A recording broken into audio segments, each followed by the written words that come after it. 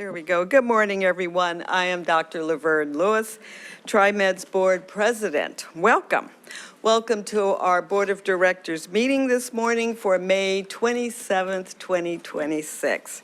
We are gathered here today at 1 Main Place in our TriMet boardroom for our, this is May board meeting.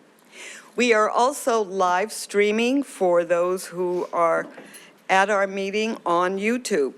5 members of our TriMet board is here in person, and Director Kim will be joining us virtually.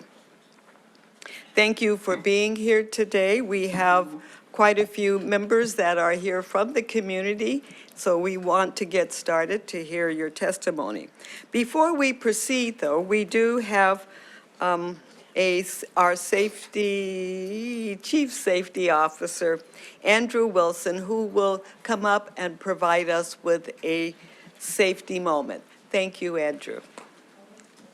Thank you, Dr. Lewis. Good morning, Board of Directors, and everyone here joining with us today. We're going to have a quick safety briefing because safety is first here at TriMet. As we gather here together, I want to let you know that there are several people in this room that are trained in CPR.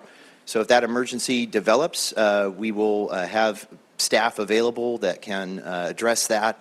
We also have an AED in this room. It's at the back wall, as well as a first aid kit. And we have several volunteers to call 911 should that need to occur. So if we do need to evacuate this building, I want to let you know that the staircase out here is your evacuation route, just as you came in, and you're going to gather at 2nd and Main, which is right directly in front of the Starbucks. So hopefully you know where the Starbucks is, but there'll be a crowd of folks led by various executives heading that direction. So we will get you to where you need to be should that occur, and hopefully we don't have anything like that. Lastly, I do want to say it's great to see as many people came out today, and so we want to ensure everybody has their voice heard today. We do have a max occupancy in this room of 80, and so we're managing to that. That's why folks have numbers. So as you come up and share your testimony, we want to hear that. We want that on record. We want your voice heard. We are going to ask that you go downstairs so that we can bring more people up so their voices can be heard. Does that make sense? So we're going to work through that today together. And again, glad everybody's here, and let's have a safe meeting. Back to you. Thank you, Andrew. We'll begin the public forum with those who are present and have signed up to testify. Members of the public who wish to provide testimony but could not be here will be joining us virtually after we have heard from those of you that are present.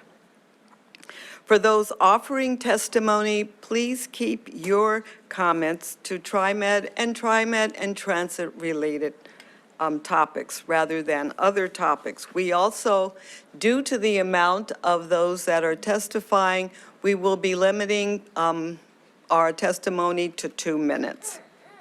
You will note that there will be a time indicator to help comply with this request, and we ask that you respect the time.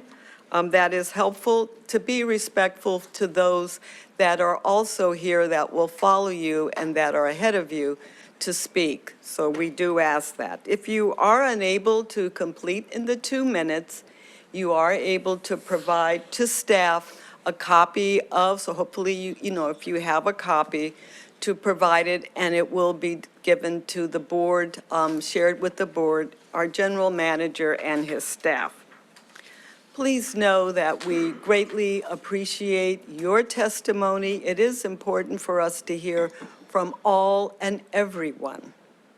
If you ask a question, have information, the board will not be responding, but it is recorded, and if appropriate, the general manager will ask TriMet staff person to meet you at the rear to continue further if there's items that is needed. All right, we had called up for testimony Emmanuel Naggett, Quinn, okay, welcome, Quinn Grimes, and Laura Owens. Okay, thank you everyone again for your patience. We will go ahead and start with you, Emmanuel. Okay. Turn on your mic, there you go, okay. I reside in the Northeast Williams corridor, and my block is serviced by some of the finest lines in the city, the 6, the 24, the 4, and the 44. I took the 6 straight here. As a daily rider, in no world can I imagine this delicate network hobbled under the watch of our leadership while our city continues to atrophy from financial and mental health crisis. Thank you, Director Flowers, who's downstairs, for your ongoing work to prevent this, your sole no vote on measures to defund TriMet and further disenfranchise the low-income taxpayers of this city. To the entire board at large and all the TriMet members here, please do your duty and stabilize current services. I'm the manager at Bricks and Minifigs in Northeast Portland. For 10 years, our toy shop has been a staple of family life for the neighborhood. I've served children, I've planned their birthday parties, I watch them grow up together, and I hire them for their first job selling Lego.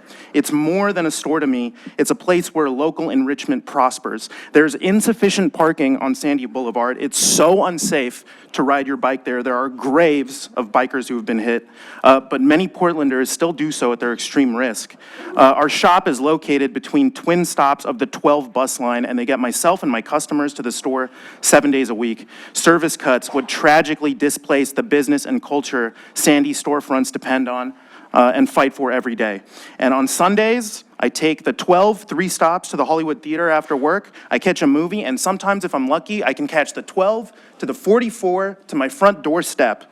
And that's a beautiful life, and TriMet is life, because it facilitates a connection that we're all desperate for, spatially and interpersonally, and it is the heartbeat of this city's culture, and the service is a reflection of its leadership. Please do not fail us. Please do not sever our connections with the city and with each other, and please work to empower those of us who love it here in Portland to continue making this city a worthy place to live, just by getting us from A to B. It doesn't sound like much, but I love my life, and TriMet must offer a subsidy or alternative to killing essential taxpayer-funded services. Please support Director Flowers' plan to stabilize the crisis for us Portlanders. Thank you.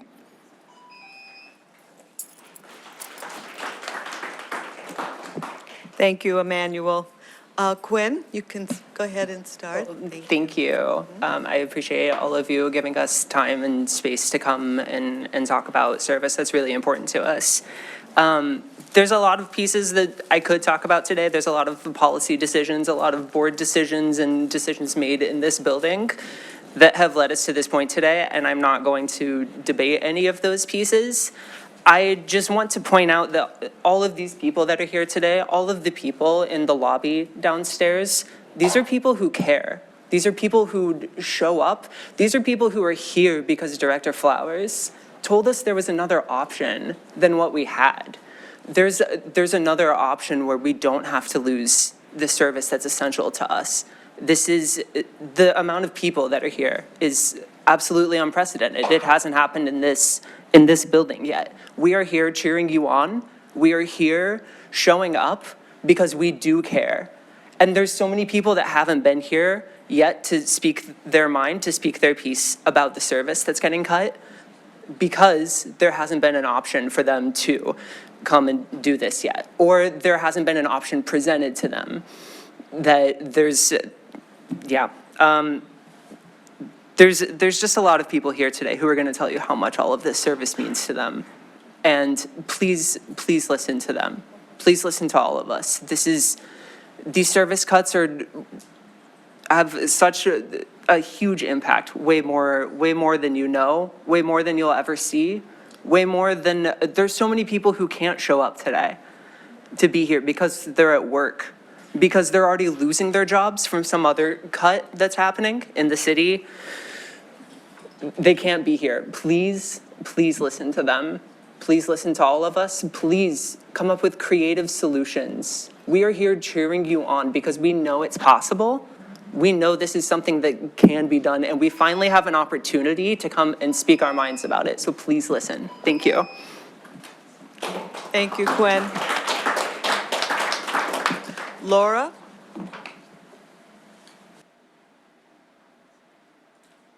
So, as of today, coming here today, I wanted to speak about the financial cuts.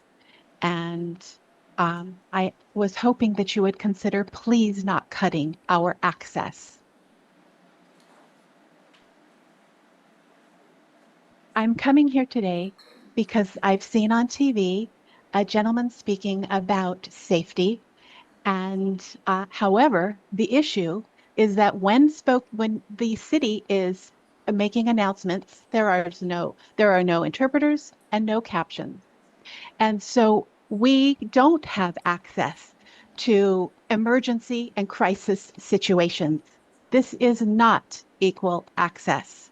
And so I come here today and I wanted to let you know what's happening. I cannot hear and understand that you can. So this issue is impacting me greatly.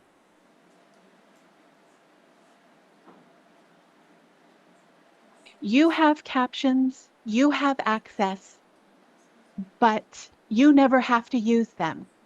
I do.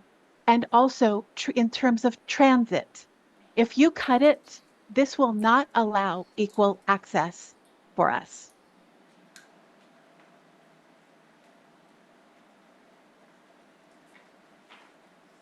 I also want to talk about the service cuts. And thank you for telling me that you've supported us. I really appreciate that, JT, so much. Since I've moved to Portland, um, I have I have lost 3 times. I've lost my jobs 3 times because of transit issues continually happening, financial crises happening that are impacting transportation.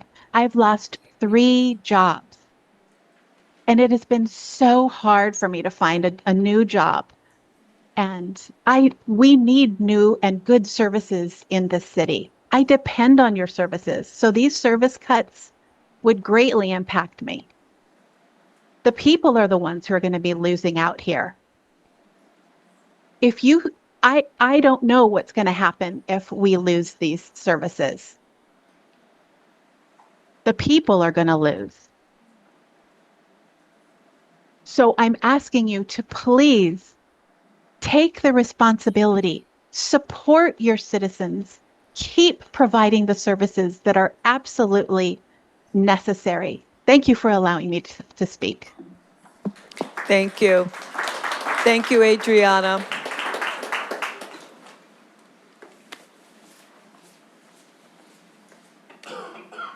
Okay. Next for testimony is Jamie Evanstar, Marvin Nguyen, and Leslie Miller. Thank you again to those who testified. Remember, there's others coming up, so do go down to turn in your numbers. Thank you.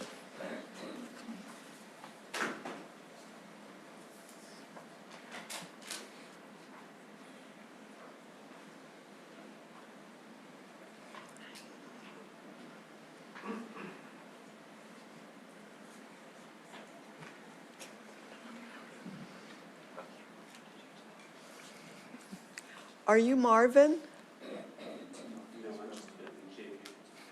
Oh, okay. And then we have Leslie. Is there Marvin here? Actually, Adriana. You gave me the wrong. Okay, Adriana Gonzalez, okay. Marvin Nguyen? Marvin, okay. He should have been upstairs. Okay, I will call him later, and then we have Leslie and Adriana. Okay. Is there Jamie? That's me. Yes, you, and then Marie. Trying to get 3 folks up. Is Marie here? Yes. Okay. Go ahead, Jamie. Okay, great. Okay. Hello, I'm Jamie Evenstar. I have 5 kids and I've been car-free since 2017. So I ride public transit every single day and so do my children. My family has fully put our trust in your system for 9 years.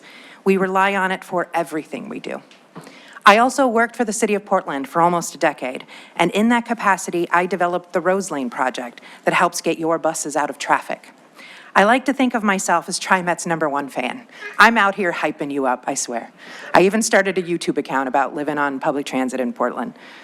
And I want you to know that I know exactly what you are facing and how hard the decisions you have to make are. I know you care about transit and about the people who ride it. You wouldn't be doing this if you didn't. I also know that your job is to carefully weigh risks and opportunities and to make responsible choices. And I imagine you look at using $11 million of your $84 million operating reserves as too risky. But what I learned at the city is that sometimes the risk is worth the effort when the consequences to people can't be easily undone. The role of public transit in people's lives is too important not to take risks. Delaying these cuts for another year might not work, but there is a chance that it can.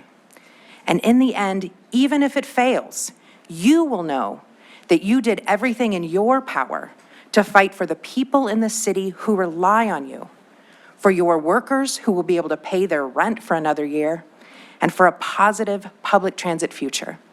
That is, at its core, the most responsible choice you can make. Thanks for listening. Thank you, Jamie. Adriana, go ahead. Hi, my name's Adriana.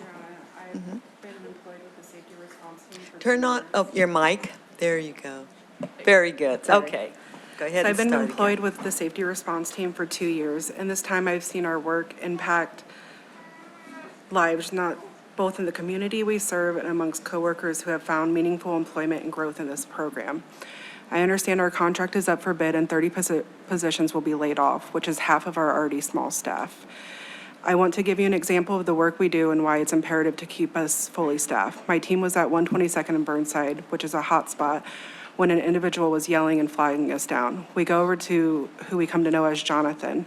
This was our first interaction with him, but it was not his first interaction with SRT. He was just released from a well-known detox after 5 days with nowhere to go. He begged us to find anywhere so he wasn't back on the streets because he knew he would go back to using. He said, I knew to look for the backpacks. While I was searching, when I remembered when you guys were around 122nd daily, we called all over and we found him a spot and we took him there via the transit. Jonathan approached us about a month ago, again, to let us know he's still clean and sober and working the program with the help of us. With these cuts, our team's stories like this that happen frequently will be unobtainable and leaving more people displaced on the system. While I support continued negotiations to secure more affordable health care, appropriate time off, and pay increases when it's necessary, I believe no other company would maintain what makes this program successful. A major reason is how the program is operated by our program manager and the supervisors. I've witnessed people receive opportunities for fresh starts, continuous encouragement for growth, and receive accommodations unlike anything I've seen in my 25 years of employment with other companies.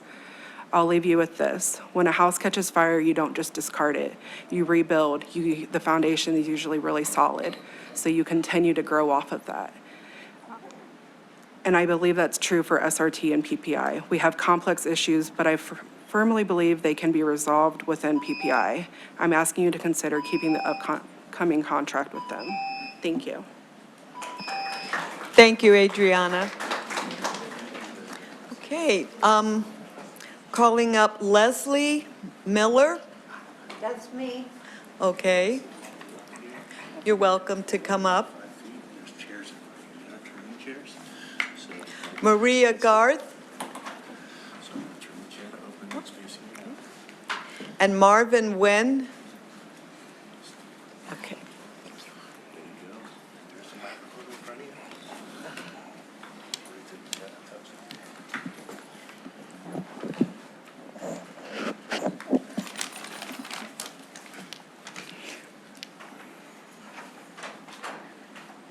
Okay.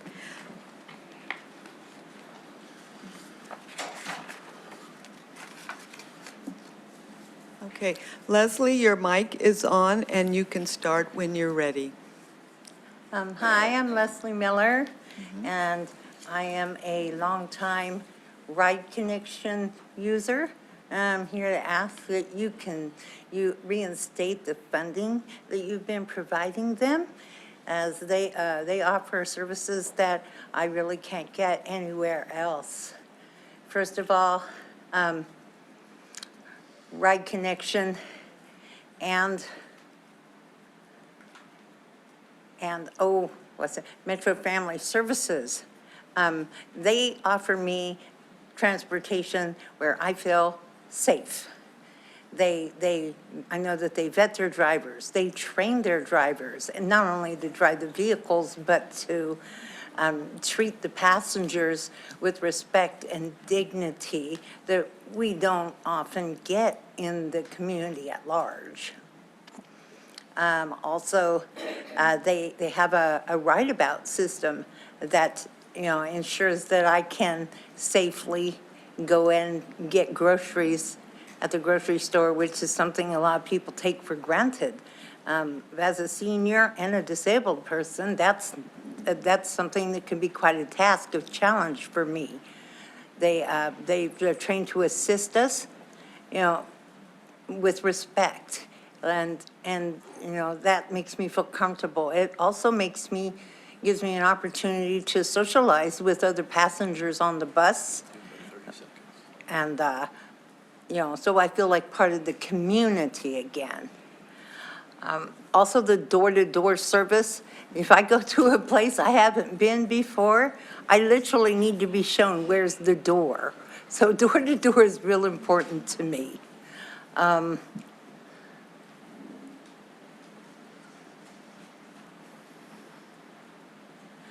And yes, Les, I want to make sure that you know that Ride Connection and TriMet Lift, I believe they complement each other to a point that it's absolutely necessary they both be serviced.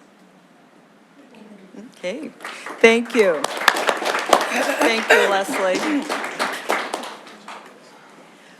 Marie? You can Yes, go ahead good and morning, start. everybody. Good morning.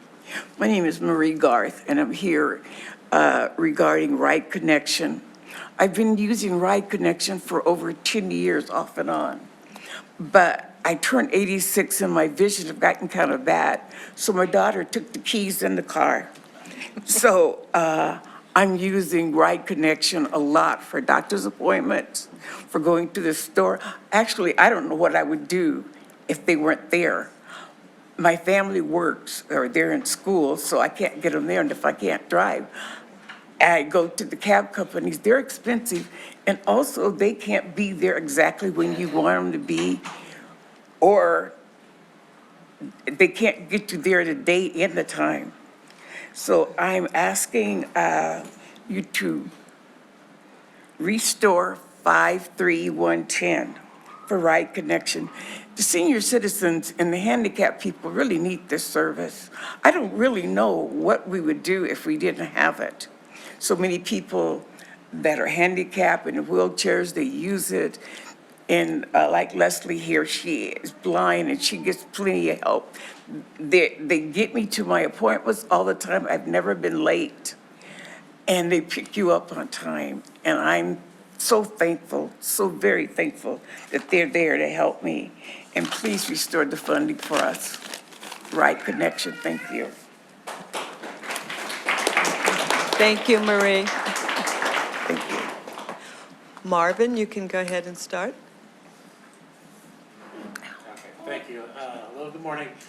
My name's Marvin Nguyen, and I'm a transportation specialist. Oh, there we go. Oh, yeah, I'm Marvin Nguyen, and I'm a transportation specialist and former driver for Ride Connection's Gresham and Portland programs. And I'm here today on behalf of Ride Connection and our network to respectfully ask the board to use funding reserves to restore 5310 funding to Ride Connection and our partners, and to avoid service cuts on the wider TriMet network. Daily, I get to see the effects and the benefits that Ride Connection's programs have for older adults and people with disabilities. And we're a lifeline to some of our, region's most vulnerable residents. We promote dignity and independence through mobility. Ride Connection is a vitally important option next to TriMet Fixed Route and Lyft, filling gaps in the regional transit network that TriMet alone couldn't do. We provide over 320,000 rides per year to over 6,300 individuals. And we are a very we're an effective cost-saving measure for both the region and for TriMet. By shifting demand off of Lyft to our less expensive services, we're able to save TriMet over $10 million annually on the accessible transportation costs. So I just want to tell you one personal experience as a rider I have known over the years. She lives downtown alone. She doesn't have family in the region. And she uses our weekly shopping shuttle to get groceries. And she's out there rain or shine. Doesn't matter. She gets on the bus every Monday. I've seen her mobility worsen over the years, last couple of years, from needing no mobility device to a cane to a walker. And some weeks she doesn't have money for groceries. She still comes out to socialize with her neighbors, chat with new people, make connections, see drivers that she trusts and relies on. And without that, she wouldn't get to the grocery store and she wouldn't be a part of the community that she is. Thank you for your time today. Thank you, Marvin. Thank you, Leslie, and thank you, Marie. Thank you. Thank you. All right. Thanks.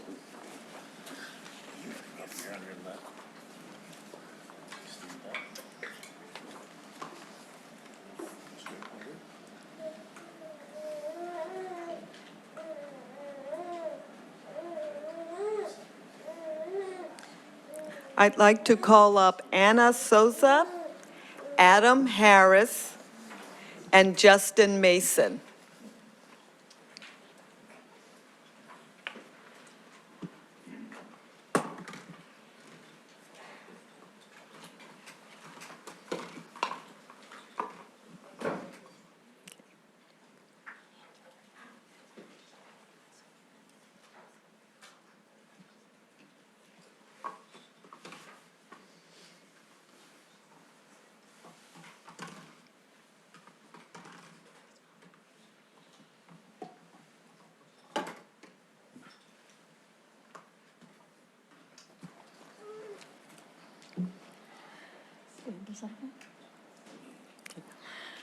Me llamo Ana Sosa, pertenezco al grupo hispano católico. Vengo aquí por la situación que necesitamos, por favor, ayuda, fondos económicos para el Right Connection, ya que sin esa ayuda nosotros no podemos tener el transporte. Somos un grupo de personas de la tercera edad que necesitamos imperiosamente que no nos dejen en el olvido y que nos ayuden en esta situación. Porque gracias a este grupo nosotros hemos conocido un poco más de felicidad, nos sentimos como familia. Y si esto nos falla, nos quedaríamos aislados y sin esa alegría que ustedes nos pueden proporcionar. Recuerden que todos vamos por el camino de la vejez, todos vamos a llegar a ese momento y necesitamos su apoyo, por favor. No nos olviden, es lo que quería decirle. Gracias. Gracias, thank you. Adam, you can start. Good morning. My name is Adam Harris. I live in Portland happily without a car, thanks to TriMet, and I rely on TriMet every day to get me most places I go. In fact, I rode the 14 here today. I'm here to voice my support for JT Flowers' proposal to use funds from TriMet's reserves, around $11 million, to bridge the gap and maintain the current service level until August 2027. While you know any service cuts cause real pain for your riders, I hope you will consider that reducing service now will likely have an even more severe impact than usual for TriMet in the long term. As car gas and maintenance costs rise this year, more and more car drivers are already starting to use transit, and ridership will keep increasing this year. Now is exactly the wrong time to be reducing service. The better the service is right now, the faster the transit take-up rate will be this year, and the more ridership increase TriMet will maintain after costs eventually come down. Though it may seem wise now, I believe cutting service to save TriMet's reserves is overly cautious and short-sighted. The primary election showed that we will have more progressives in Salem this year, or more progressive in Salem next year, who will support the funding needed for TriMet's future. Please support using TriMet's reserve funds to maintain the current service level until August 2027 and the next state legislative session. Thank you. Thank you, Adam. Justin? Thank you. Good morning. My name is Justin Mason. I'm here Have to your urge- mic. Sorry, what was it? Your mic on. Oh. There we go. Very Hi, good. my You name can is start Justin over. Mason. I'm here to urge the TriMet Board of Directors to go with JT Flowers' proposal to move $11 million from the operational reserve into the budget this year to maintain our current level of service. The reason why I feel so strongly about this is because I am a cyclist and I am a service industry employee, and I've noticed over the course of multiple years that it's become more and more difficult for me to use public transportation to get into my work. It's limited my ability to accept jobs. It has limited a lot of things, and it's forced me to ride my bike more often, which is dangerous. In September, I was hit by a car trying to get to work and fractured multiple vertebrae, and this is something that I've been recovering from for a long time, and I just think that we need to try to maintain this level of service. It's just been getting harder and harder to exist without a car, which I don't think is the direction that should be going. I feel like the further we get into the future, the easier it should be for us to be able to get around without a vehicle like that. Thank you. Thank you, Justin. Thank you, Justin, Adam, and Anna, for your time today and talking with us. Next, we have Michael Rittenor, Erica Jackson, and Laura Heller. Hope I pronounced that correctly. Yes.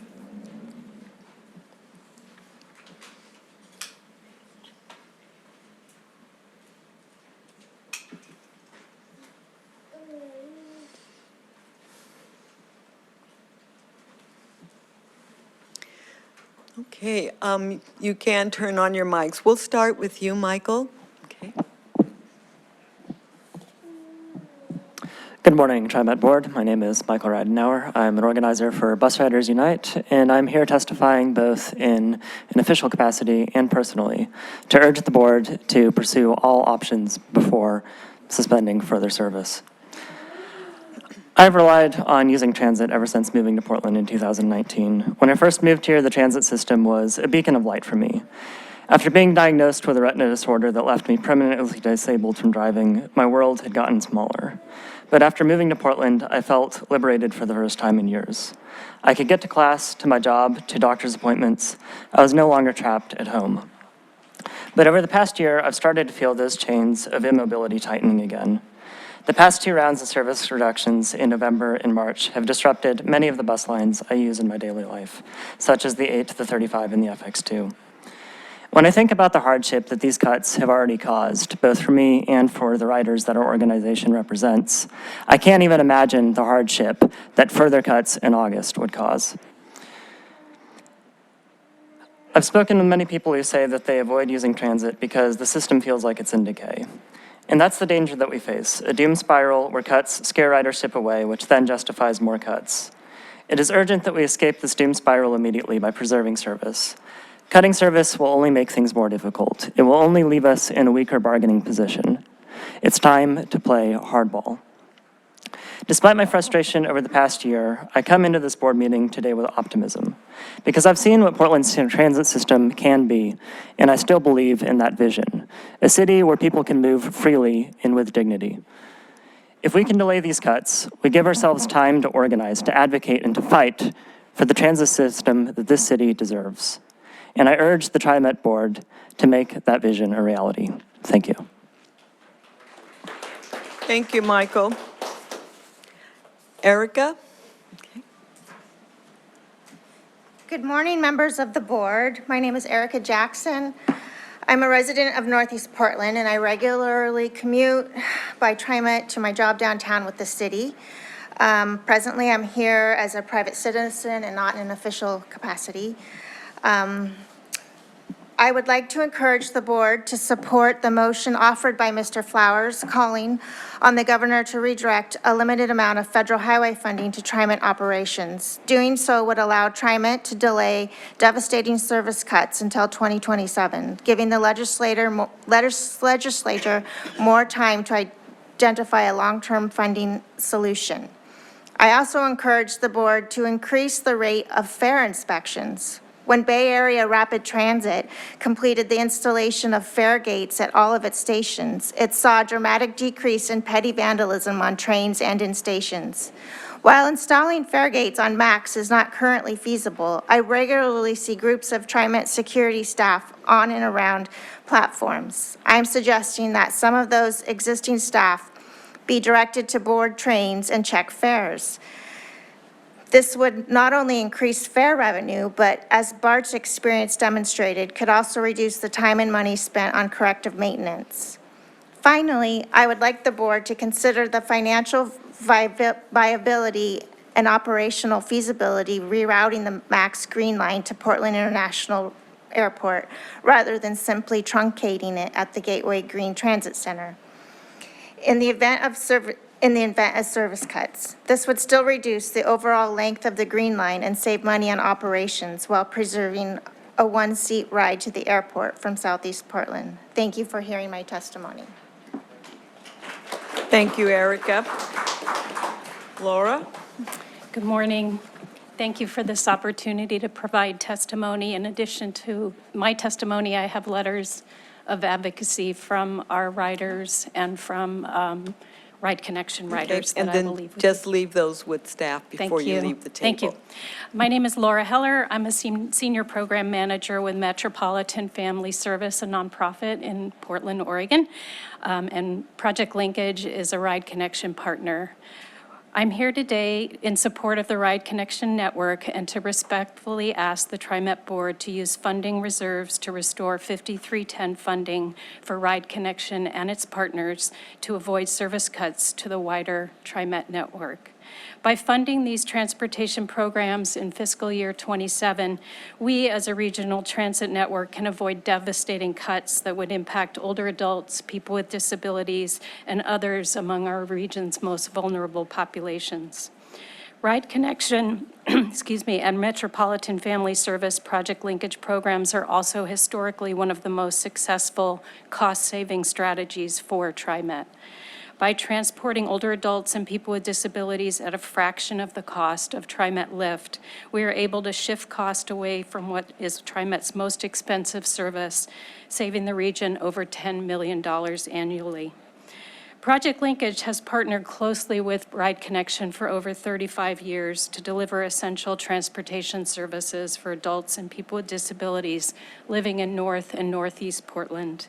Our transportation service program is a vital service to our riders, as you've heard today, and it's central to MFS's mission to promote equity, help people gain prosperity, and build a connected community for all ages. We understand that transportation is a critical social determinant of health and that increasing access is vital to supporting well-being. Thank you. Thank you, Laura. Thank you, Erica, and thank you, Michael.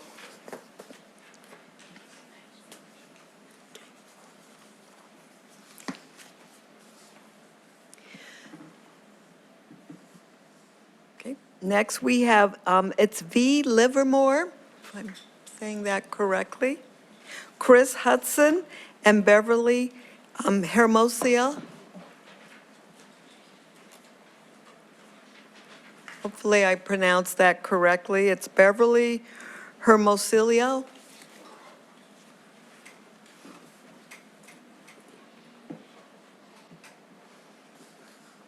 No? Okay. Krista Juarez? Krista Juarez? Dave Daly?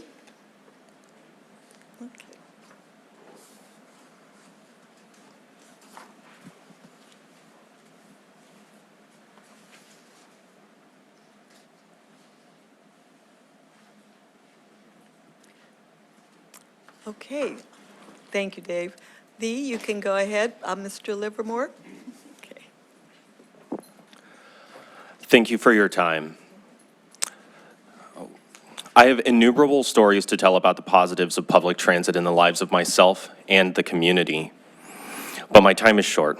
Suffice to say, it was truly life-changing to gain access to public transit services as robust as TriMet.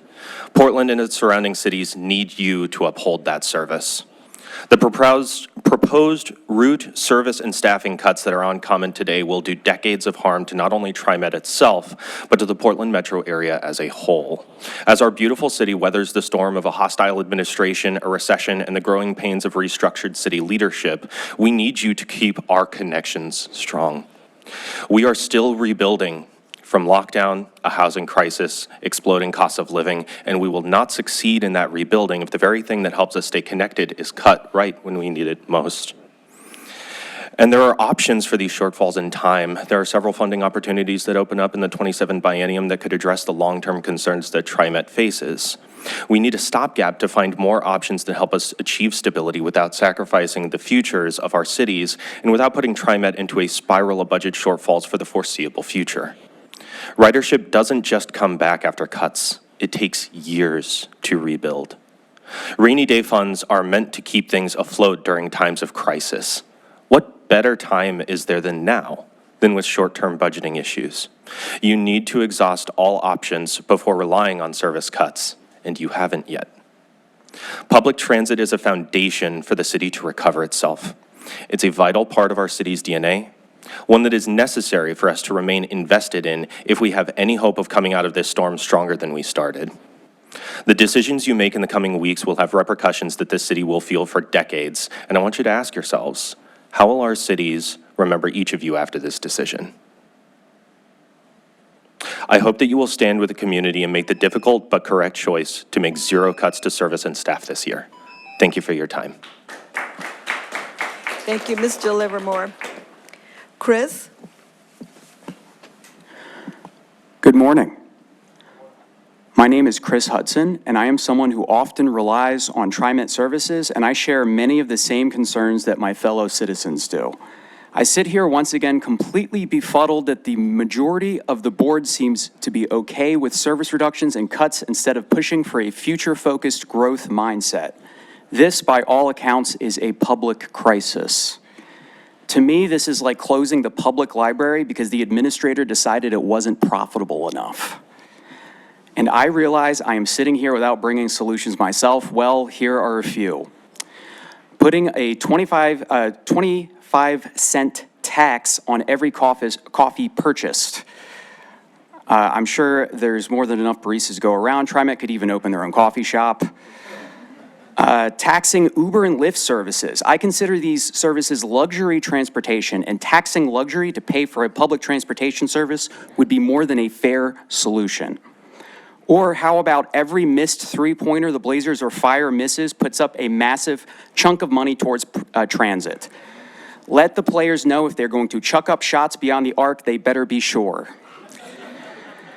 TriMet has operational reserves of $84 million, and if $11 million is spent, service could be stabilized today. This is not my original idea, but from JT Flowers, who you may already be acquainted with. I understand reserves are supposed to be for an emergency.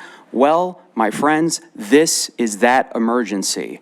I kindly ask you to strongly consider this action now to buy times for citizens who desperately rely on TriMet every day. We can debate more complete solutions in the meantime after stabilizing service now. Thank you. Thank you. Thank you, Chris. Dave? Dr. Lewis, board members, Sam, my name is Dave Daly. I'm here today representing the Aging Services Advisory Council of Multnomah County to oppose the reduction of $4 million in human services transportation funding. I sent a packet to Sam with our concerns about this. I think he forwarded it to all of you, so I'm not going to read that. I don't have enough time to read it anyway. So I'm just going to hit the high spots. First one, there was no process undertaken to get stakeholder input for this cut. That's in stark contrast to the process that you used for your route cuts. You had extensive outreach for those. This one, there was no outreach. Therefore, you don't know what the impact is on these communities.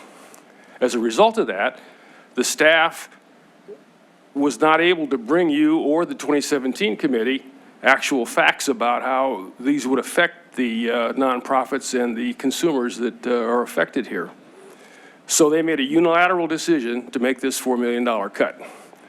That kind of decision should be brought to either the 2017 committee or this board to assess the impacts and to determine what the right path forward is, instead of just making a unilateral cut.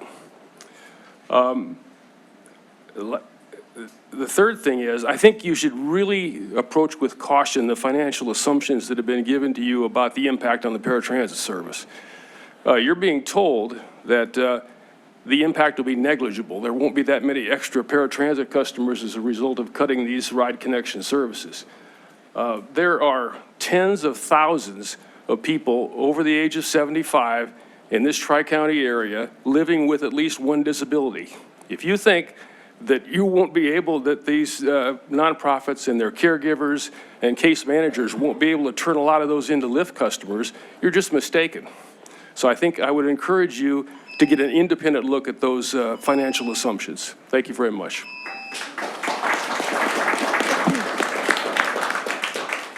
Thank you, Dave. Thank you, Chris. And thank you, Mr. Livermore. Okay. Okay, I heard that Krista Juarez is here. Krista Suarez? Yes. Is that you? Okay, come on up. Mr. Solomon, I think it's Solomon P. Oh, okay, come on up. And Doug Allen.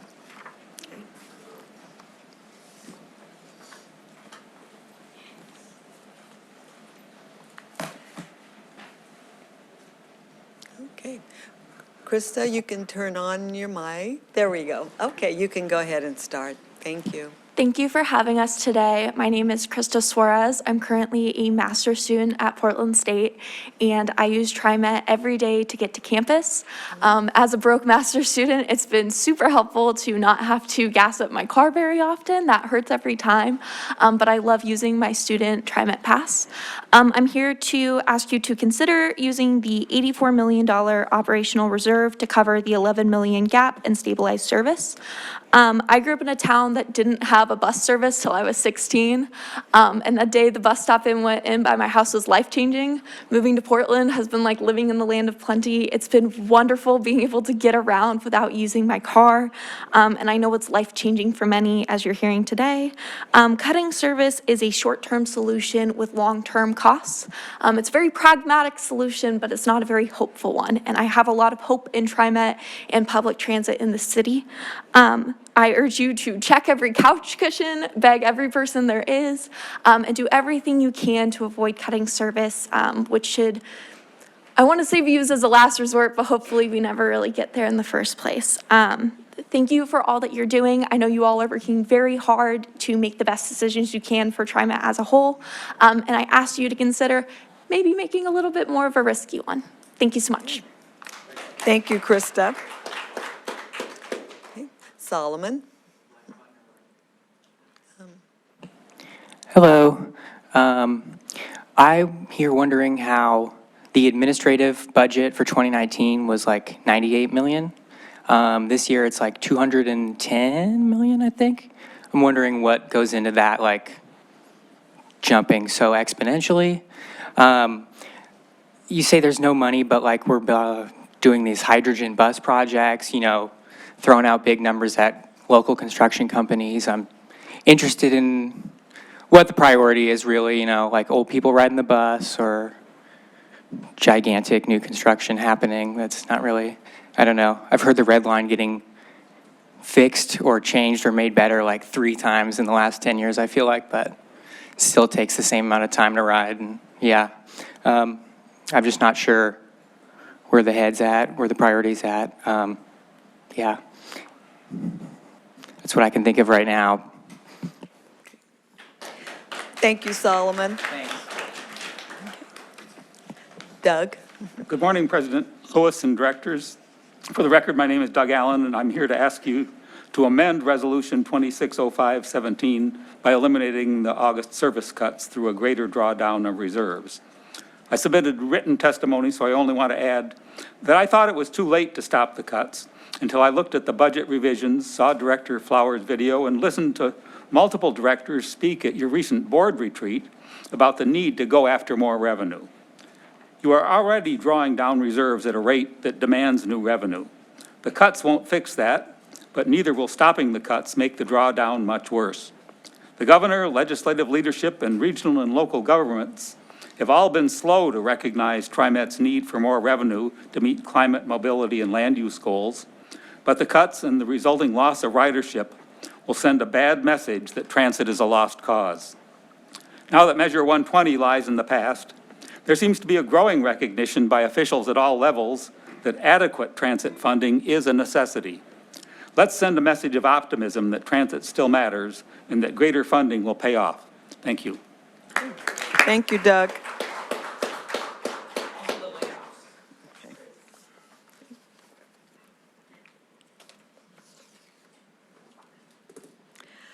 Donna Soto, Phil Wagner, and Abraham Ortiz. Okay.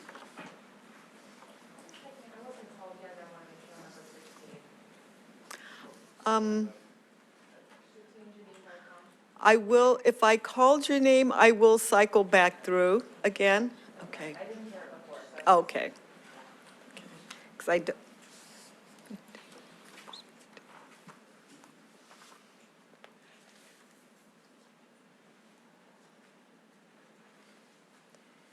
Okay, Donna, you can go ahead and start when you're ready. Thank you. My name is Donna Soto, and I just heard last night that I needed to come here. First of all, I want to compliment bus drivers. Bus drivers are the kindest, most patient people. They put up with how slow I am, and they always bow the bus to me. I feel very honored. So I needed to come and say, when I found out what was happening was considering there would be loss of their jobs, I wanted to come say, do what you can to prevent that. Because we're on the brink of a recession, and unemployment figures going up in Portland aren't going to help anybody. I took a note. I thought I could, I only had a couple things to say, so. And also the gas prices. Your clientele is going to be, your usage is going to be going up. So with all of these other stories of people needing to get to work, I don't need that, but I do use it, a lot to get to my family, to get to the store. And it's a wonderful service, and I hope you can find the way to ride through this recession and this economic downturn that it's going to get, the psychic abilities, it's going to get worse before it gets better. And if the city can, subsidize millionaires, you need to find some money for the people. Thank you. Thank you, Donna. Thank you. Bill? Yes, hello. Turn up. Okay. Thank you. Thank you. My name is Phil Wagner. I don't like the idea of cutbacks, but it appears that some are going to be financially necessary, even with using your reserve funds. I stopped riding TriMet as much about 3 years ago. I took early retirement. I was getting tired of the crime at MAX and bus stations, fare jumpers, people on the bus violating pretty much all the rules with extra large carts and wagons and unleashed or unsecured dogs. So I just decided, I'm going to avoid as much as I can. I mostly ride my bike now, even though I'm retirement age. And I'm sorry that TriMet is hitting a wall, but I believe fair collection is fair. It keeps a lot of the worst people from jumping on, creating trouble, and getting off after 2 blocks. My main ride is the FX2 bus, and that one is especially bad. I also use the corner at 122nd and Division, and sometimes that's been a whole circus. Anyway, I'm not sure what your solutions are, but good luck to you. Thank you, Phil. Abraham?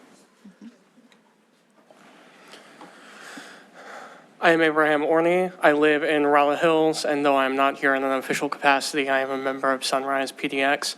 I just wanted to throw my weight behind Mr. Flowers' efforts to extend, delay, and buy time to find a proper long-term solution to the budget issues that we are facing, instead of denying service to so many of my comrades, friends, and family.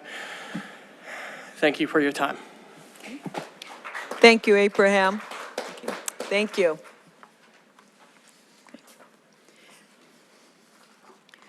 Okay, Janine, I did find your name in the pile. Okay. Take your time. Donna, take your time. Okay. No rush. Ingrid Rosales, Claire Duggar.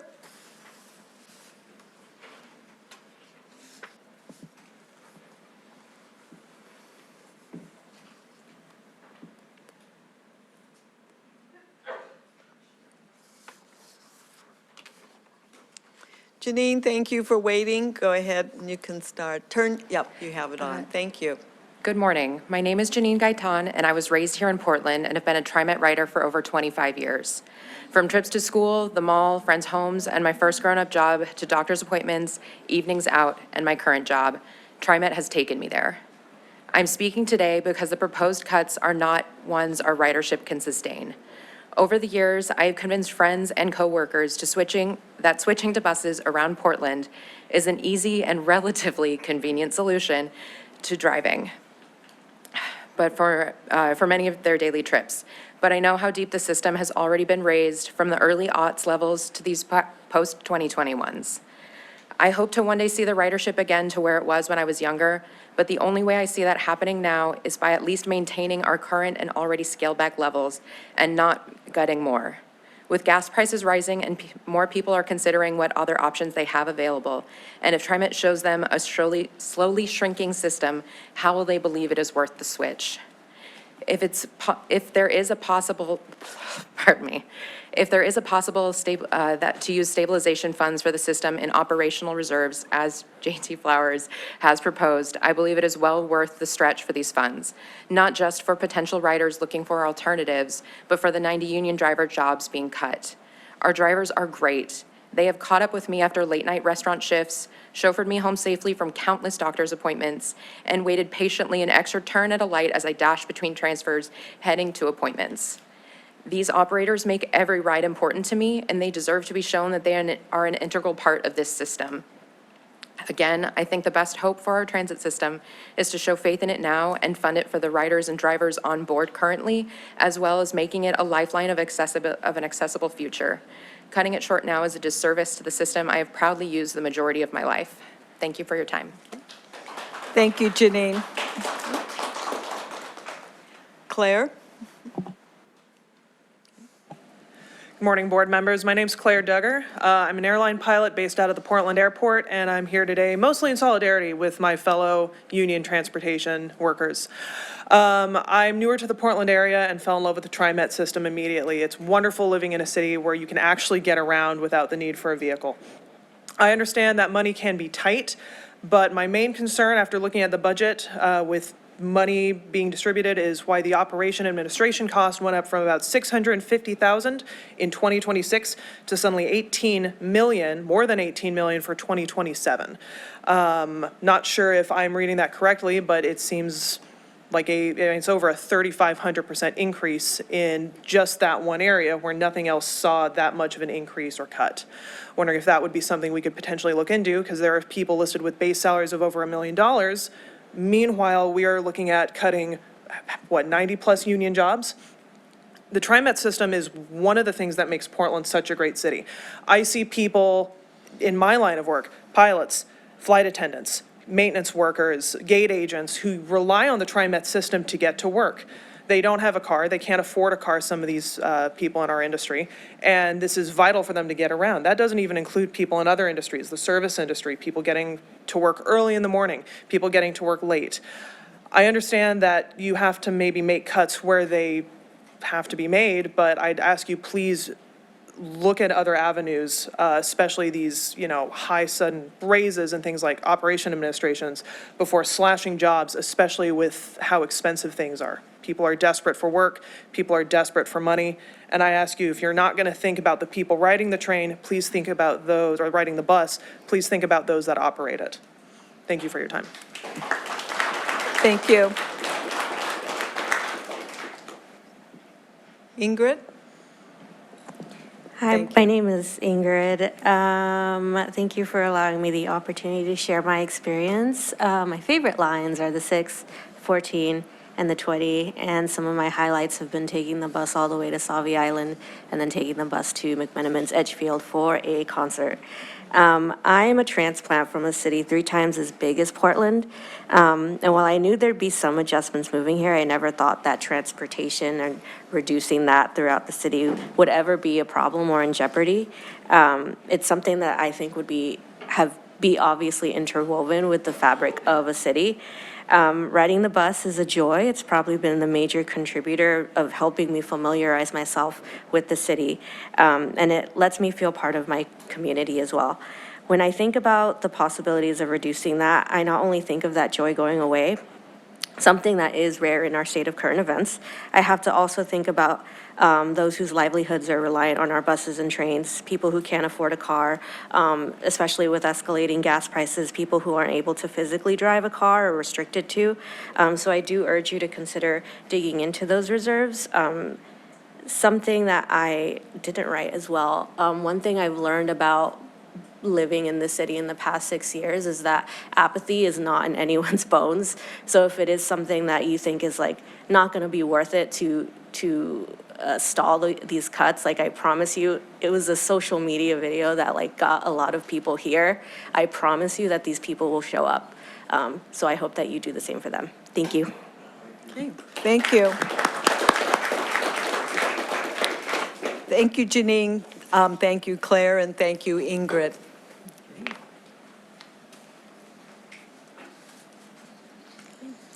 Brandon Mullen? Is it Brandon Mullen? Okay. Jonah Anderson and Kaylee Banks?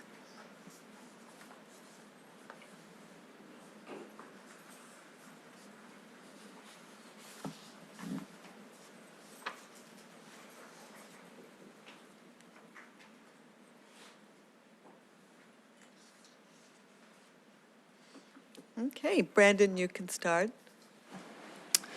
Hey, my name is Brandon Mullen, and I wanted to start by noticing when I first walked into the room and I saw JT's son and Tyler's daughter, and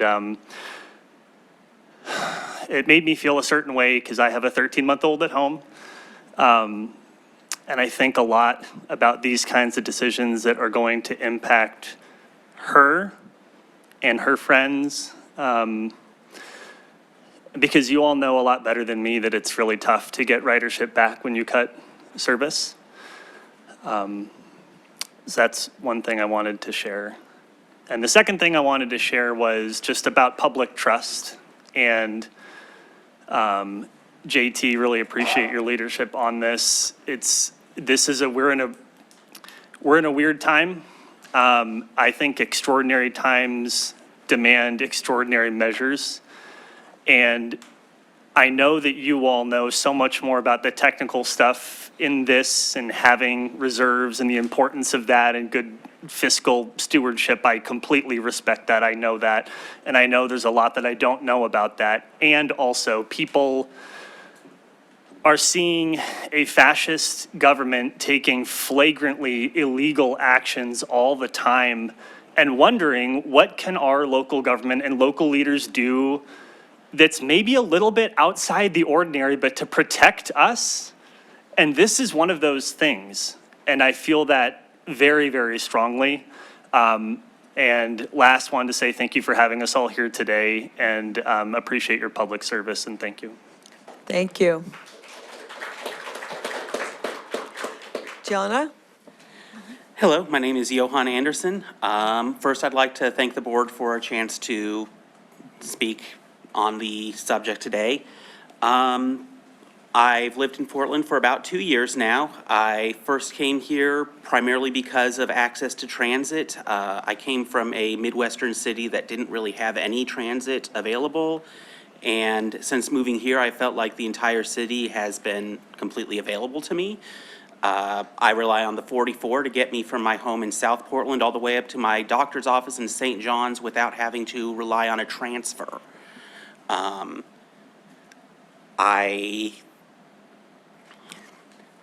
I think that preserving as much service as possible until there is the potential for more funding down the road would be a much wiser choice of our available funding, and that making even small seeming service cuts now can have a disproportionate effect on, ridership, availability, general reliability of the service for much longer than it seems like it would be on paper.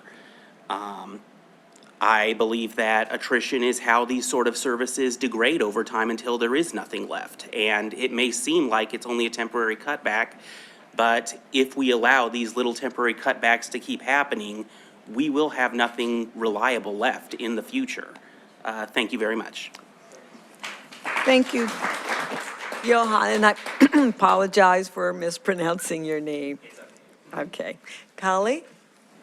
Hello there, my name is Callie Banks. I come here as a TriMet lift operator. I have just moved here from South Carolina, and I will say this. I have worked transit with 4 companies as a state employee.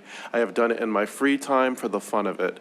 I am here to tell you that the cuts right now are not measured in dollars, nickels, pennies, or any other monetary value, but they are measured in bodies on the street, homeless people without houses, starving children with no access to food, and undereducated children with no quick access to schools or other after-school programs. And I have seen what that looks like coming from the Deep South.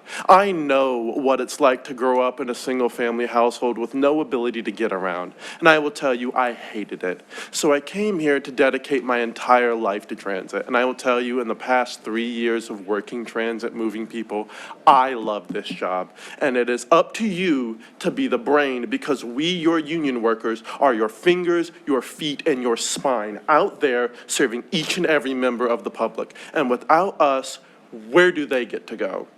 You are the nerves that keep the heart pumping. Without you, we wouldn't have the bus service. And without us, you wouldn't have bus operators. We are not just drivers, we are operators. We are the public face. We are always there to help our passengers. We are there to make their life easy and make it possible to get around this lovely city. And I will tell you, I love my job.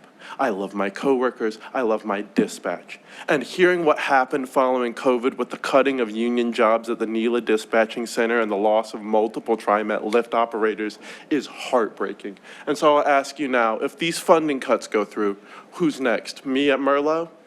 My trainers at Powell? What's going to happen to us when we can't afford to live? Are we supposed to be out there? Thank you. Thank you.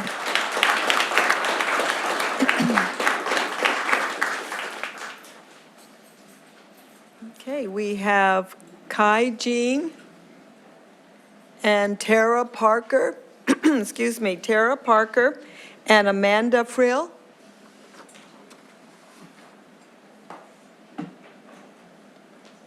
Amanda Friel, Kai Jean, and Tara Parker. Okay. Should be Terry. It's Terry. It's Terry. It's Terry? Oh, okay, looks like, well, sorry, my apologies.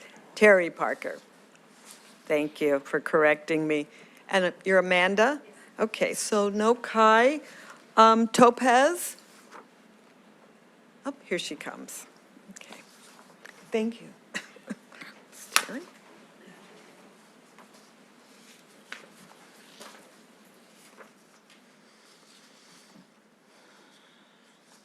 Okay, Amanda, you can go first.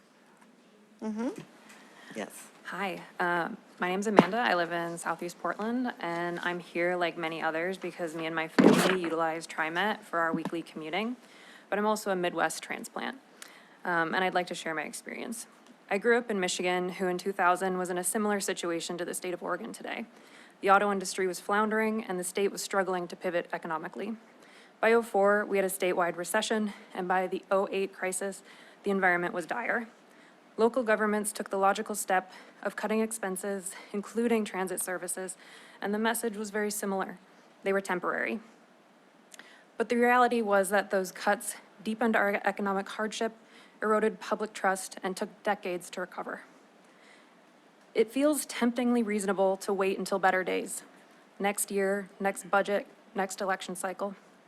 But having lived through the slow creep of loss, I believe that the decisive action to maintain our services is actually the most responsible choice we can make today. Thank you for hearing my testimony.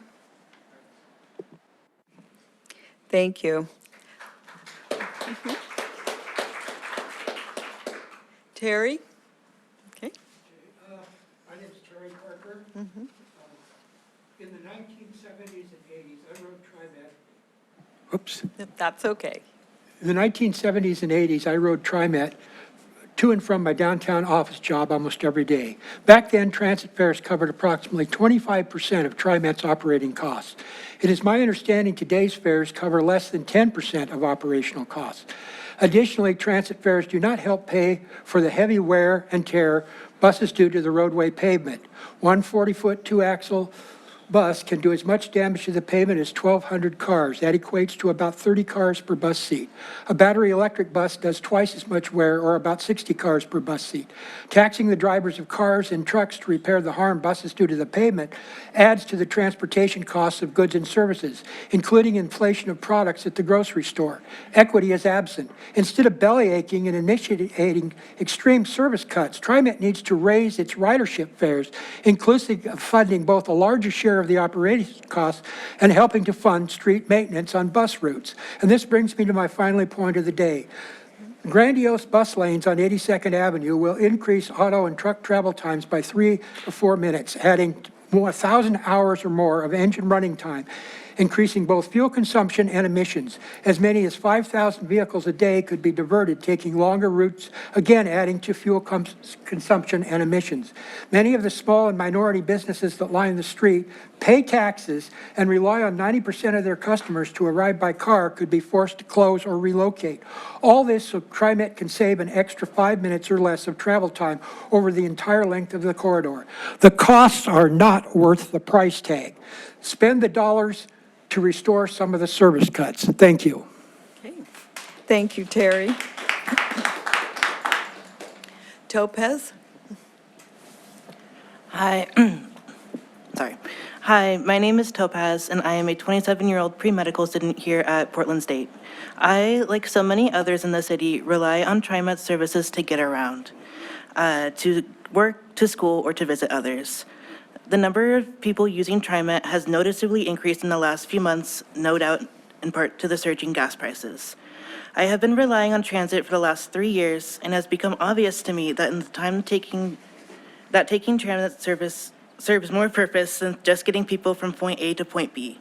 It also serves as a place for people to come together.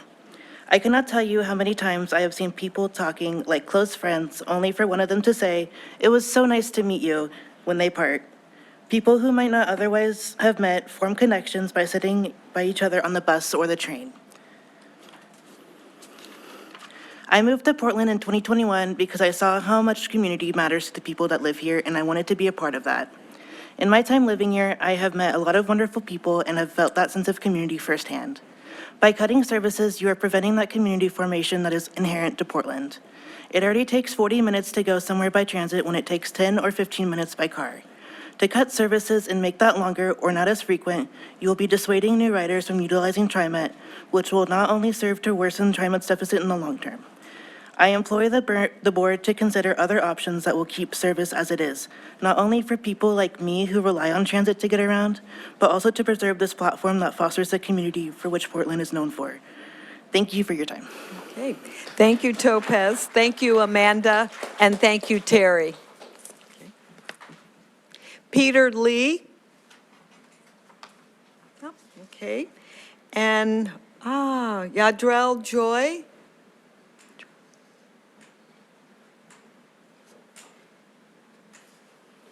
Okay.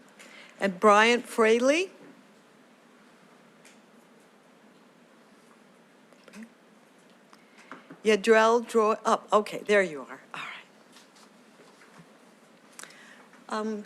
Adriana, can you move a chair? Yeah, she'll be right there. Thank you.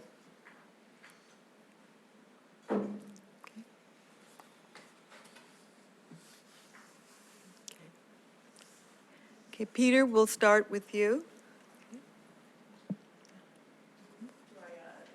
Yes, you can. Yes, you can. There you go. And on. Thank you. Perfect. My name is Peter. I live in Milwaukee. I'll just get started. I know many of you have a degree, if not multiple. Props to you. I know that was really hard. Please think back on those challenges and imagine if you had 1 less hour a day lost to commuting, or 2 or 3.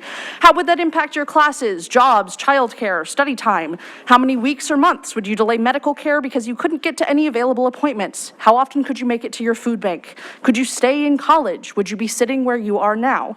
Looking further back, what if you saw your parents or guardians 1 or 2 fewer hours a day? How would that impact your nutrition, access to extracurriculars, help with your homework?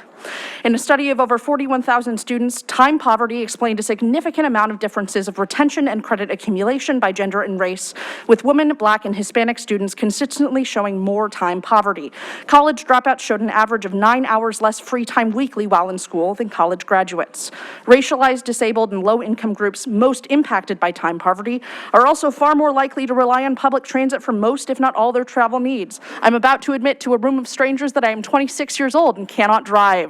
You know I'm serious.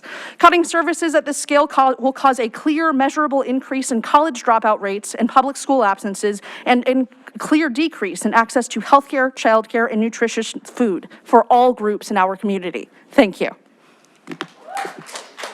Thank you, Peter. Thank you, Peter. Yadrell? Hello, my name is Yadriel Joy. As you can see, I rely on a power chair to get around.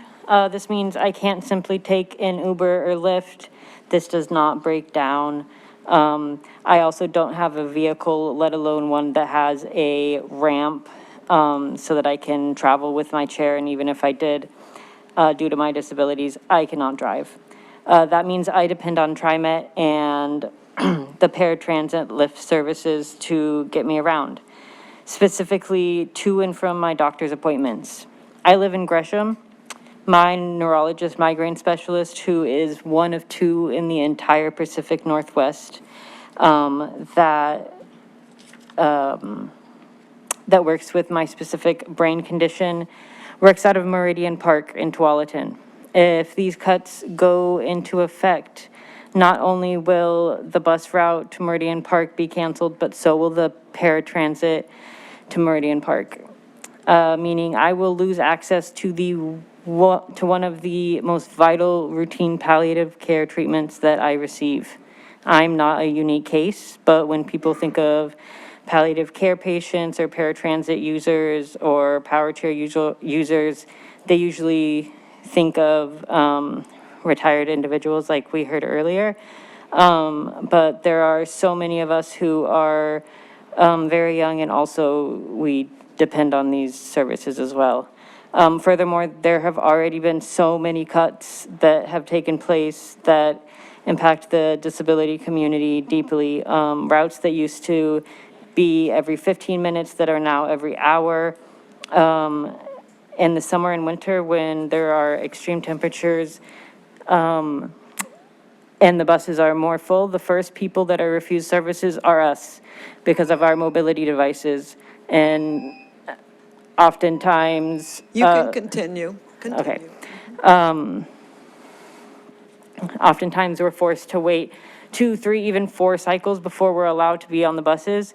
And that means we're waiting in extreme temperatures when we're already the most likely people to have conditions or be on medications that put us at higher risk of heat stroke and stuff like that. And we're not able to just walk to our destinations. So more cuts like this is going to be detrimental to our community.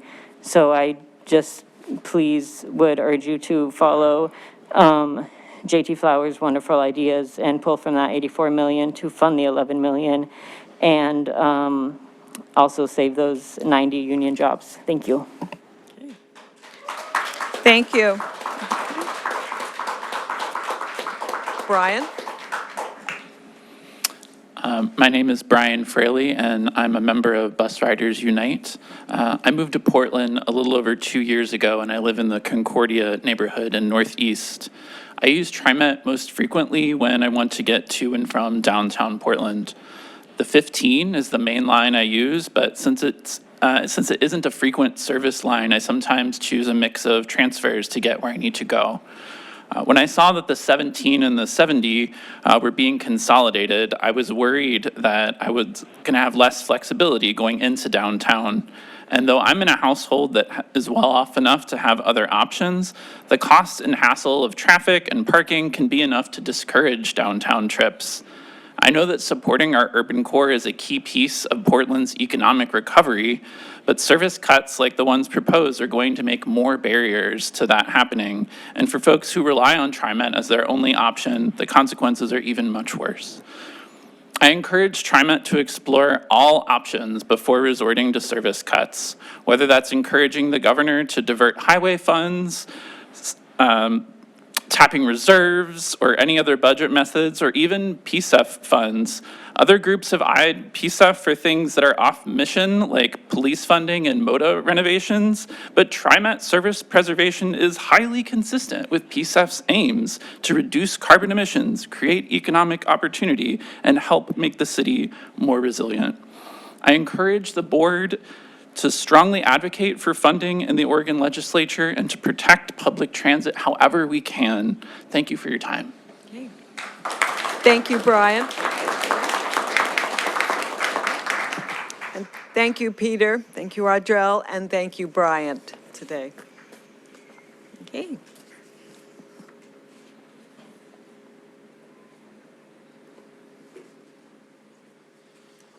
Hopefully I don't, it's Alistar? Alistar Lloyd? Thank you. And Jordan Lewis and Thomas Craig. Okay.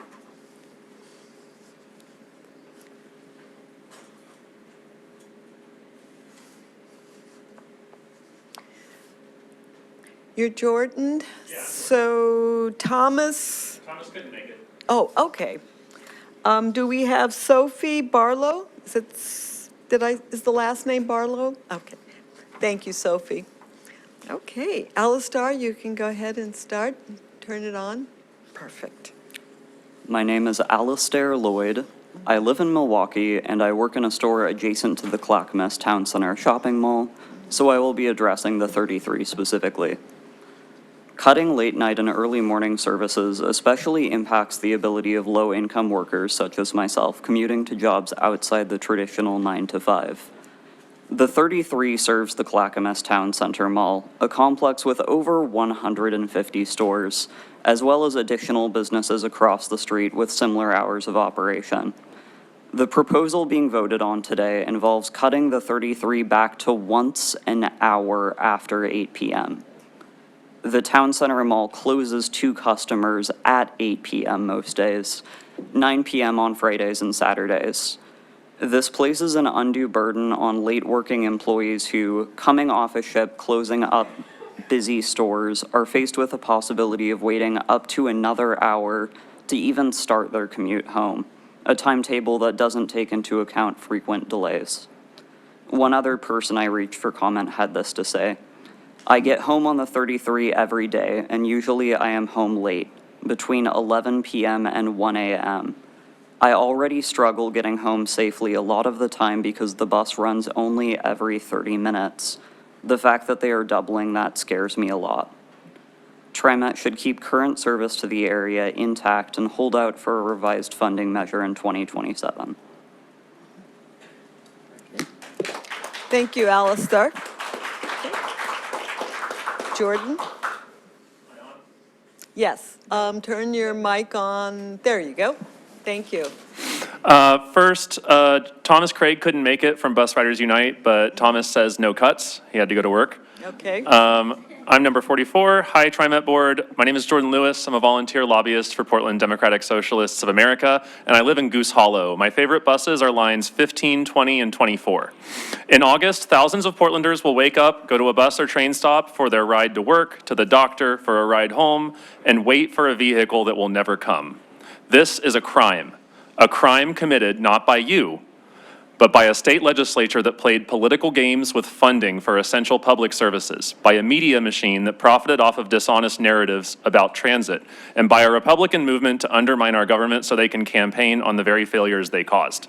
None of this is your fault, but that doesn't really matter.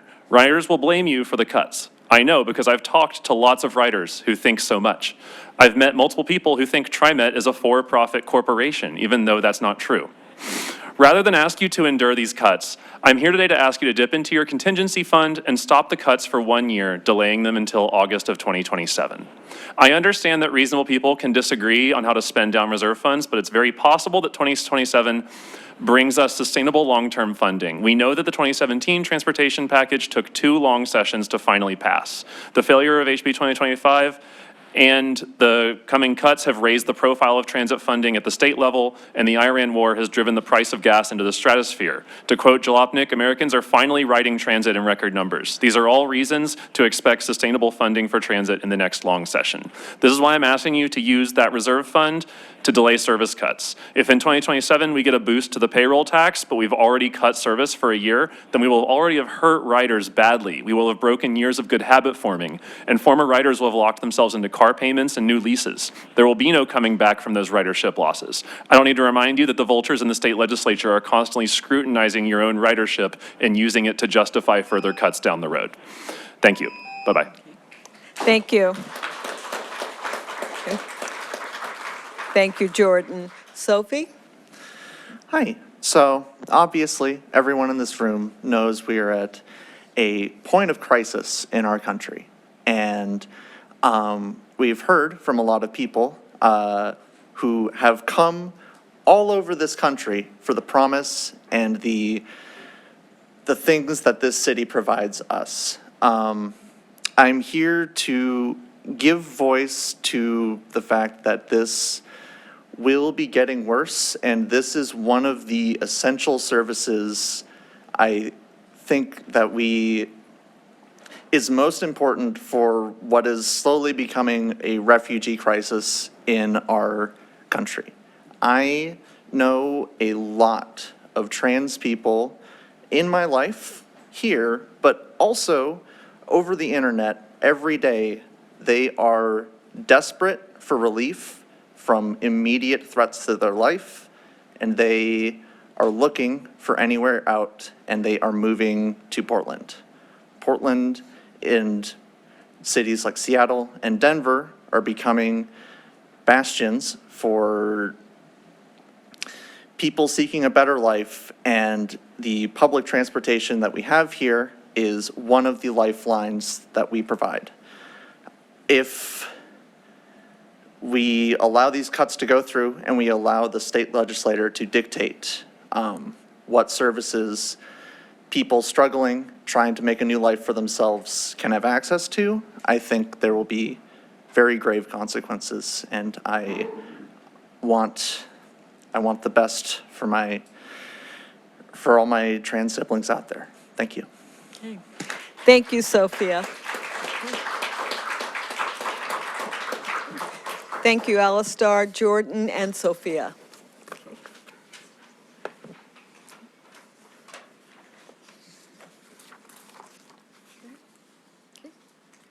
Kayla Mora.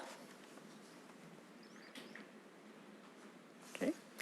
And Stephanie McBaron. And Bryant Letterlog.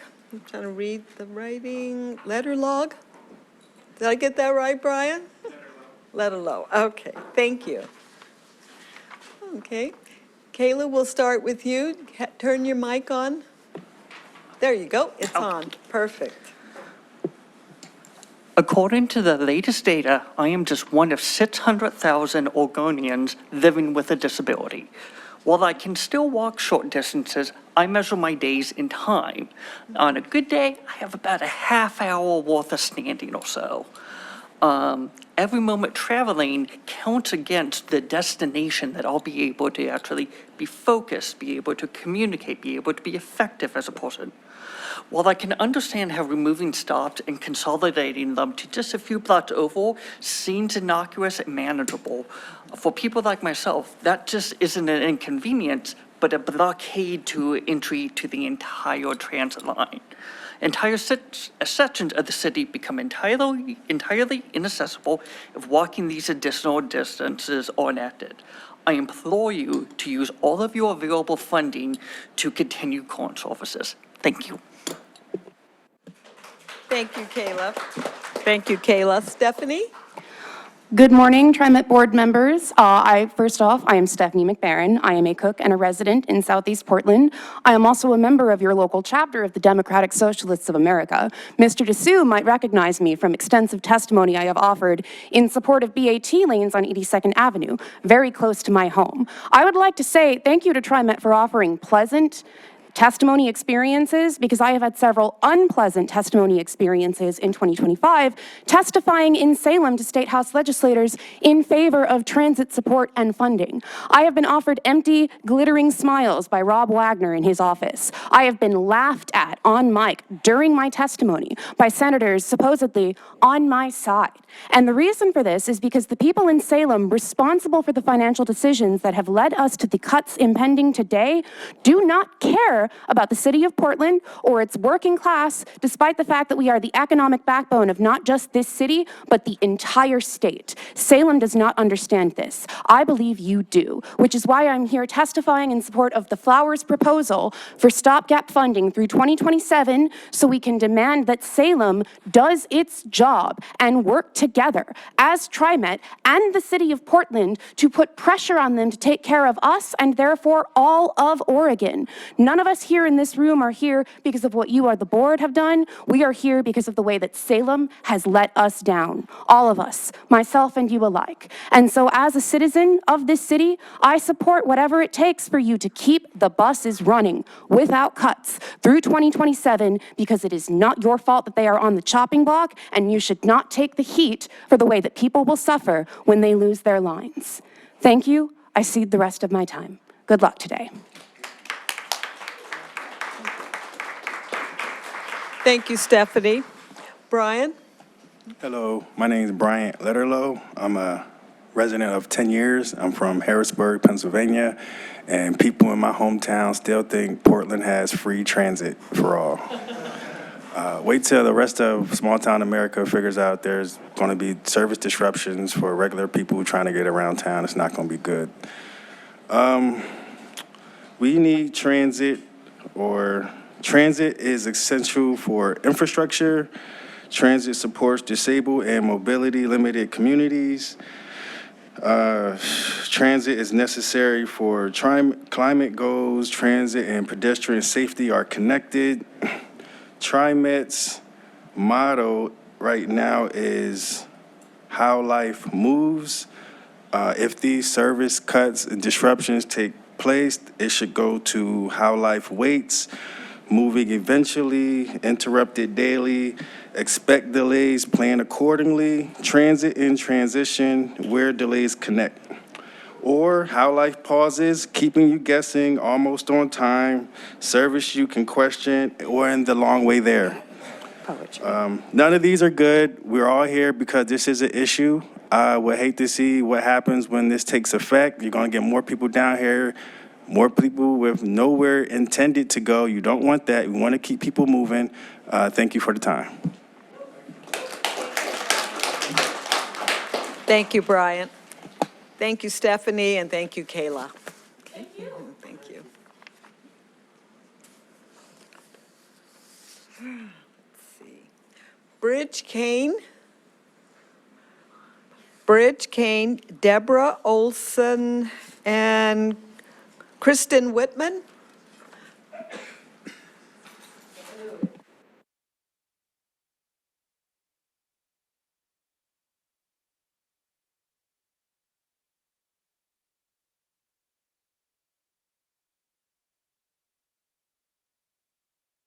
Get my mic back on. Welcome. Bridge, we'll start with you. Okay. That button. You got- Okay. there It's a you different go. way to get a green light than at the county commissioner. I don't think, see, we have green lights. So it's a sad day to be here in the underfunded public services building, or blocks. No, it's right upstairs. The public defender also let down by the legislator. But we have to do the necessary thing, and that is to use the contingency money as people, including Mr. J.C. Flowers, have put forth. So I extend greetings to you, fellow hostages. We're hostages of the White House regime, hostages of Tom Dundon, and sadly even hostages of our own state slater that has dropped the ball, and then, with the wonderful non-planned coordination of the Iran war, found out that 83% of the people don't have capacity in their family budget to fund gas tax to maintain transit. But the answer is not cuts. The answer is to use contingency money and see where we're at in a year. The idea that certain magic numbers will influence finance policy is not what you should hold on to as the controlling factor in your policy decisions. So in addition to contingency, though, there are other things that we should be, other trees we should be shaking. I, of course, mentioned the fact that all of us here, regardless of how much we love or have apathy towards the Blazers, are hostages of Tom Dundon, where we are going to possibly transfer money from the PCEF, the Portland Clean Energy Fund, to climate upgrade the Moda Center. And if we can do that to the tunes of hundreds of millions of dollars, there are ways to get tens of millions of dollars into TriMet. If the city gives 1,000 passes, $280 annual passes, to the lowest income people it knows that are exempt from the arts tax, PCEF money can come into TriMet. And it should happen before it goes to help a billionaire from Dallas, Texas, bully us about the Blazers. Thank you. Thank you. Thank you, Bridge. Deborah? Good morning. Good morning. I'm Deborah Olson. I'm also with Bus Riders Unite. I am here because I support Flowers. That's ordinance or suggestion. It is raining here in Portland. If you're going to make some cuts, may I suggest starting from the top? I know a few EDs who've had 25% of their income cut for the year, and I would think somebody making $400,000, if they lost $100,000, I would love the opportunity to live on $300,000. I'm short $300,000 minus 10. So, or plus 10, however that works out. Not close at all. I live on Social Security now. I live in Gresham, 350 feet from Burnside, and the Burnside bus is still more than a mile away. Several of my neighbors depend on paratransit because they can't hike 4/10 of a mile to get to the max stop. We don't have a lot of bus service out there. I've mentioned that before. So please try not to cut. I know some big businesses have left because of excessive taxing. I almost cried when the young lady said that if her line is cut, there goes her paratransit. I know a few other disabled folks are challenged who are going to be in the same boat, and some of them aren't even aware cuts are coming. And I'm hoping that my voice will help them too, those who depend on the lift. Thank you. Thank you. Thank you, Deborah. I also use the lift. Kristen? I'm done. Hi, I'm Kristen Whitman. I live in Brentwood, Darlington, and I'll be affected by the Line 19 cuts. I'm here because I saw JT Flowers' Instagram post about it last night. We're a working-class neighborhood. It is unacceptable to cut transit at a time of major gas price increases that are not going away anytime soon. I'm here for my neighbors who are facing financial hardship because of these gas prices. I found out about the planned cuts only recently, and I shudder to think of everyone who will learn about these changes with weeks to spare or wake up to find their bus stop gone. I bought my house right next to a bus stop because I have vision issues that make it challenging to drive at night, back issues that mean I cannot comfortably carry a backpack, and moving my bus stop so far away significantly complicates my commute. I work at OHSU, where they constantly ask staff not to drive to work because patients can't find parking. They want us to use transit so badly, they even pay employees $1.50 a day for every day we take the bus. But parking there is incredibly expensive, at least $8 a day for me. Cutting transit impacts both OHSU employees and patients who may no longer have a practical way to get there for their care. I found out late, but I'm extremely determined to stop this. This is going to play havoc with people's lives. Please say no to these changes and kick this back to our lawmakers. If you can buy us time to 2027, I will be doing everything I can to lobby for a long-term fix to these funding problems. JT Flowers is showing us the way to stop this. I have to believe that if we push back, we can force our city, county, and state officials to fix this, because the city and state should be able to fix this. There are nice-to-haves and there are must-haves, and transit is a must-have. Thank you. Thank you, Kristen.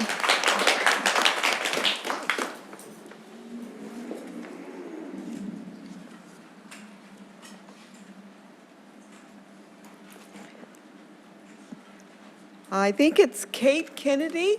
Is it Kate? Okay, thank you. Kate, come on up. Oh, I have difficulties on a name, Derek Larson.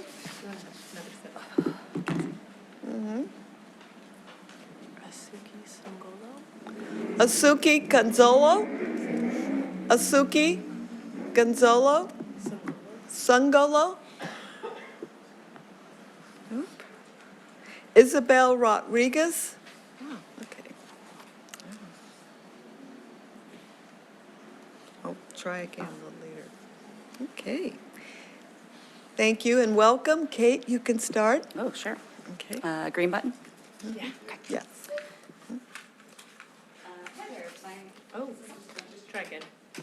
Hi there. My name is Kate. I am a resident of inner Northeast Portland.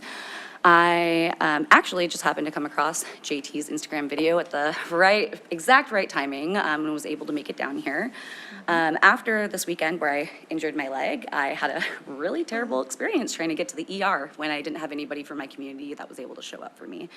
That was actually when I found your video, and that kind of pulled a lot of things together for me. So for a little bit of background, I am here as a private citizen, but I am an employee of Multnomah County. So I work for Multnomah County Animal Services. And I became permanently disabled while working for the county, being a civil servant. From there, it was kind of a series of unfortunate events where then being on leave or disability is 66% of your pay, and I was already paycheck to paycheck and unable to afford a new vehicle or even a used vehicle payment. So being on disability, that brought me to the point where my vehicle that I was then living out of became repossessed. So this is obviously not the time and place to talk about all these other resources that I am dependent on, but I do just want to say I went from being able-bodied, having my own vehicle, having a roof over my head, and then in a matter of moments, my entire life flipped upside down. I am completely dependent on TriMet, on public transportation.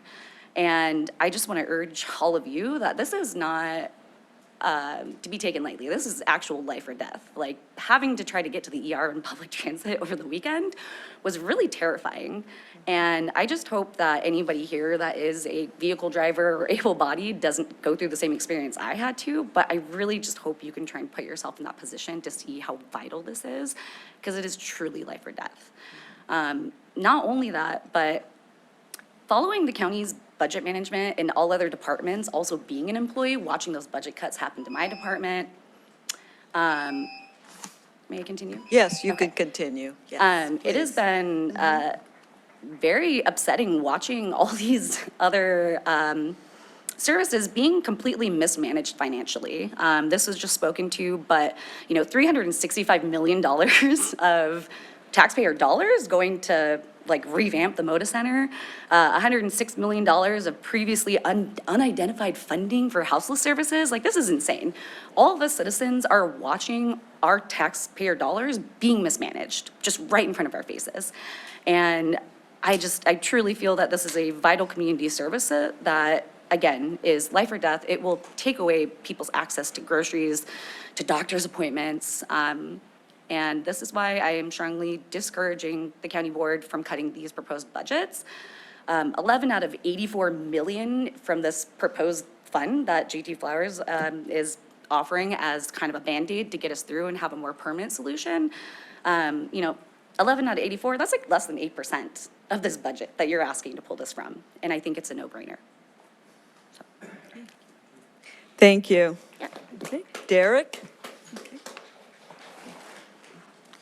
Hi, my name is Derek Larson. I live in Buckman and use public transit mostly to get to see local live music and sometimes to get to and from work.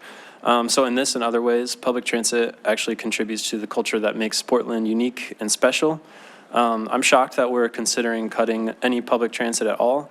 I think it would be embarrassing to live in a city without adequate transit, especially as Portland is known countrywide as a city with a great public transit system. So I guess what I'm trying to say is, who wants more cars on the road? What kind of city is it that whose inhabitants can't get around? I think cuts would only add to Portland's problems rather than detract from them. By the way, I wrote this on the bus on the way here. So thank you. Thank you, Derek. Thank you. Isabel? Hi, my name is Isabel Rodriguez, and I live in the North Overlook neighborhood, and I've been a resident of Portland since summer of 2022. In that time, I've been reliant on transit, not just because of the price of owning a car, but also because of health issues that cause spontaneous dizziness and fainting, which makes me less than ideal to be behind a wheel. For a city that likes to present itself as progressive, it's frankly an embarrassment that these cuts are even up for debate. Parts of our city already have accessibility issues, and though there have been efforts to remedy that, these cuts would counteract all of those. Not only will you be cutting off parts of the city to low-income workers trying to get to the city center for jobs, but also to every elderly or disabled person reliant on transit for groceries, doctor's appointments, and just to remain a part of the community. Not to mention our Black and brown community members who may not feel safe driving themselves in the current level of ICE presence in our city.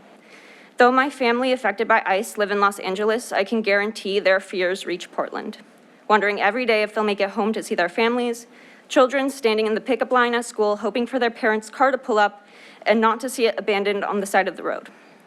Though you may not have the leverage to negotiate ICE agents leaving Portland, you do have the power to keep this lifeline available for those individuals, these scared families who are relying more than ever on community action and support.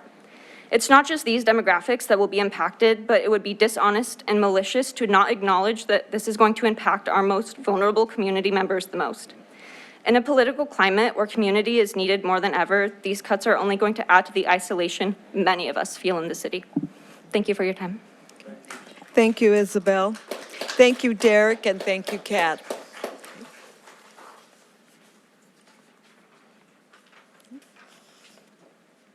Tristan Flores.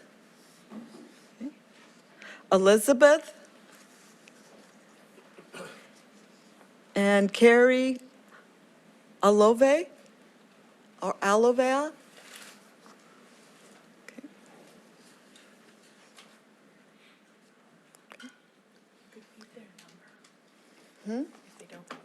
They're not coming up with numbers. Yeah. Let's see. Tristan? Yes. And hold on a sec. Elizabeth? Yes. Okay. So no Carrie. Natane or Natani? John Carter? Duncan Miller?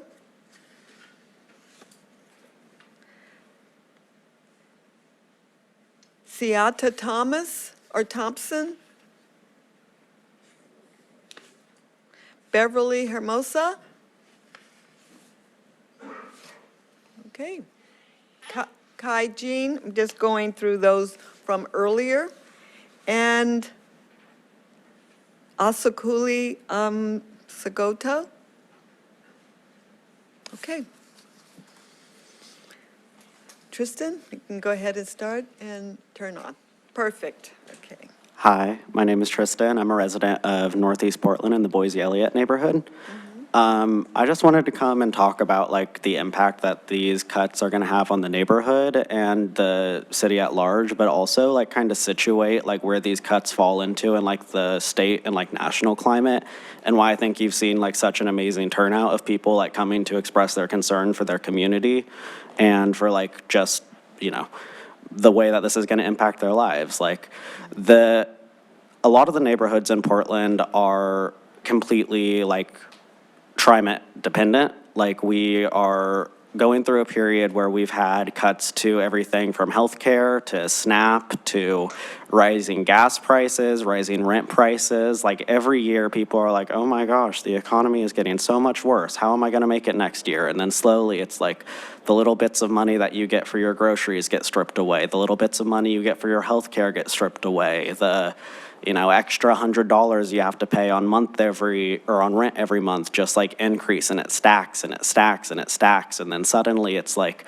oh my gosh, I'm so dependent on this job. Like I have to be able to get there. It's like, what happens like if I lose it? Well, suddenly your bus route is cut and it's like, you depend on it to get there every day. And then it's like, what happens when you can't make it to work? What happens when it adds like, a 10-minute difference on a bus ride might seem like, wow, like, it's an inconvenience. But if you miss that bus and then it comes 40 minutes later, you're not able to make it, or it adds like an hour back on your ride home. Like, it's kind of a culture of austerity we're building like nationwide. And it's not just like happening in isolation in our city and in our state. It's happening like through a concerted effort from the people at the top. And what I think people are looking for is like you guys as like the people who can speak up and like dip into these reserve funds, like realize that like we're facing challenges and we need help, and like you can be our representatives. Like we all know that like the state is what failed us this year. Like it's not your guys' fault that like TriMet is floundering, but like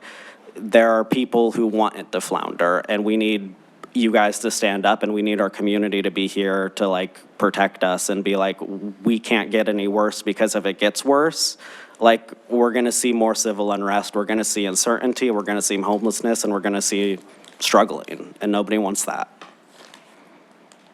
Okay. Thank you, Tristan.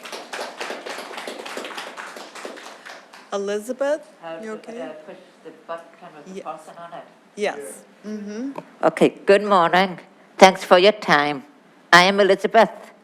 I am opposed to service cuts to TriMet. As a neurodivergent individual with multiple disabilities, ADHD, autism, OCD, learning disabilities, proprioception, vestibular and vision challenges, as well as seizures caused by a rare brain disorder called cavernous malformation that can cause hemorrhagic strokes, I depend on TriMet to maintain my independence. TriMet's vision is to be an innovative leader in delivering safe, convenient, and sustainable mobility options for our region. Your values are to provide safety, inclusivity, equity, community, and teamwork for all people, especially for vulnerable populations like people of color, LGBTQIA+ individuals, persons with disabilities, and low-income folks who depend on TriMet to keep their jobs so they can stay housed, and sustain other basic needs. I will briefly touch on each of your values. Safety. According to the U.S. Department of Justice, Portland has experienced a 67% increase in hate crimes in 2025, and the numbers continue to increase in 2026. TriMet can provide safe and reliable transportation for LGBTQIA plus people, people of color, and individuals with disabilities, including myself. We can get from point A to point B in a safe way because a public setting with a driver might deter hate crimes. A final note on safety is that I have vision and balance issues. This is why I have these sticks. And balance issues, as well as learning disabilities. It is not safe for me to walk too far in the dark because I risk falling, running into things, getting lost, and having medical emergencies such as extreme panic attacks and seizures. That's why I have this helmet. Inclusivity. 70% of riders state that they depend on TriMet for their daily travel, especially people with disabilities, seniors, and minority communities. Making cuts goes directly against inclusion of these people I mentioned. And therefore, I'm using my voice, as you wrote in your value session, to tell you to stop the cuts. Thank you for allowing me to have equity, dignity, and respect as I take part in my community. Finally, I want to reach out for my own needs to the larger community. Stopping TriMet cuts will save 90 union jobs, protect our planet, and connect the entire city so that economic growth can continue in our city. Please do not abandon your people, the planet, and individuals.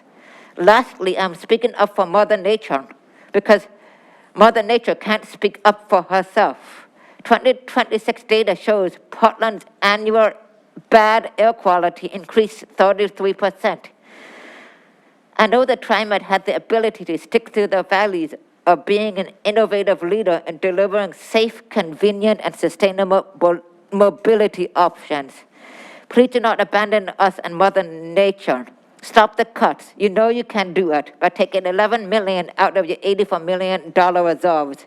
Because once you take away human rights like good transit, it will never come back. Thank you especially to J.T. Flowers for your activism. That's it now. Blessings. Thank you, Elizabeth.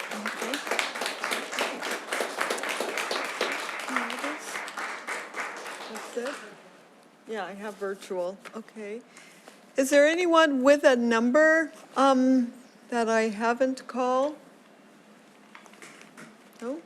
Just want to check before we go to our virtual. Okay, thank you. Okay. Thank you. Okay, seeing none, and we have our virtual ready? Okay. All right, let's now go, thank you, well, first, thank you to everyone who, and I know some of you are, have gone and are watching on YouTube, but thank you to everyone that came today for testimony. When we finish the virtual testimony, the board have asked for at least a minute for final comments, and then we'll take a break. But right now, we're going to go to virtual testimony. And those of you that are here or left, you can join us on YouTube. Up. Give me a moment, find the virtual list. Okay. We first have, let's see, Confom. Senator? Ah, there you are. Welcome, and you can hear us? Yes, I can hear you great. Okay. Thank you, and thank you for being here. You can start when you're ready. Thank you, President Lewis. TriMet board members, for the record, my name is Con Pham, and I serve as state senator in District 23 in Northeast and Southeast Portland. I'm speaking to you today as a state legislator, a constituent, and a loyal bus and MAX rider. You have a difficult budget vote in front of you today that represents devastating transit service cuts across our region. And I encourage the board and TriMet service planners to continue to look at creative solutions to help minimize the burden to transit riders, including proposals to restructure the green-red max lines to maximize frequency of service. And I applaud Director Flowers and other board members who are really leaning in to the urgency of this moment and working to find a way to keep the transit so many Portlanders rely on. I fully recognize you are in this difficult position because of the failures of my legislative colleagues and I to pass a transportation package last year. We were just a few votes shy last June of passing a statewide transportation package that would have delivered enough additional funding for TriMet and other transit agencies statewide to mitigate some of the cuts that you are now considering. But with the failure of Measure 120 last week, we have a tough road ahead to pass the transit funding we need next year. So I'm calling in today to ask the board members and the community members who came out today and those who are listening to today's meeting to be prepared to talk relentlessly with your state legislators and local leaders about the importance of investing in transit in next year's transportation package. I can tell you firsthand that my colleagues need to keep hearing this message, demanding that the legislature secure a dedicated funding mechanism for TriMet and transit agencies statewide, not only to reverse these devastating cuts, but to expand service and prepare for future growth. We need to make sure that business leaders and policymakers concerned with Oregon's economic development understand how frequent and reliable transit service is an essential component of moving workers to jobs, helping move freight by chipping away at traffic congestion, and importantly in this moment, providing affordable commutes to Oregonians struggling with exorbitant gas prices.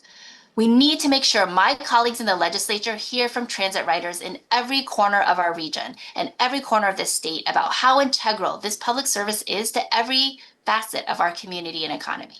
When the bus is funded and shows up reliably on time, employees can get to work, students can get to their class at PCC, seniors can get to the doctor's office, and families can save thousands of dollars on avoiding buying that first or second car. When the bus is funded, the 1 in 4 Oregonians who cannot or do not drive won't be stranded and abandoned the moment they are unable to operate an automobile due to age, income, or ability, but in fact will be fully empowered to participate in our society. I'm heartened by Director Flowers' initiative and passion and the outpouring of support in this room. The testimony from advocates, transit riders, and policymakers shows me that there's an unambiguous desire for our region to invest in transit, to find a short-term solution that allows TriMet to weather this immediate storm so that in the years ahead, our region is prepared to meaningfully invest not just in restoration of transit service, but in expansion. You have my promise that I will do everything I can in the halls of the state capitol next year, and I hope the enthusiasm and commitment to transit that is on display this morning can be harnessed and directed in the weeks and months ahead to ensure that legislators understand that Oregonians of all walks of rely on public transit, and for the health of our economy and communities, we need to invest in it. Thank you, Senator Fawn. Thank you very much. Next, okay. Next is Alexa Mallory.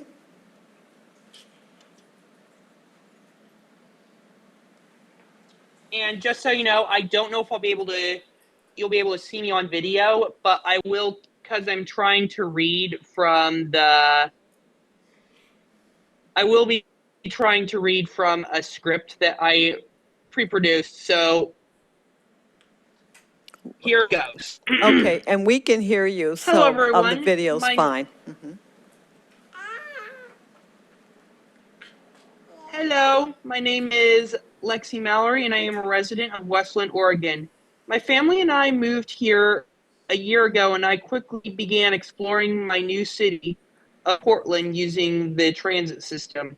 I rely on the transit system as I have a medical condition that makes it so I likely will not drive, and line 53 has been my connection to PSU, where I attend as a commuter and pursue job opportunities and doctor's appointments. This 153 will cut me and other riders who rely on it from access to any viable transit options. other routes that service the city of Westland are all along roads 21% and all accessible, and it's not accessible for walkers even if we wanted to do so. So please consider saving 153. If you cannot keep it entirely, would you please at least reduce it so it runs during peak hours only? JT Flowers has been a very supportive of me, and I'm probably the only one campaigning on behalf of 153 because my area seems to be filled with NIMBYs and people who mainly drive. That is all I have to say.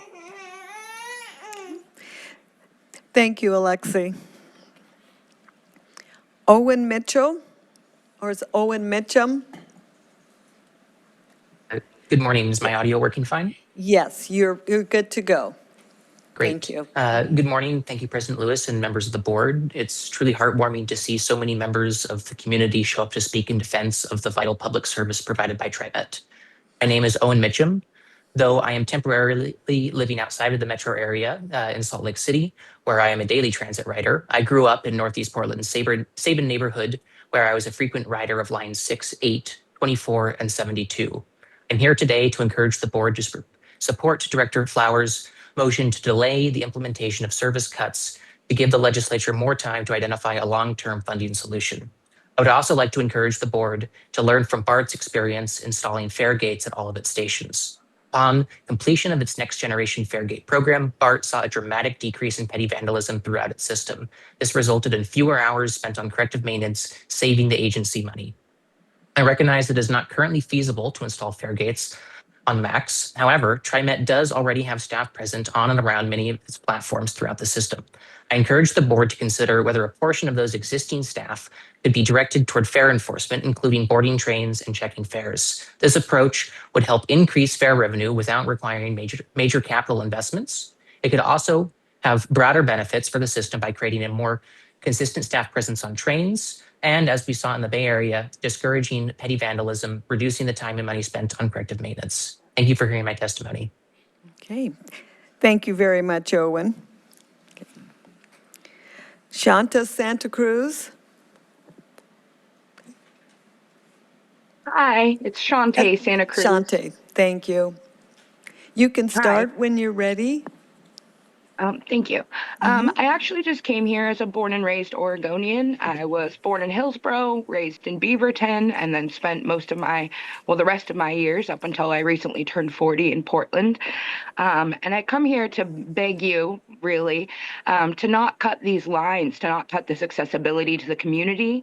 As you've heard the 50 plus people before me, which I think is a huge turnout considering when you think about how many people don't even know that this is happening that use TriMet every single day. I really want to thank JT Flowers for being the Lorax of public transportation for our city, because the amount of really endangered communities that will be affected, and then the amount of people that will become endangered communities with the amount of employees that you would be cutting by cutting those lines, cutting down operators, cutting down jobs. I agree with the others that say that we really need to start at the top. And we do have this reserve for a reason. If we're able to save the domino effect of creating more despair and disparity in general over the entire community, I think that needs to be done. We cannot give up and just cut these lines continuously. Like they said before, once you start cutting, it's not going to be temporary. All of these things that are happening governmentally, the changes that are happening, to fix them is going to take decades. And that's going to be the same with our transportation if you cut that accessibility. I'm a disabled human here that doesn't drive. I'm 40, I've never had a license, and I rely on TriMet to be able to get to my doctor's appointments at OHSU at the top of the hill. I'm very privileged in my specification location because I have access to the 17, the 14, and if I walk to the 9. But that walk can literally mean that that's the end of my day. please don't cut these lines, please don't cut these employees, and please take into consideration how this is really going to affect and add to the disparity of our community. It's going to grow bigger, and with the gas prices that we're currently dealing with, it's just going to get worse. Please save us as a community and fight for us. Okay. Thank you, Shanta. Okay. Is it Shauna? Shante. Shante, thank you. Okay. Okay, I want to check in. Any more testimony this morning? Okay, before we go to a break, the board has asked each for a minute for just closing comments, and then we will close testimony. I'll start with Director Frisbee, and then Director Kellogg, Director Flowers, Director Kim, if you're still online. You're there virtually, but not visually, okay? And then Director Graham, and then General Manager Dessou, if you had any. Okay, Director Frisbee? Okay.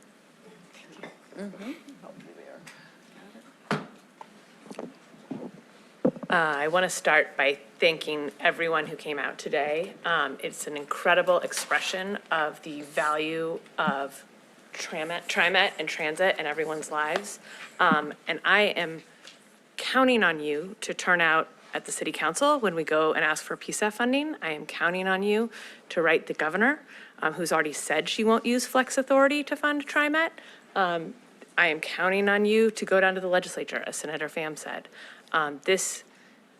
This is, I think we had a couple of folks who commented and said, and highlighted the structural reality of this. The structural budget deficit is deep, and it is multifaceted, and we are going to need all of you to show up in multiple places over long periods of time to solve this problem.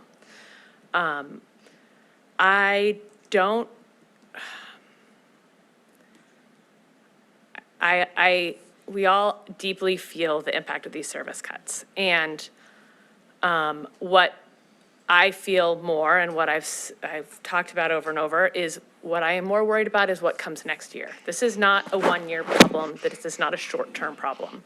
We actually have a structural situation where the amount of revenue that comes in from the feds, from the state, from our own payroll tax, from our limited fare box revenue, and from the other grants that we go after, do not meet the amount of money that it costs to run this system, and not by a small amount of dollars, by frankly tens of millions of dollars at this point. And if we look 5 years out, 10 years out, we're starting to talk hundreds of millions of dollars.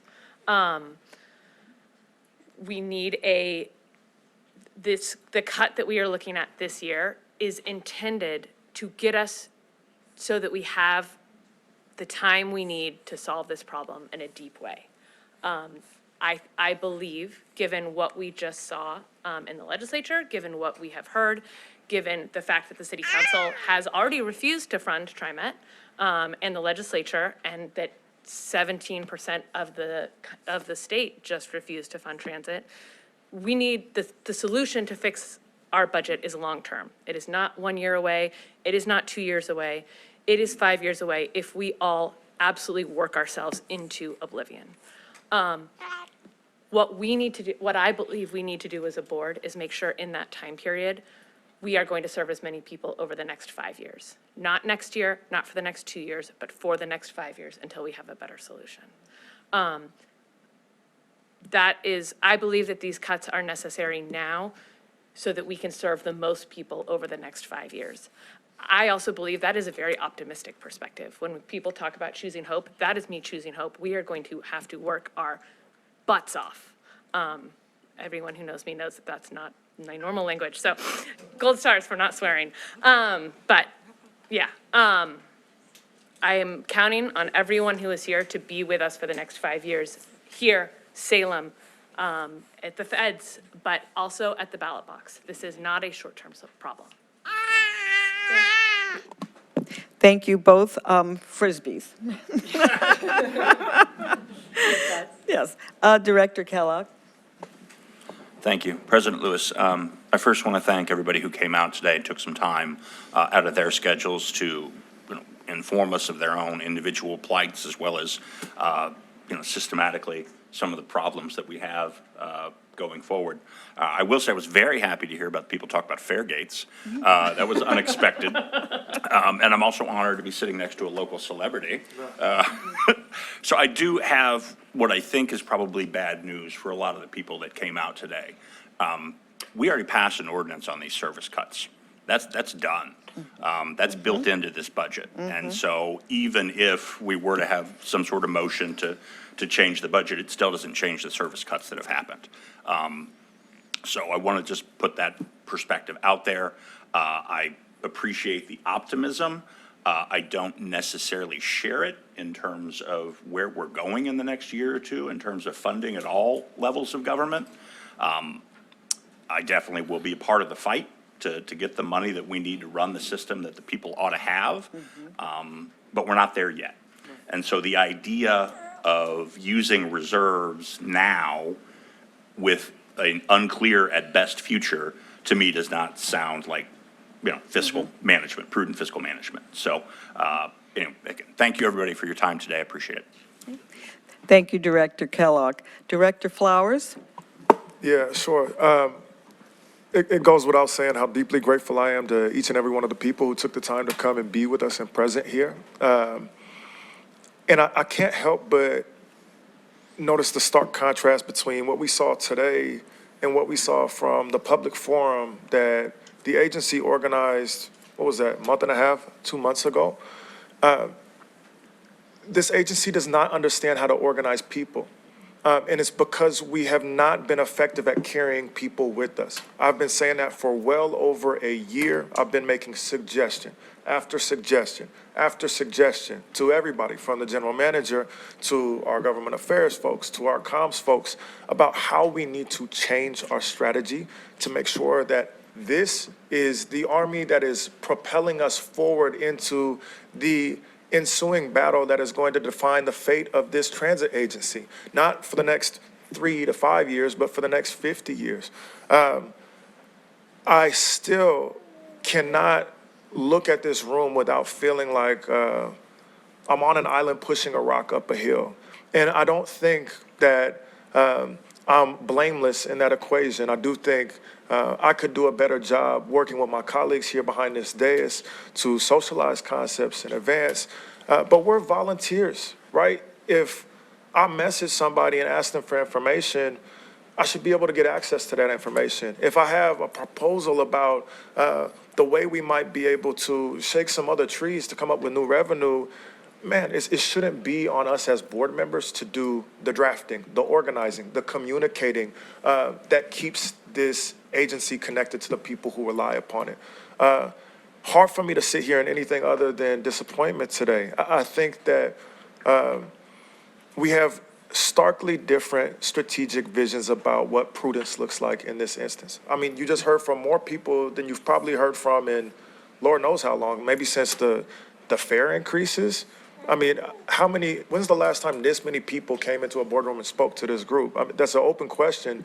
But there was near unanimous support for what I think was a measured take on what risk looks like in this scenario. Let me take a step back and also say that we have a variety of problems that we're trying to confront. Service cuts that are coming up in 2026. I actually disagree with Director Kellogg that that train has left the station. We can pass a budget amendment. We can pass an overriding ordinance. There are things that we can do. Process doesn't have to be a wall that kills our ability to be responsive to the people who rely upon us.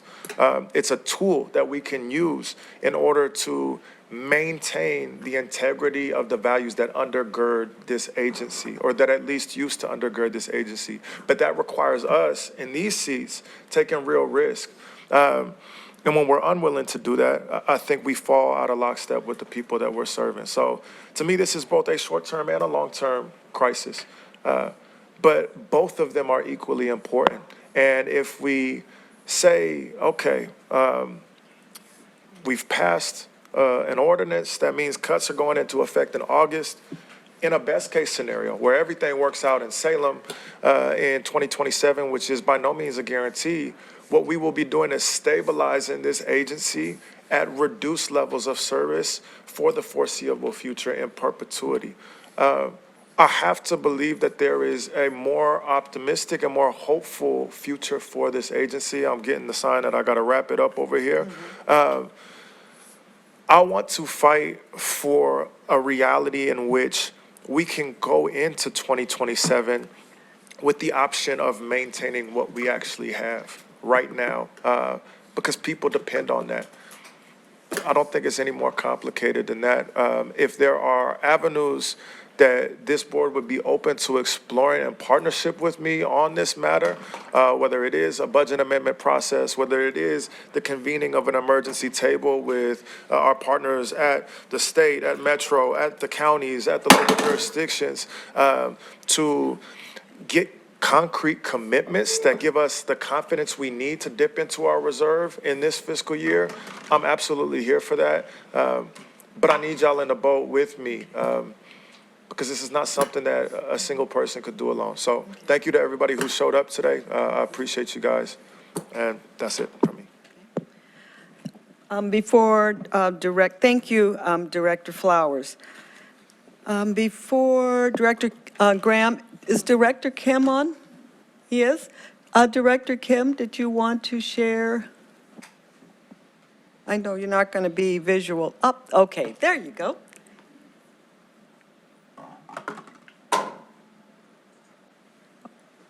You can start at any time, or do you want me to come back? Nope. Okay, I'm going to go to Director Graham, and then I'll swing back to Director Kim, because we're all dying for a little break here. Okay. Thank you. I also want to appreciate everyone who came today in support of TriMet and the comments from my colleagues as well. Like, this is a really complex problem and issue. And I also want to recognize that TriMet has been assuming a tremendous amount of risk for a number of years because we have been spending down our reserves. And that's not a sustainable pathway for an agency. And so we have been absorbing that risk year over year over year in the hopes that our partners, our public partners at the local level, at the state level, at the federal level, would be able to work with us on long-term solutions, and we haven't found those solutions yet. I know that many people here are serving in capacities for the governor's tables that she's putting together on the future of transportation in the state. And I think that those are really important efforts. And I think that I agree with Director Frisbee, where this is going to take a longer term solution and probably tied to longer term things that we need to address as a state, including tax reform and economic development. One thing I do want to specifically acknowledge, though, is the disparate impact that these changes have on older adults and adults with disabilities and people who rely on our system and Lyft system and our partners at Ride Connection. I think we need a specific and different strategy as a state for supporting our older populations and not having people who are so dependent on the system be wrapped up in these changes and these political issues that are going on, because we have an aging population. And as we heard from the testimony today, we have a lot of people who have no other options but to rely on TriMet and Lyft services and Ride Connection and our other partners.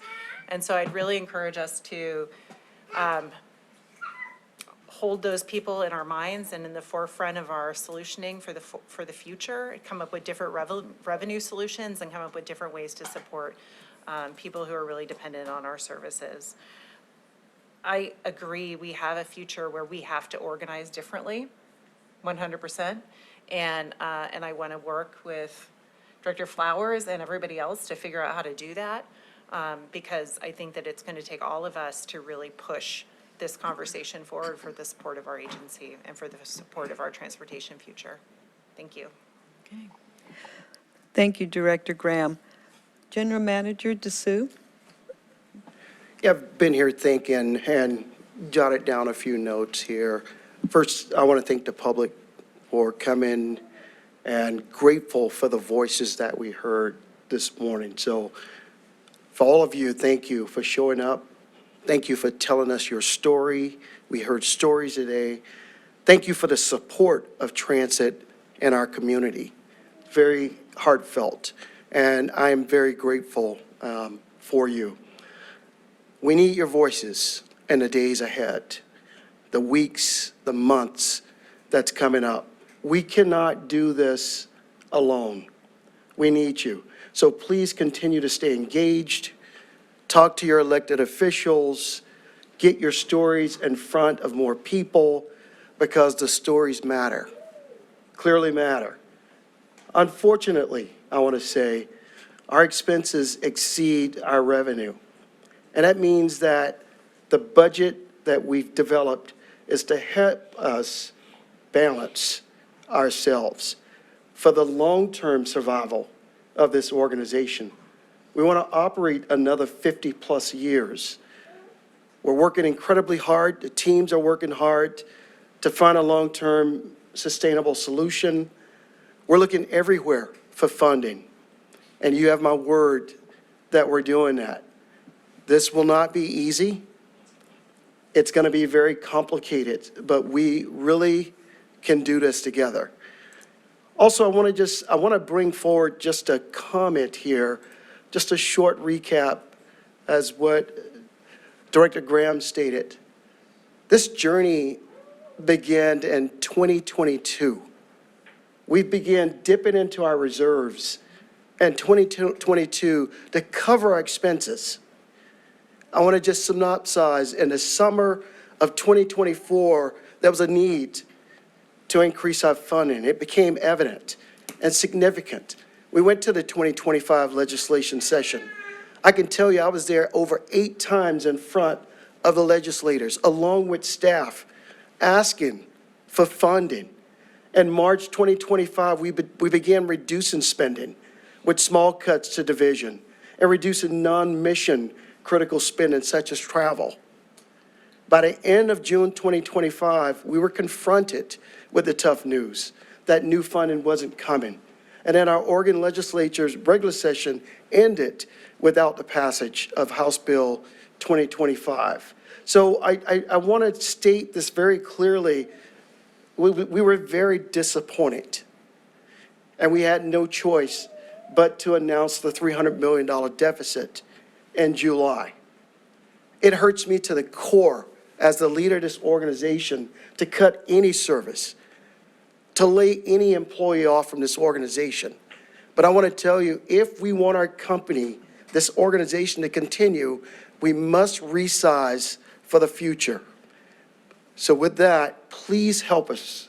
I'm asking the public, contact your leaders, your elected leaders, and let them know the stories that you brought to us today. So thank you. Thank you, General Manager DeSoup. I'm going to yield my comments until later after we start our board meeting. We're going to take 10 minutes for, oh, Director Kim's here. Director Kim, Yeah. I'm sorry. Test. Can you hear me now? Yes. Mm-hmm. Oh, wonderful. Thank you. Thank you so much, everyone. And my apologies for not being in there in person, especially as so many folks have made the time and effort to physically come to talk to us and to partner with us. I'll be brief. I think what it comes down to is with the lack of decisive actions and practical support from our very own legislature over the last few years, I think TriMet and our community have already heard loudly that the financial solution likely would not come from them. And it would be unreasonable for us, and for me especially, to continue to expect them to rescue us, because even if we were to continue to use the reserve fund this time, as we have been using our reserves while we have asked for more funding down in Salem, if the lifeline does not come through again, TriMet then would have to materially discontinue significant aspects of our services, more than what we're talking about now, and TriMet as we know today would be no more. Mm-hmm. But and I share other board member sentiments in that we can continue to hope, and that we will try again, so that we can avoid additional, even deeper cuts. so that we can look into even service restoration and expansion. Thank you for rooting for TriMet. And again, I want to echo that. Please turn out for us over next year in your home cities and down in Salem, along with your support, Senator Pham's support, and other leaders that have spoken this morning. I think we will get there. That's the only thing that I can hope for. We will get there. And I promise also that I'll do my very best. Thank you all. Thank you, Director Kim. Let's take a 10-minute break. All right, everyone, we will now proceed with our board meeting. Let's see here. Okay, we're going to start first with our board report section of our meeting. Got to get everybody. Who's the lady sitting in the front row here with her arms crossed?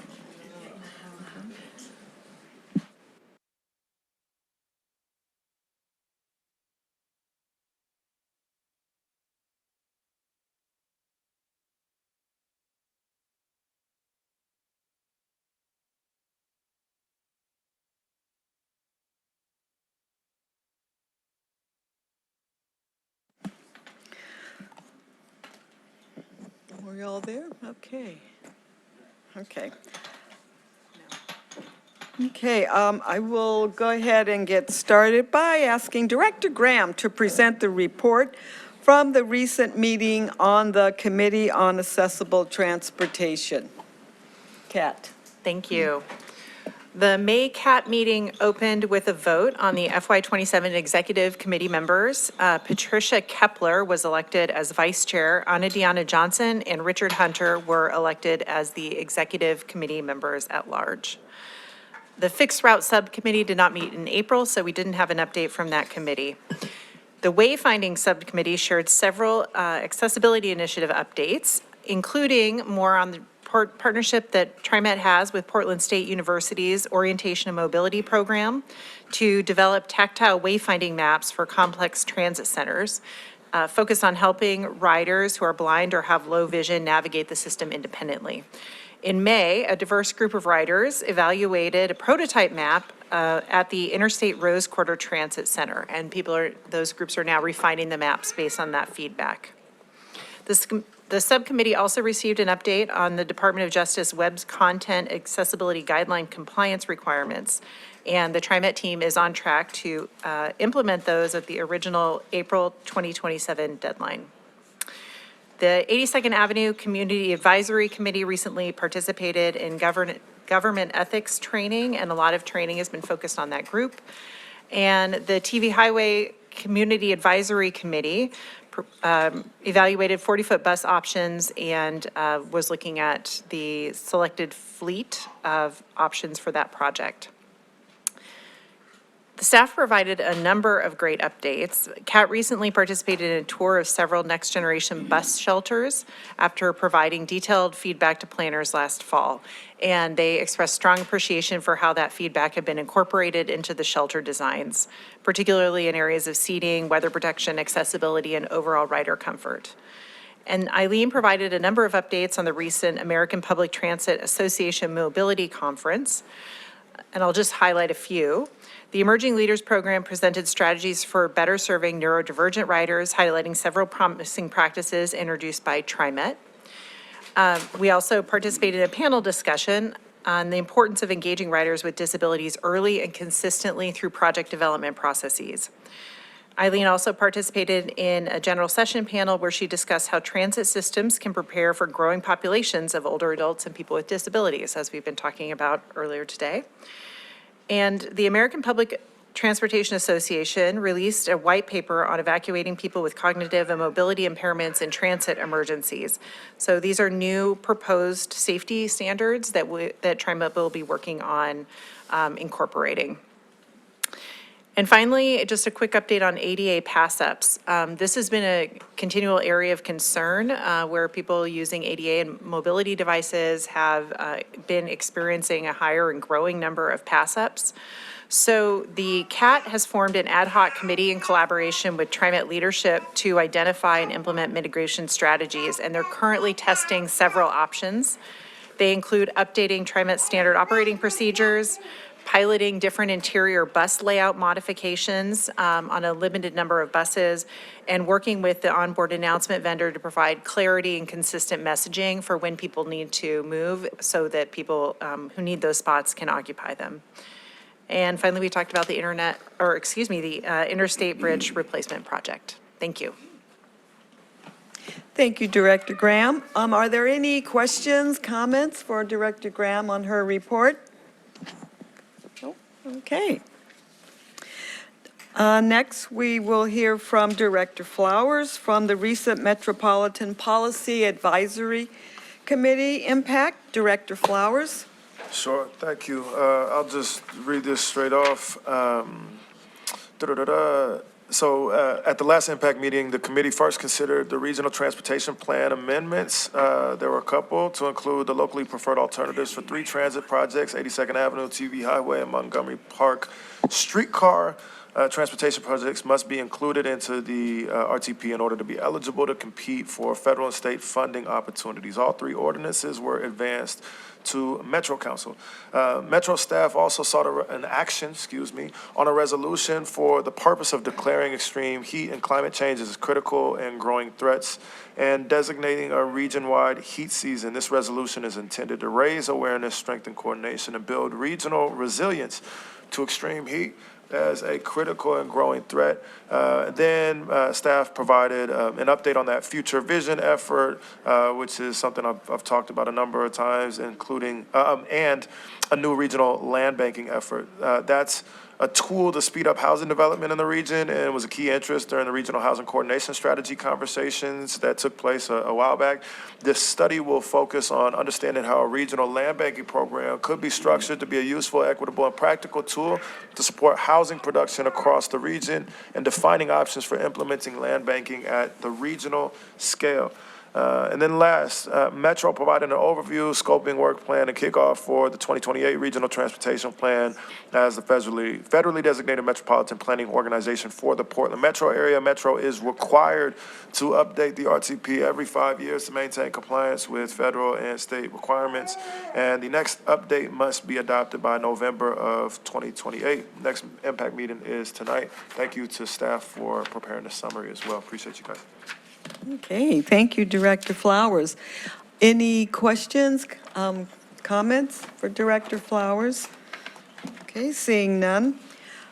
Director Kim, who's not with us, he's just here virtually, asks that his 2 reports, be moved till our next meeting. So we will hear from his reports next month. At this time. Oh, you're welcome. I didn't know you were there. Thanks. At this time, I'll ask Director Frisbee to provide a report on the Governor's Visioning Committee. This is new and will be part of our board meeting as she sits on this committee and will share monthly updates with us. I feel it's very important that we stay in touch, and we now have a board member that can help us do that. Okay. Thank you, President Lewis. The Governor's Transportation Vision Work Group met for the first time about a month ago. We had our first meeting. I think 9 members from around the state were there. We have our second meeting actually on Monday. The first meeting was focused on passing our charter and sort of grounding folks in some of the funding realities for ODOT and across the state, counties, cities, transit agencies. I think one of the key pieces we heard from the governor, and I think the governor tends to speak about the challenge from the perspective of ODOT, and the committee created clarity that our task is to address statewide transportation challenges, including transit. And I think that's a really important distinction. We're not there to solve a state agency's problem. We're there to think about how people get around across the state. So I think that was an important moment. How we do that and what exactly that looks like is going to continue to be fleshed out and worked on over the next 6 months. The small subcommittees who will develop proposals that feed up to the work group will start meeting this month. There is a transit subcommittee, and OTC Chair and Rogue Valley Transit Executive Director Julie Brown will be the work group liaison to the transit group, and I will do my best to work closely with her in that space. I think from our perspective as an agency, one of the things that I've pushed the work group staff on so far is they were able to provide very specific numbers and data around the road system's needs. And they were pretty fuzzy when we talked about transit's needs. And so I've asked them to come up with a couple of different metrics to really talk about how we think about transit need across the state, because I think that helps ground it. We can't compare apples to oranges. We have to be talking about the same set of needs, and it's all about how we move people around the state. So, I think we heard someone today remind us 1 in 4 Oregonians is reliant on transit. And so that is a really critical, it's a very critical part of our system. So I will, at our next meeting, I'll report back from our meeting, from the work group's meeting next week, and we will keep moving forward. Thank you, Director Frisbee. Any questions, feedback for Director Frisbee? The Director Frisbee or the little Frisbee? No? Okay. Thank you. Okay, there aren't any board announcements. I made those at our retreat a few weeks ago. At this time, I'll turn now to our general manager for his monthly report. Are you ready over there? Yes, okay. I would say good morning, but I'm going to say good afternoon because we're afternoon. President Lewis, members of the board, our community partners, our CEO, Andy Nelson, is out there, and we had both our ATU president and vice president that was with us this morning. Staff, thank you for being here, and also the public. Really appreciate you this morning. In my report this morning, I'll provide an update on April ridership. You'll hear the monthly operations analysis, and then I'll take a moment to celebrate our world-class maintenance division. TriMet held our first ever Transit Maintenance Appreciation Day earlier this month. And then you'll hear from our Chief Safety Officer on the monthly safety and security report, and you will receive an update on transportation funding this morning for programs that support older adults and people with disabilities. And then finally, we'll revisit the grand opening celebration for the new East County Library. So let's turn to ridership. TriMet provided 5.7 million fixed route rides in April. Year over year, our analysts found virtually no change in the number of weekly rides provided, whereas the number of rides on MAX was down about 3.5%. Ridership on Bus and West were both up in April, essentially making up the difference. So now I'd like to bring up our folks from our monthly operations analysis report. Les Spittler, our Director of Transit System Support Services, and Senior Analyst for Operations and Planning, Catherine Keeling. So over to you. Thank you, General Manager Jasu. Good morning, President Lewis, members of the board. As General Manager Jasu said, we're here to present the monthly operations analysis for April 2026. Next slide, please. On ridership, altogether, as Sam said, is essentially the same as it was last year. But let's talk about MAX Saturday ridership shown at bottom center of slide. We had been seeing general strong ridership trends for MAX on the weekends, but April, Saturday is down over last year. And we know that on weekends, especially Saturdays, major civic events can really impact Saturday ridership. And last year, there were major protests that drew thousands of participants to the central city on Saturday, April 5th, 2025, and April 19th, 2025. And the two most prominent gathering locations were at the waterfront and at Pioneer Courthouse Square, which are easily accessible by MAX. So this negative year-over-year percentage is really about a unique spike in travel demand last year, and that context should be considered accordingly. Next slide. So Like last month, this modal breakdown shows the monthly totals, and ridership is generally above or at last year. Next slide. All right, so on a month-to-month basis, Catherine and I usually try to come up and highlight a couple of our key performance metrics that are shown here. This is the summary page for bus. However, for this month, everything looks really good and stable. For the 6 metrics that we're reporting on, each of them is on the right side of the line. And so we're not going to talk about any specific metric. Happy to answer any questions, but things for the month of April look really good and stable for bus operations. Next slide, please. Similarly for Max, everything is good and stable. So don't feel the need to call out any specific metric this morning. Again, happy to answer questions, but all 6 of the metrics are performing well and stable. Next slide. Next slide, please. Okay, on to accessible transportation. Last month, Catherine mentioned, she addressed the spike in complaints. I want to briefly mention that again. In March, ATP leadership sent out communications to all active customers about a couple program changes, mainly a change from going door to door to curb to curb. This has led to an increase in calls into the call center. And so they are working with TransDev, the call center contractor, to accommodate that increase in calls. And this impact has mainly been felt by the ATP customer service team. They also sent out communications regarding a no-show policy. No-show policies are an industry best practice to prevent wasting resources on sending out a vehicle for a customer that doesn't show up. Enforcing this policy also helps the program as a whole with on-time performance. But that happened in March, and so now we're into May, and at this point, a majority of the calls are really about the change from door to door to curb. And so we may see this continuing to rise a little bit, but we'll keep our eyes on it and do our best to mitigate any concerns or complaints. Next slide. For Wes, the metrics are within normal ranges. Next slide. And lastly, we have our 12-month look back with metrics and definitions. Thank you for your time this morning. This concludes our overview.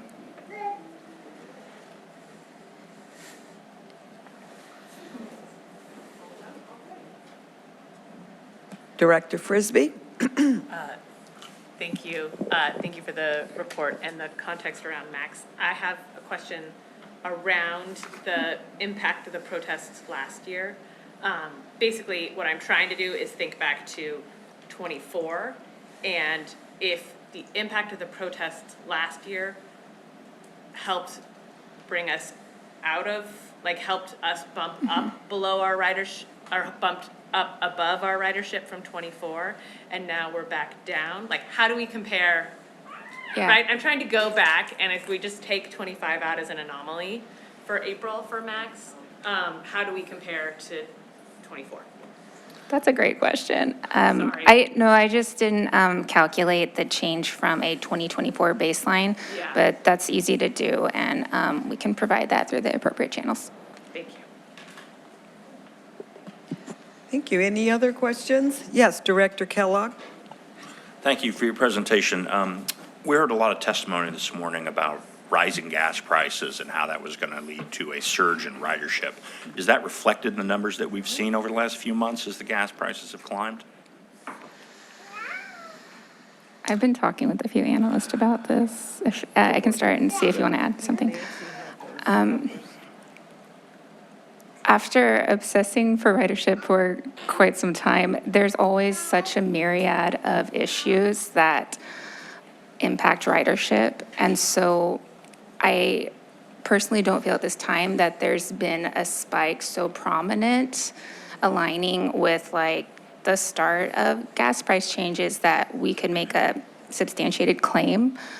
Anecdotally, this is my commentary.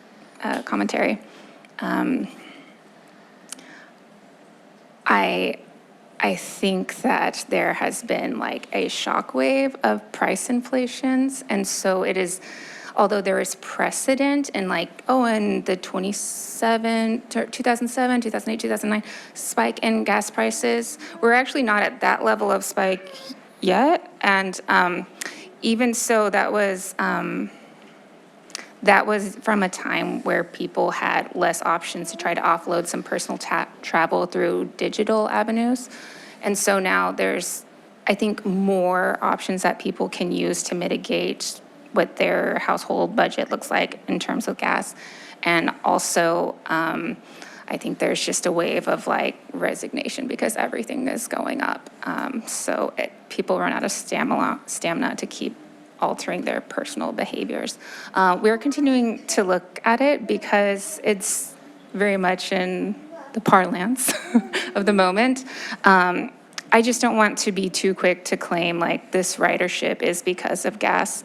And I think that it could definitely have long-term effects, but it will be mixed in with thousands of other phenomena impacting ridership. I hope this context is helpful. I appreciate it, and everything is contextual. But if, you keep an eye on that. Absolutely. That'll help inform our decision-making. Thank you. Any others? Okay, seeing none. All right, Okay. thank you, guys. Thank you for the presentation. Really you. appreciate that.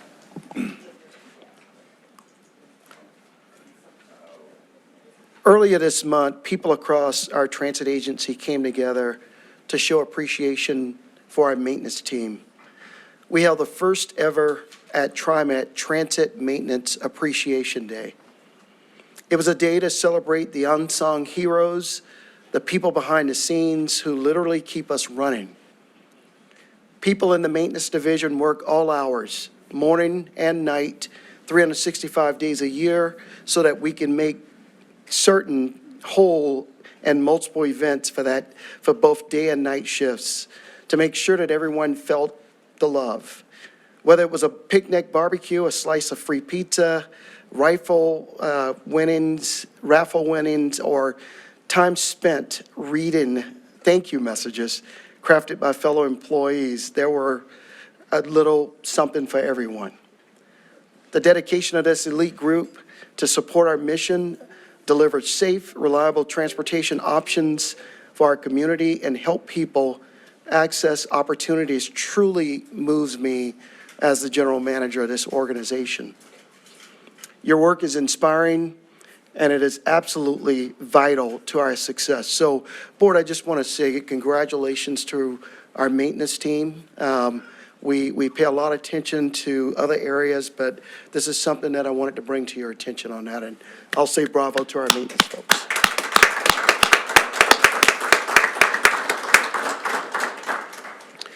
Next this morning, our Chief Safety and Security Officer, Andrew Wilson, is here to present the monthly Safety and Security Report.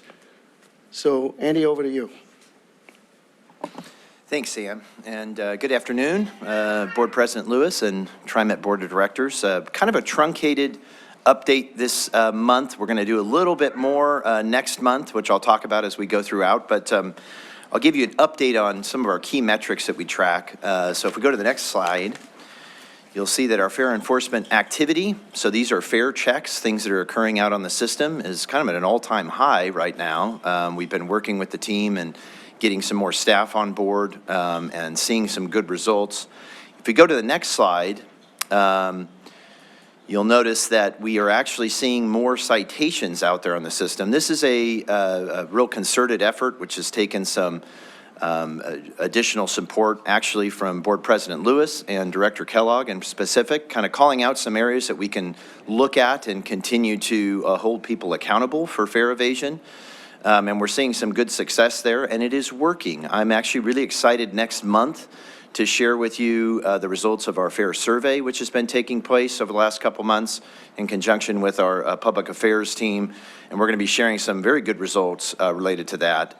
There's been a lot of effort in this space over the last 5 years. Dr. Lewis has been a part of that in specific, but also appreciate, again, Director Kellogg's support in looking at this area and looking at ways we can improve fare and code enforcement out on the system. You've heard some testimony today related to fare gates. You know that this is an area that I have been focused on for a while. We built a very open system. We could do a lot more with fare gates. However, they're not a complete panacea and they're very expensive. So we do a lot with a kind of small Herculean force that's out there, and they do a very good job, and they do it equitably, which is very important to us as we try to maintain a safe system for everybody. But it is a paid fare system, and so we can do some more work in this space, and we continue to explore those options. But I will say that in the future, we have had some really good, robust conversations with our E&C team, who has really kind of given us some options for thinking about things like fare gates in terms of, and also things that might be able to be things that we could partner with other places to increase fare systems out on the system in private-public partnerships and others. And so there's a really good article in the Atlantic that's circulating about what happened out there with BART. If you haven't taken a look at that, I'd be happy to share it with you. But there's some good things there. So we'll go to the next slide, which is our safety response team. Continues to do excellent work out on the system every day, dealing with some of the significant issues that are out there. And I'm really, really proud of this team's results. Again, that's, you know, thousands of contacts that they're making each month. And those are very, very appreciated by many of our partners as well. If we go to the next slide, you'll see the activity that's out there. Again, lots of welfare checks, education, wayfinding assists, and resources referrals taking place by our SRT. Again, just a very good resource for us to have out on the system. And I've said this before, but I receive so many accolades related to the activity of this team, you know, on a regular basis. I hope you do as well. This is a great team. And if we go to the next slide, this is kind of a newer slide that we're putting out there. You've seen this now a couple months now, but is the blue light phone activity, both outgoing and incoming calls. You'll see it's pretty new data, and we're not fully installed. We will be. Again, this is an update next month that you'll get with the conclusion of our first kind of phase of blue light phone installations. Really excited to kind of see this. Again, all these connections since last October or October of 24 were things that were not ways folks could get a hold of us. And so when you think about that we had, you know, as many calls as we did, this is a new function for TriMet. It's a new way to get a hold of us. So every, couple hundred of those are additional contacts from the public from a security space. And so we're really proud of that. If we go to the last slide for this month, I just want to kind of point out, again, Security Operations Center call volume, again, 2,100 contacts from customers to our 24-hour customer service desk. Again, this is a function we did not have a few years ago, so this is really good. We continue to advertise this to the public and staff that, but we're getting a lot more call volume. I do think that what we're going to find, and this is just kind of looking at the data, we see more call volume in the winter months. I think that we'll see that bear out as people are a little bit more concerned on a platform that's dark, and we want that. So as we kind of see this bear out, over months, this will give us some more process improvement. And next month, we'll be talking more about the conclusion of the blue light phone installations, as well as we'll be talking about the conclusion of our access control on our elevators, which has been a very, very good space for us to be involved in. And as we do new construction efforts, we're having conversations about how we can keep these things like IVR potentially down in the future, how we can keep things like fare gates and access control on elevators front and center as we build for the future. So with that, I'm going to wrap up and ask if you have any questions this month. Dr. Lewis, yeah. Yes, had a quick, well, it's a thank you kind of question, comment. Earlier I think I talked with Sam about the presentation of the presence of the dog in the advertising on our train. And I just want to say it's changed. I mean, there's more of a explanation that it is a bomb dog, not giving the illusion that we're putting dogs on the trains.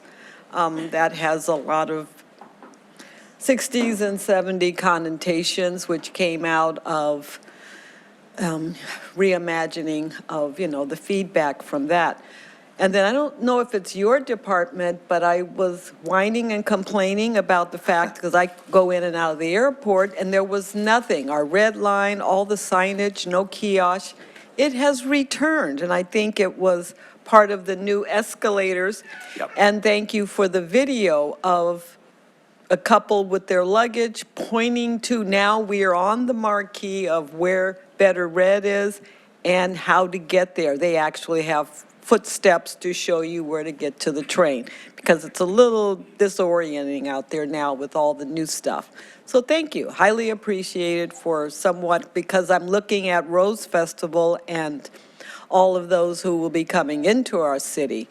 Do you have any plans for an increase, a shift in your security force for Rose Festival? I know from my time on the law enforcement side, we geared up for that, for just the park. I know the fair is going on, but how is that impacting, or does it impact TriMet? I know folks do. It certainly does, and there's a lot of planning every single year, not just in the safety security side, the operations side. We have SETS committees, which is our special events committee, which starts planning on this ahead of time for months. But you will notice if you go downtown and you watch the Starlight Rose, you'll see a lot of personnel, a lot of things related to things like bump throughs as we go get our trains through the crowds that are down there. But we're geared up and we're ready, and we have more technological ability to participate in that like never before with a lot of our camera systems and our security operations center, which has really helped, particularly when you're dealing with large events, large scale events. And so, and yes, public affairs in particular has done a great job at the PDX, just steering people and advertising well down there. I'll tell you, a couple years ago, when we did the APTA Mobility Conference, there was nothing better than actually standing there and watching our folks from around the country, Washington, D.C. and others, Sam remembers this, and just pointing them to the train. And we got great feedback from that. And I think that is an area that is really unique with TriMet. There are other areas that have, airport accessibility directly with the mass transit, but ours is one of the best, and we really want to continue to advertise that and steer people towards the MAX when they arrive at PDX. Okay. Thank you. Yeah. All right, Andrew, thank you so much for your update. So as we transition with our ongoing budget constraints, TriMet must adjust our approach for funding transportation programs that serve older adults and people with disabilities. So this morning, I have Tom Mills, Director of Mobility Policy and Planning. He's here. Tom's going to provide an update on funding awarded by the Accessible Transportation Funding Advisory Committee and the work taking place to continue supporting reliable transportation options for older adults and people with disabilities. So Tom, over to you. Thank you, Sam, and President Lewis and TriMet Board, thank you for having me this afternoon. Again, as Sam mentioned, my name is Tom Mills. I'm the Director of Mobility Planning and Policy. You probably at this point know me as the stiff guy who talks about statewide transportation funds, improvement funds. As Sam mentioned, I'm going to talk about the accessible transportation funding process. You heard a little bit of testimony this morning about $4 million that this committee allocates. I want to stress before I begin that this $4 million that we're talking about is for FY 28-29. It is not for the upcoming budget year. That $4 million, there was $4 million that was allocated 2 years ago for the current budget year we're in, FY 26, and for upcoming FY 27. So $2 million this year, $2 million next year, that's in our budget, that is moving forward.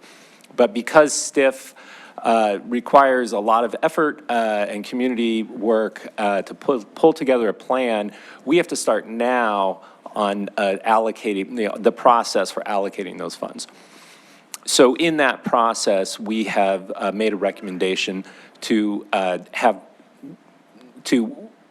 make $4 million, to still have $4 million go towards older adults and people with disabilities transportation, but for that to be TriMet's portion. So we'll go ahead, I'll explain a little further. We'll go to the next slide, please. So just to remind ourselves about all the different buckets that have STIF. STIF is, there's one really big bucket called the STIF payroll-based formula funds. These comes from the 0.1% payroll tax. The money comes back to where it was generated, and it can be used for pretty much so any transit program as long as it's not light rail capital investments. Additionally, there is a much smaller pot of money called the STIF population-based formula funds. These are derived from cigarette taxes and ID card fees, a non-auto gas tax, so, you know, if you fill up your boat or your lawnmower, that's where it comes from. And then ODOT does take STIF payroll-based formula funds off the top before they allocate them to all the qualified entities to stabilize that program, because, you know, some of those sources of funding are declining, so they use those funds to stabilize it. These funds are meant for transit services for older adults and people with disabilities, and we use the Accessible Transportation Funds Advisory Committee as it's called a work group, but essentially a subcommittee to the HB 2017 Transit Advisory Committee. This committee has been around for decades, although in another form. It was once called the Special Transportation Funds Advisory Committee, and they've been doing this kind of work for years. It is made up of a mix of citizen representatives and providers of transit for older adults and people with disabilities. We'll go to the next slide. So here's a table, and the table is showing both in FY 26-27, so the current biennium, what was allocated, and then what is available for allocation in FY 28-29, upcoming biennium. So that is the amount of funds that the current committee is working for. That's the amount of STIF funds. In this table, we're showing there was $14.5 million available for allocation. In upcoming FY 28-29, you'll notice that the STIF population funds actually is expected to grow by $1 million, just over $1 million. Now, the STIF payroll-based formula funds, I probably shouldn't have shown this exactly as I have, because there's still going to be $4 million for FY 28-29. It's just we're allocating that. We're recommending that allocation go to TriMet, not to our partners.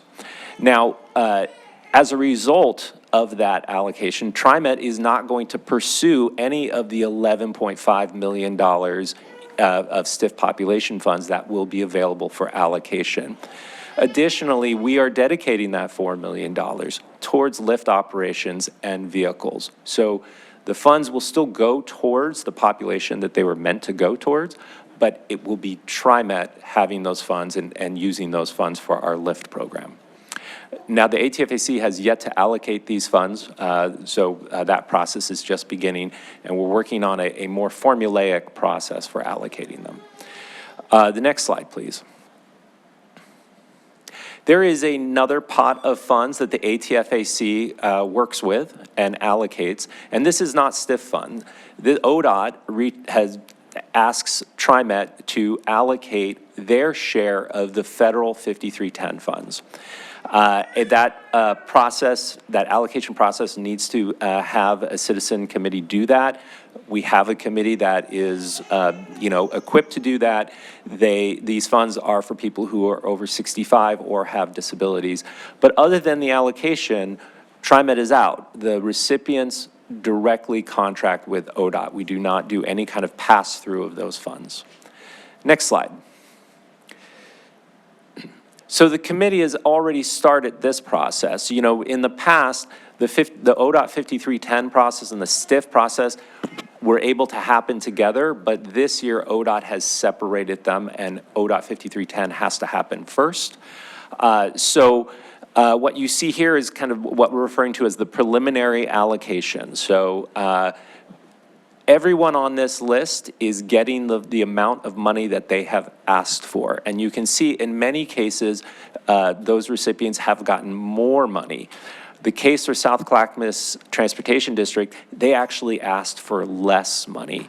And the reason that an entity may ask for less money is because these funds require a match, and they also have more regulations per the federal, because they're federal money, they have more regulations.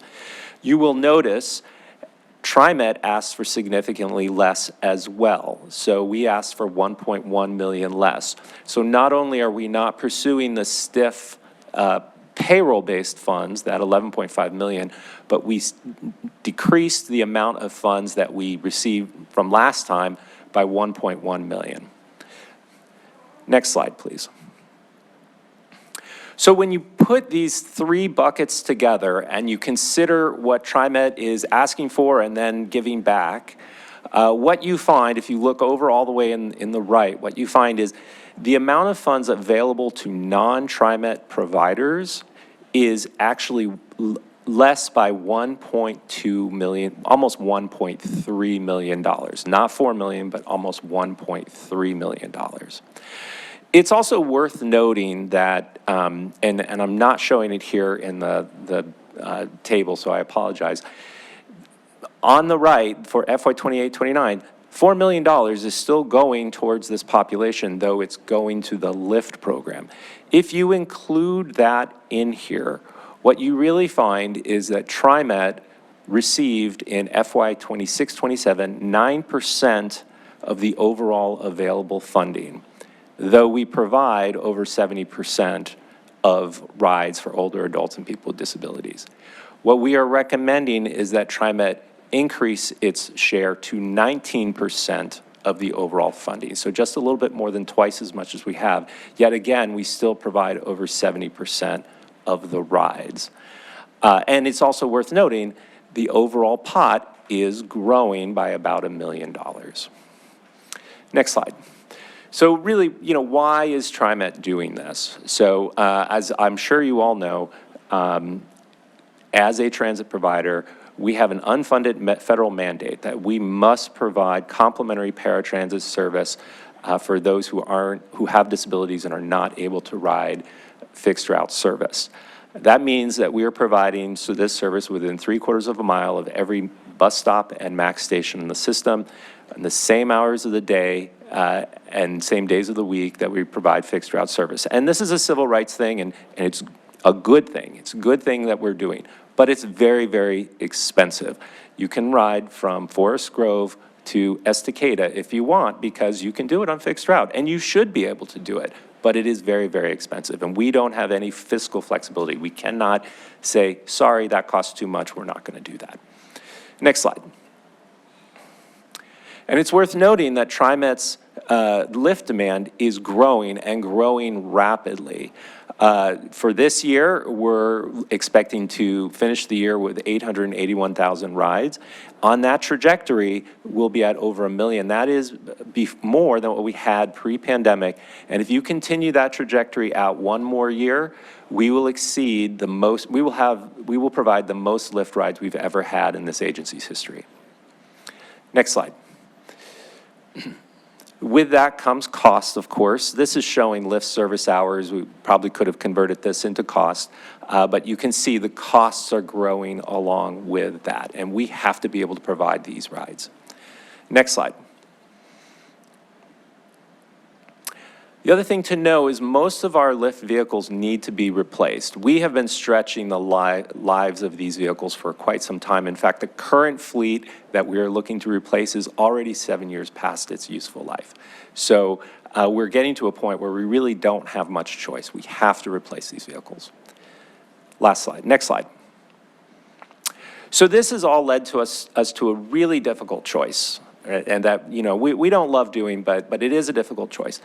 One of the things you heard today is our partners, demand responsive services, defer rides from Lyft.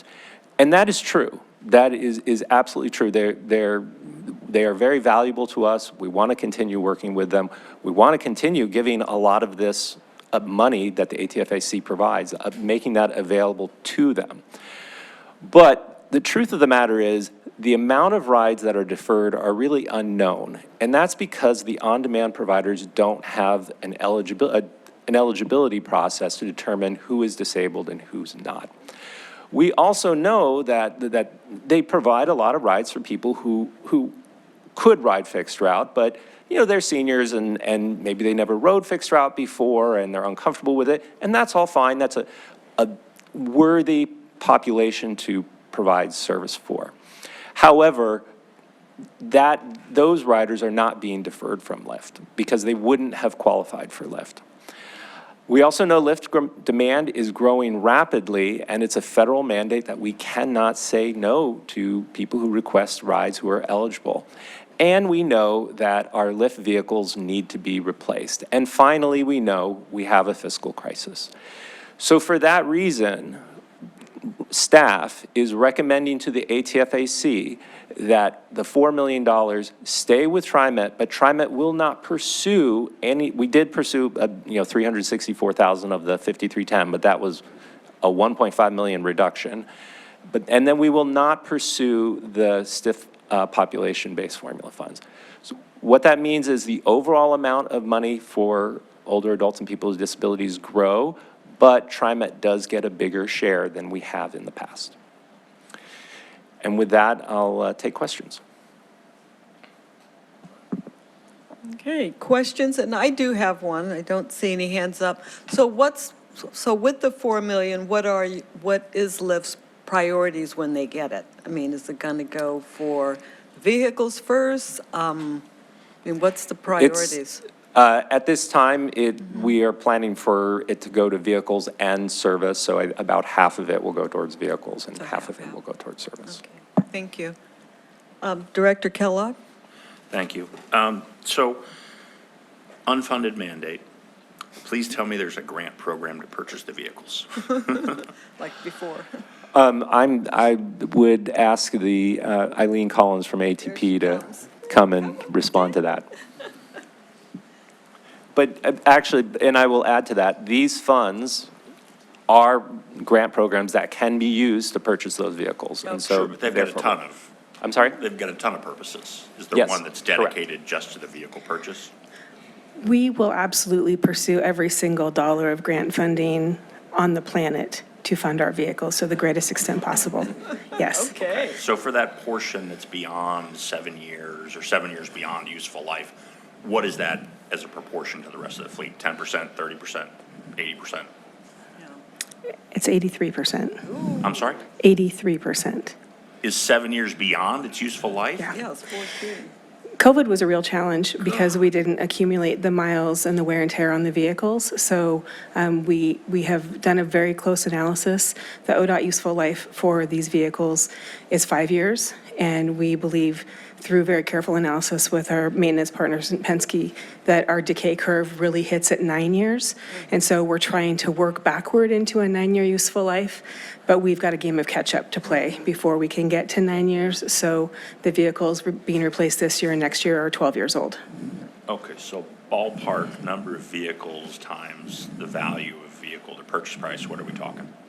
My brain doesn't calculate numbers that quickly, but, it's. Order of magnitude, $50 million, $100 million. We have 284 vehicles in the fleet, and they cost $180,000 each in today's dollars. Okay. And then on this $4 million, you had listed that used to come from the STIF population? Used to come from STIF payroll-based formula funds. Okay. So how much overall do we get STIF payroll? 50 to 60 million per year. Okay, and that's employer side, not That's employee employer side. What's employee side? Oh, excuse me, that's the employee side. So the employer is the employer payroll tax, which is not STIF. Okay, Yeah, got it. All right, thank you very much. you're welcome. Other questions? Okay, seeing none. Oh, yes, Director Frisbee.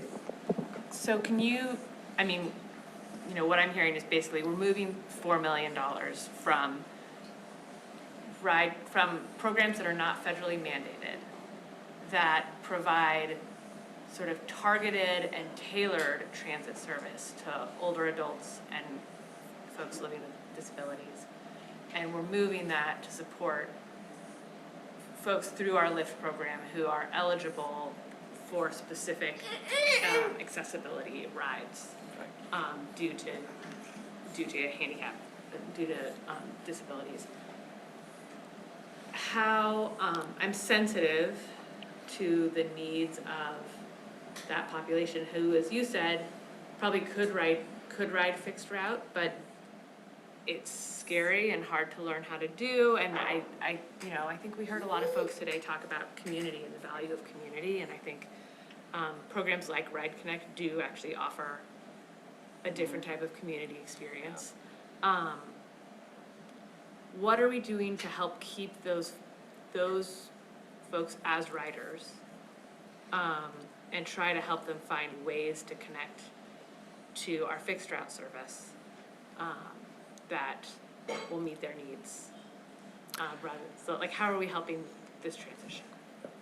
So I'll just start by reminding ourselves that we are mitigating that $4 million by not pursuing other funding and noting that the STIF population is growing. So the actual total reduction in funds is about 1.3 million. A reduction of funds that's available for non-TriMet entities is 1.3 million.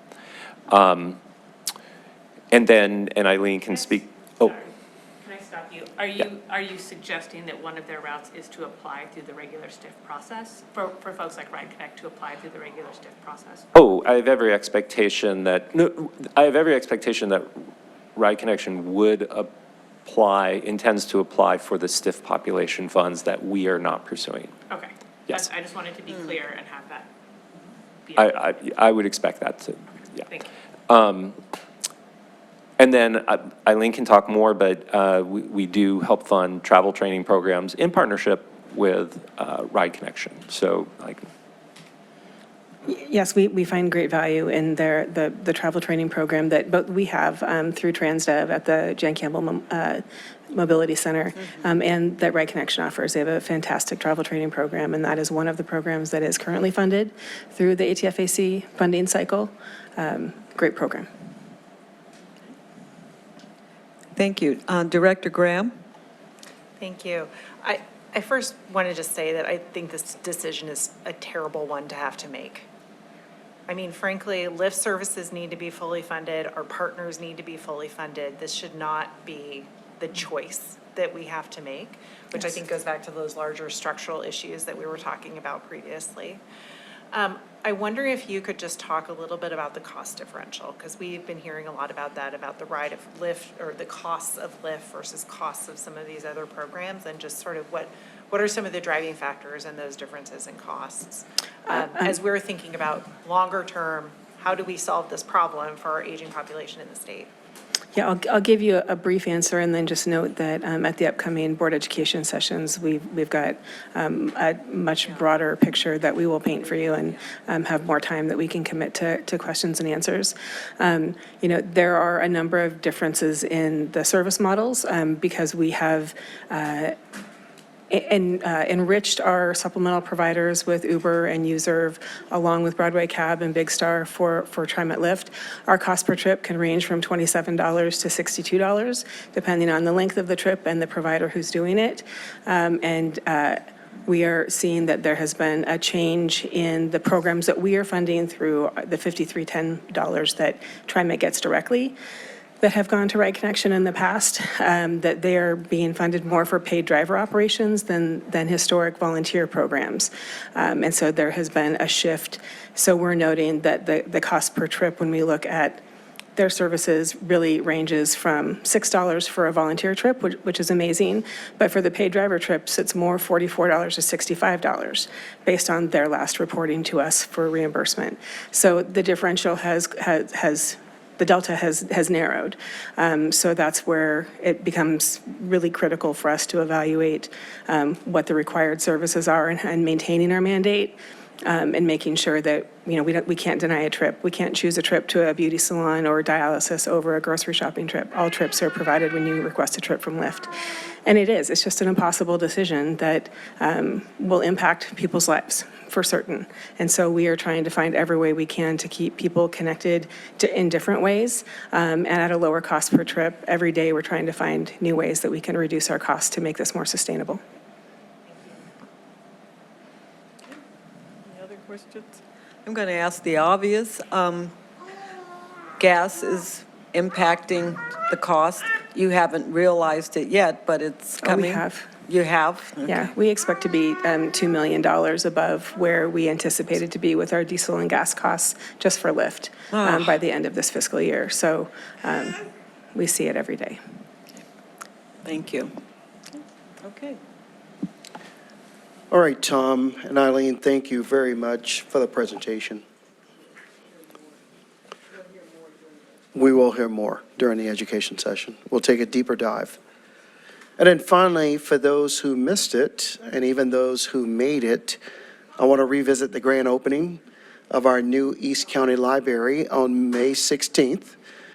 President Lewis was there as we celebrated this special day, and I'm so incredibly honored that TriMet played a role in a transformational project in East County. As my good friend, Gresham Mayor and former TriMet board member, Travis Stovall, defined it, the magnificent new 95,000 square foot library is a place that can take you from poverty to prosperity. The library features a full audiovisual studio, community meeting rooms, a rooftop terrace, and a 200-seat auditorium. And we can't forget about the 200,000 books and countless educational opportunities. So we at TriMet are humbled that this vibrant and innovative new community space was built from the ground up at the site of our Gresham City Hall Park and Ride. Long underutilized, it was a unique opportunity for TriMet and our transit-oriented development department, led by Shelley Devine, to sell off a portion of the park and ride to generate new revenue and help reimagine its future. The spectacular structure and community-focused outdoor space paid tribute to the Native American history and culture, showcased vibrant, locally made art and impressive investments and technology, and fulfilled long-standing commitment to the community. So please take your family and go by TriMet. I'm going to sell TriMet a little bit.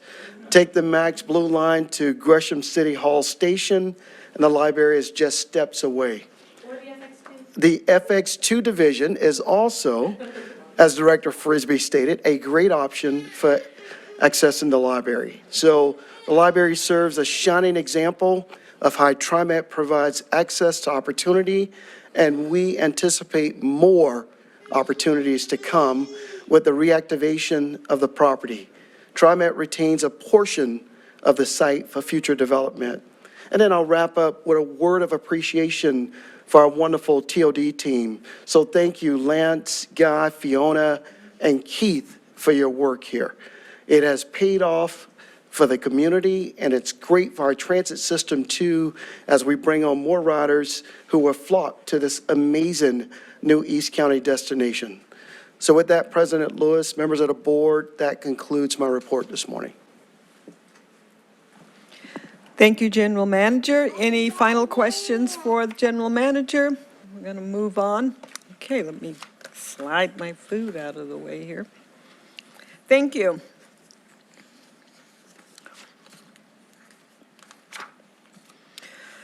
Okay, we're going to turn at this time to our consent agenda. Items appearing on the consent agenda are considered routine and may be approved by the board in one swoop motion. This morning on the consent agenda, it consists of approving the minutes from our last meeting of April 22nd, 2026. Does any director wish to have, any items removed from the consent agenda? Okay. Okay, is there a motion to approve the item on the consent agenda? So moved. Okay. Do I have a second? Second. Thank you. It has been moved and second. We'll vote. All in favor, say aye. Aye. Aye. She went away. Any opposed? Hearing and seeing none, motion carries. Thank you.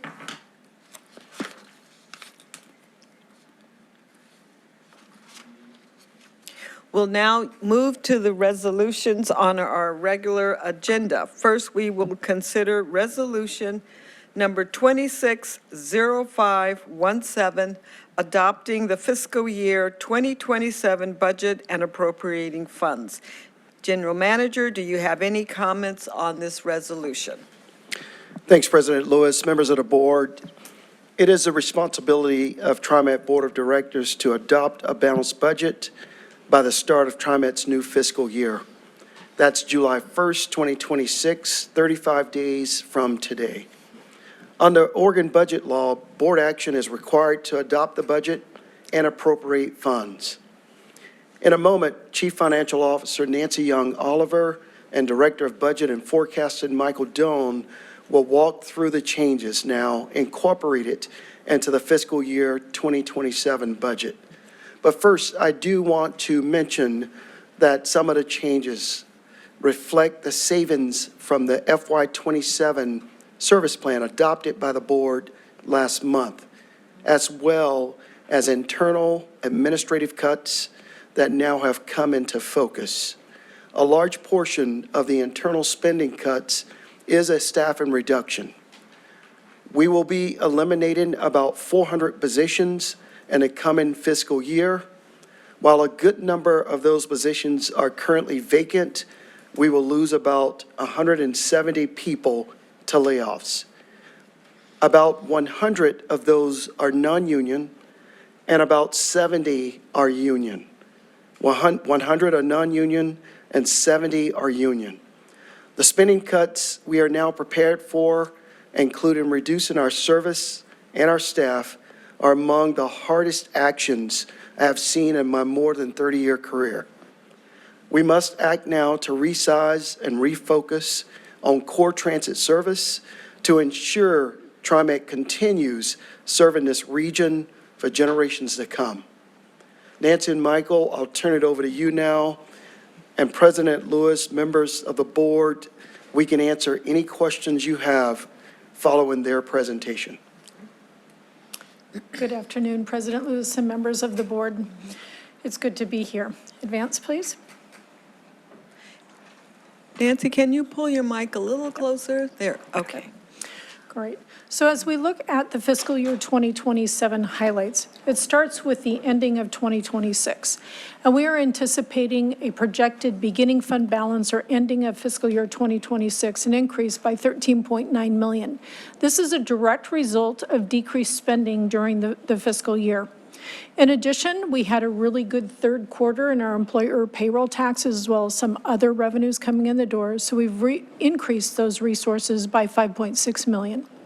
Overall, and as Sam has addressed, we have decreased the budget by a net $64.5 million, resulting in an adopted budget of $1.14 billion.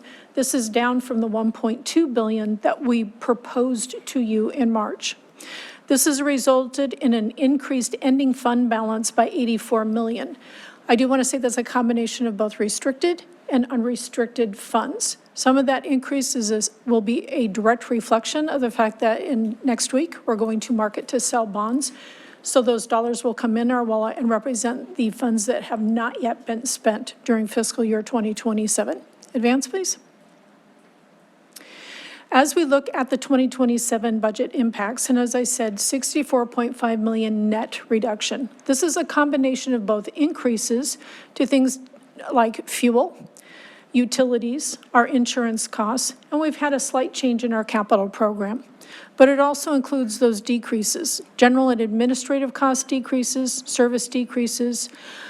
Our debt service is going to decrease, as well as our contingency, because our overall operating costs have also decreased. The annualized impact of those cuts totals $79.5 million. Advance, please.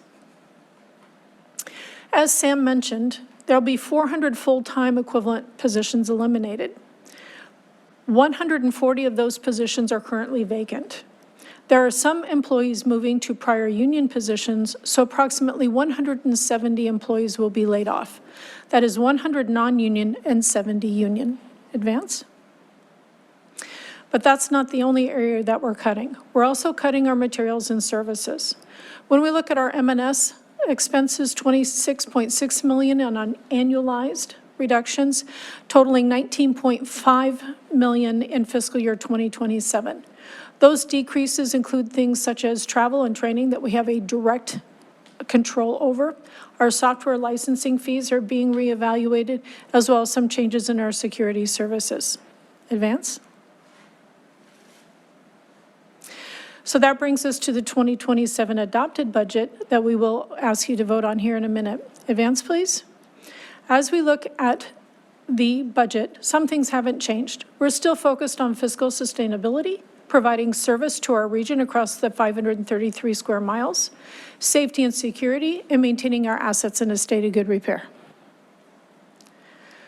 Some highlights, we're going to focus on those changes from the proposed budget to the approved. We'll talk about our resources and requirement changes, our improved fund balance, some reorganizations, and it's important to note that every division has been impacted by these reductions. Advance. As we look at the end of fiscal year 2026, as I mentioned earlier, we're looking that the year will end a little bit better than what we had originally projected, at a positive 13.9 million. This is a combination of an increase in resources and a reduction in the fiscal year spending. When we go into fiscal year 2027, of course, that ending fund balance becomes our beginning fund balance. So we've got an increase there of the 13.9, some increases in our resources of 5.5 million, and a decrease in our requirements, all giving us an increased ending fund balance of 83.9 million. Advance, please. Let's dive into that a little bit more. So as I said, beginning fund balance, it's increasing by 13.9 million. Our operating revenues are looking a little bit better, specifically related to passenger fare projections. In addition, our non-operating resources, specifically related to those energy credits that we talked about before, is going to give us about 1.2 million. This is great news for us, but should be considered a temporary increase. We generally can sell around $30 to $35, and right now those credits are selling upwards of $140. Our tax revenues are projected to be about $1 million better per month, or $12 million over the course of fiscal year 2027. Our federal, state, and local grants are going to decrease by 6.7 million. And I want to be clear here, we have not lost any of our grants. This has to do with the timing of when those grant funds will be pulled down. When we look at our capital grants, that is looking to increase by 10.8 million. Again, we are not getting any new capital grants. It has to do with the timing of the project and when we will pull those capital grants down. Other resources, such as our local contributions, are decreasing by 12.8. Again, we have not lost any local contributions. It has to do with the timing of the project spend and when we will ask for those funds. Advance, please. When we look at those requirements, we talk about personnel service cuts at 41.5 million. And we've labeled this as service and general administrative reductions. But I want to be clear, everybody at TriMet has one job, and that is to move people. We move people through our own positions. In finance, we focus on moving people through getting grants in the door, taking out bonds, and making sure that we have a fiscally sustainable operations.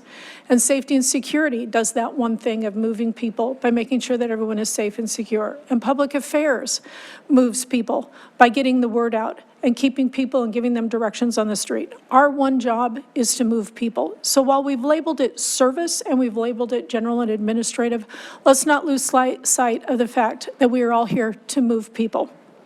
Our materials and services are decreasing by 19.5. We have a slight increase in our capital improvement program. Again, none of those capital projects have increased in their overall cost. We are just bringing forward the general fund dollars. Our pass-through and funding exchanges are basically unchanged.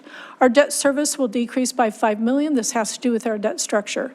Next week, as we go to New York to sell those bonds, we'll come back to you in June and give you a full update. Because our overall expenditures are decreasing, our contingency will also decrease because that's based on 3% of our operating costs, resulting in an ending fund balance of $93.9 million. Again, this is a combination of both restricted and unrestricted funds. Advance, please. We have had some reorganization changes. Our operations division now has 2 departments, one dedicated to the administration and the second one to training and development. The TSAS division has been dissolved and the work that remains has been moved to other divisions and other work groups. Labor Relations and Human Resources Division has an additional department dedicated to legal compliance, and the Safety and Security Division has separated out the emergency management to better dedicate focus and resources on emergency management. The Strategy and Planning Division has been renamed to Planning Division, and the Chief Strategy and Planning Officer position has been eliminated. Yes. As we look at the adopted budget, what you have before you is the total appropriation of the $1.14 billion with the individual appropriation line items by division, as well as our programs, including the other post-employment benefits, our non-operating requirements, debt service, and contingency.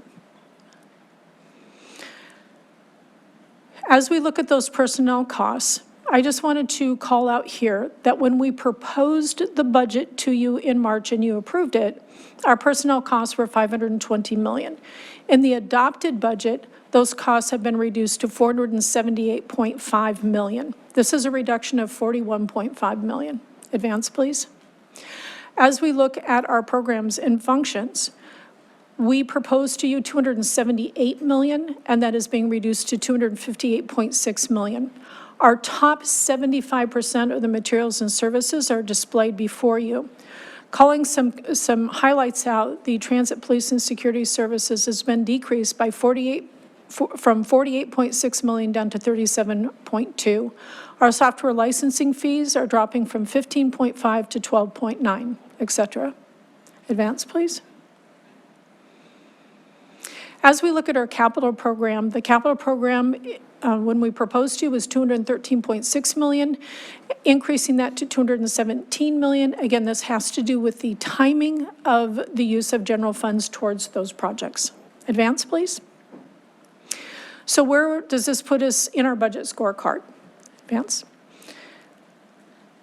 So as we look at the red line, and as we've shared with you in the past, this is our target. We have a budget deficit of, on average, $245 million that we're looking to solve through spending reductions, service cuts, identification of new revenue, and we still have a little bit of a remaining gap of $45 million yet to be determined, but we know it'll have to be either through those spending reductions, service cuts, or new revenue.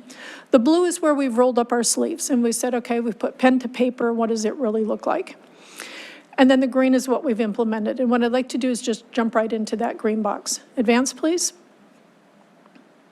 As we look at our spending reductions, we had targeted for this year a $50 million reduction.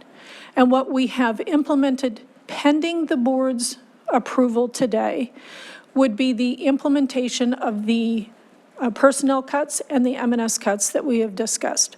In addition, the management team has paused permanently or for the foreseeable future the vacation payout program.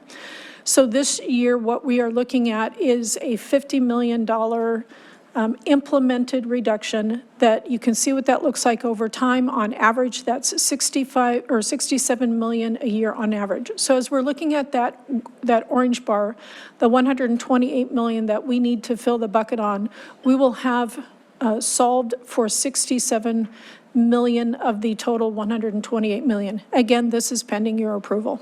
Advance, please. As we look at the service cuts, so when we talk about service and we quantified this, I want to be really clear, this was just in a sense what we call the wheel cost.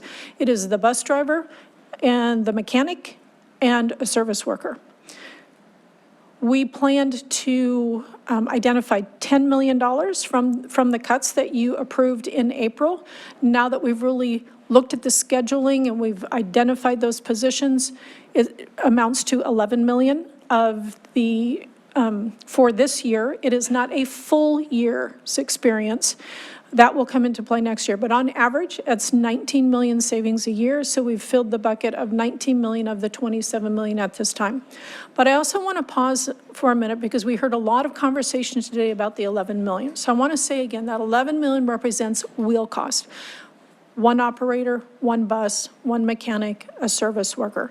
If we bring back that service, it is far beyond just those few people. You have to have supervisors and managers and planners. There's a whole slew of other individuals that would be brought back, which goes back to my earlier statement. Everyone's job here is to move people. Advance, please. As we look at the new revenue, as you can see, there's nothing in the implemented bucket because we don't have anything to set before you today that requires a vote nor a legislative action. So that is an area that the teams are still working on. Advance, please.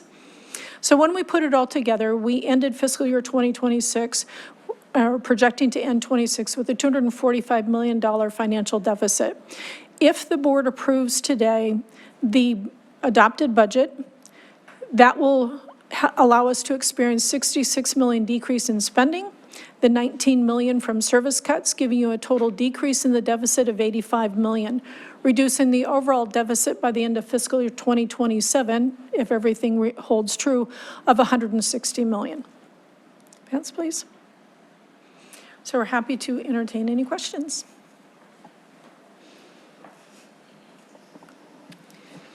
President Lewis, I just want to, And I had a question for Shelley. Oh, go ahead. no, I just wanted just to say that I recommend the board's approval. Okay, thank you. Shelley, do I need to call for a motion before we go to discussion? Okay.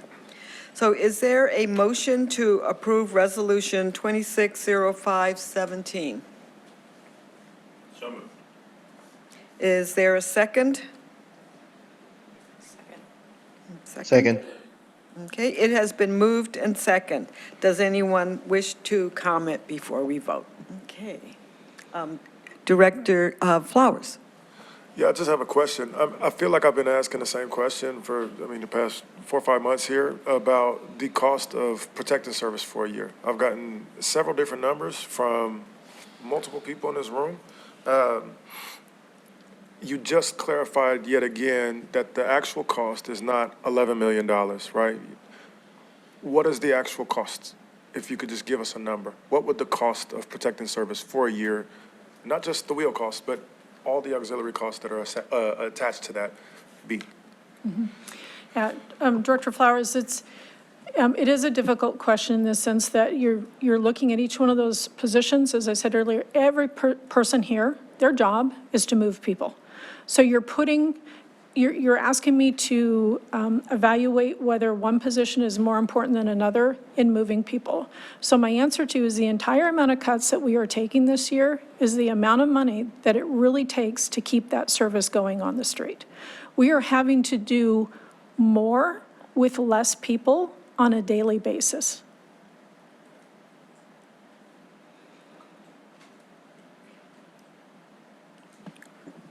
Other questions, comments?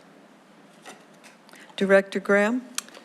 Today, we heard a lot of testimony about a surplus of $84 or $85 million. Could you clarify, because it's not really a surplus, it's a decrease of a deficit. Is that, am I? You're correct. Thank you for the question, Director Graham. So when you received our proposed budget on page 110, we highlighted in there that the amount of money that we would be pulling from what we've labeled as strategic reserves was $257.4 million. Because of these cuts that we are asking you to adopt in the budget, that decrease or the amount that we are going to pull from those strategic reserves has dropped to $187.4 million. That is a difference of $70 million altogether. Now, as you look at that and we look at what our projected fund balance will be at the end of 2027, assuming everything goes forward and we don't have any more surprises like the change in fuel costs. Right, so as we look at that, our ending fund balance should be approximately $606 million.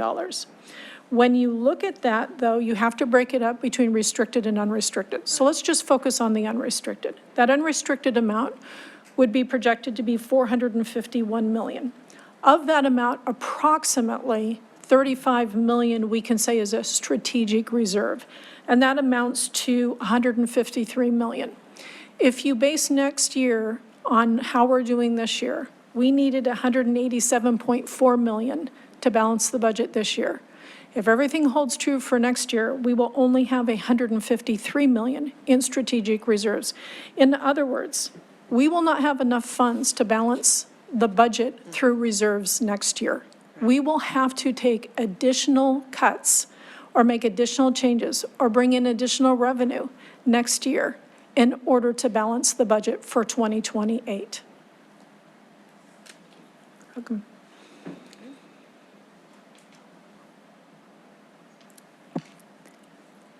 Other questions? Okay, Director, no? No, okay.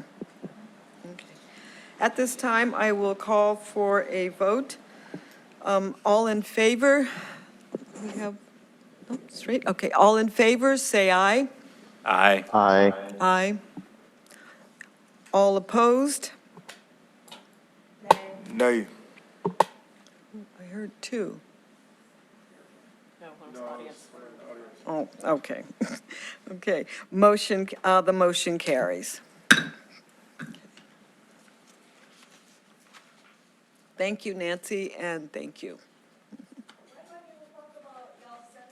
We are now considering Resolution 260518, authorizing a contract with Biotech Incorporated for the supply and delivery of gaseous law carbon intensity hydrogen for the fuel cell articulated bus subfleets.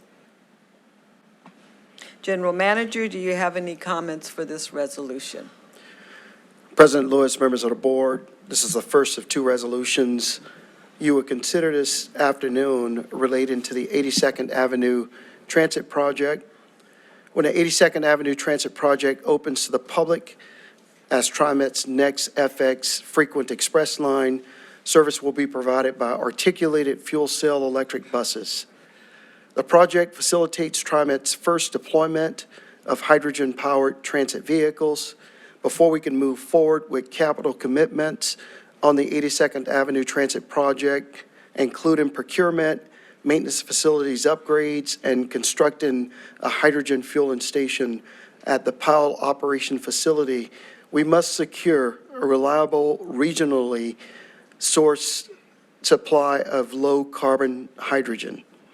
This morning, I have Executive Director of Planning, Alan Leto, Director of Procurement and Supply Chain Management, Jeff Rogers, and Young Park, Program Manager for Zero Emissions Buses, here to share more on what it looks like. So with that, Alan, I'll go over to you. Great, thank you, Sam. President Lewis, members of the board, have a brief presentation, which I think is coming up here, which just reminds and covers both of these upcoming resolutions regarding hydrogen. And I will run through these quickly, including revisiting some of the questions that came up at the strategy session 2 weeks ago and answer a few of those as well. So if you go to the next slide here, just a reminder in the context of zero emission buses, we have made a lot of progress at a relatively low cost in reducing our operational emissions by using R99 renewable diesel and by using renewable electricity for MAX in our facilities. So we have already reduced our operational emissions by about 70%. Which makes the rest of the 30% much harder to deal with because of the costs, but we are making incremental progress in the long run. Next slide. So the cartoon that I've shown you before to remind you that a hydrogen fueled fuel cell bus is essentially a battery electric bus with fewer batteries, but with an added hydrogen fuel cell and some tanks for the hydrogen to make the electricity on board rather than having to plug it in. The result of that is that it has longer range, it can handle more kinds of trips that our transit vehicles need to do, and way less as well. Next slide. And we looked at this last time, but just a reminder for the capital cost and looking at the elements that are in the capital cost for this project in the budget. The top line is Small Starts, which is an FTA grant for these kinds of projects, and that is not reliant on a zero-emission bus. But the second one, the Low No Emission grant, is specific to hydrogen fuel cell electric buses. It is available only for that use for this project. If we did not use it for that, that money would go away. Some of the other funding sources, such as the PCEF, the Portland Clean Energy Fund, the RIFA, the Regional Flexible Funds, the City of Portland, were all awarded with the expectation of hydrogen during the conversation, or at least zero-emission buses. What basically you see here is a capital program for this project planned to open in 2029 that is only available for a hydrogen fuel cell electric bus fleet for the project. If we tried to switch to either battery electric or to R99 diesel, which are cheaper per bus, we would also lose funding. And so any other scenario other than going ahead with hydrogen fuel cell electric bus would likely cost or create a gap in the funding of at least $20 million, if not far more, depending on the infrastructure needed for battery electric buses. Next slide. A reminder, the hydrogen supply location with the bidders, we identified a new location of Arlington, Oregon, which is up the gorge, for development and shipping of the hydrogen. That is considerably closer than many of the other existing sources, so that's great news, and it helps explain why the beginning prices of the hydrogen supply you will see in the memo are much higher, because those were priced with the expectation that they might have to be shipped from Pittsburgh, California. But as we get beyond testing and get into operations on the project, then it would be anticipated to come from Arlington, Oregon, and the price dropped dramatically. The price, though, responding to some of the questions from the last time, are fixed in the sense that it is a 5-year contract with specific prices that have been bid to, and we would hold the provider to, regardless of where it comes from. They would have the opportunity, if there's supply available even closer, to be able to take advantage of that. But if the supply was farther away, they would still be contractually obligated to provide it at the price that that is identified in the memo.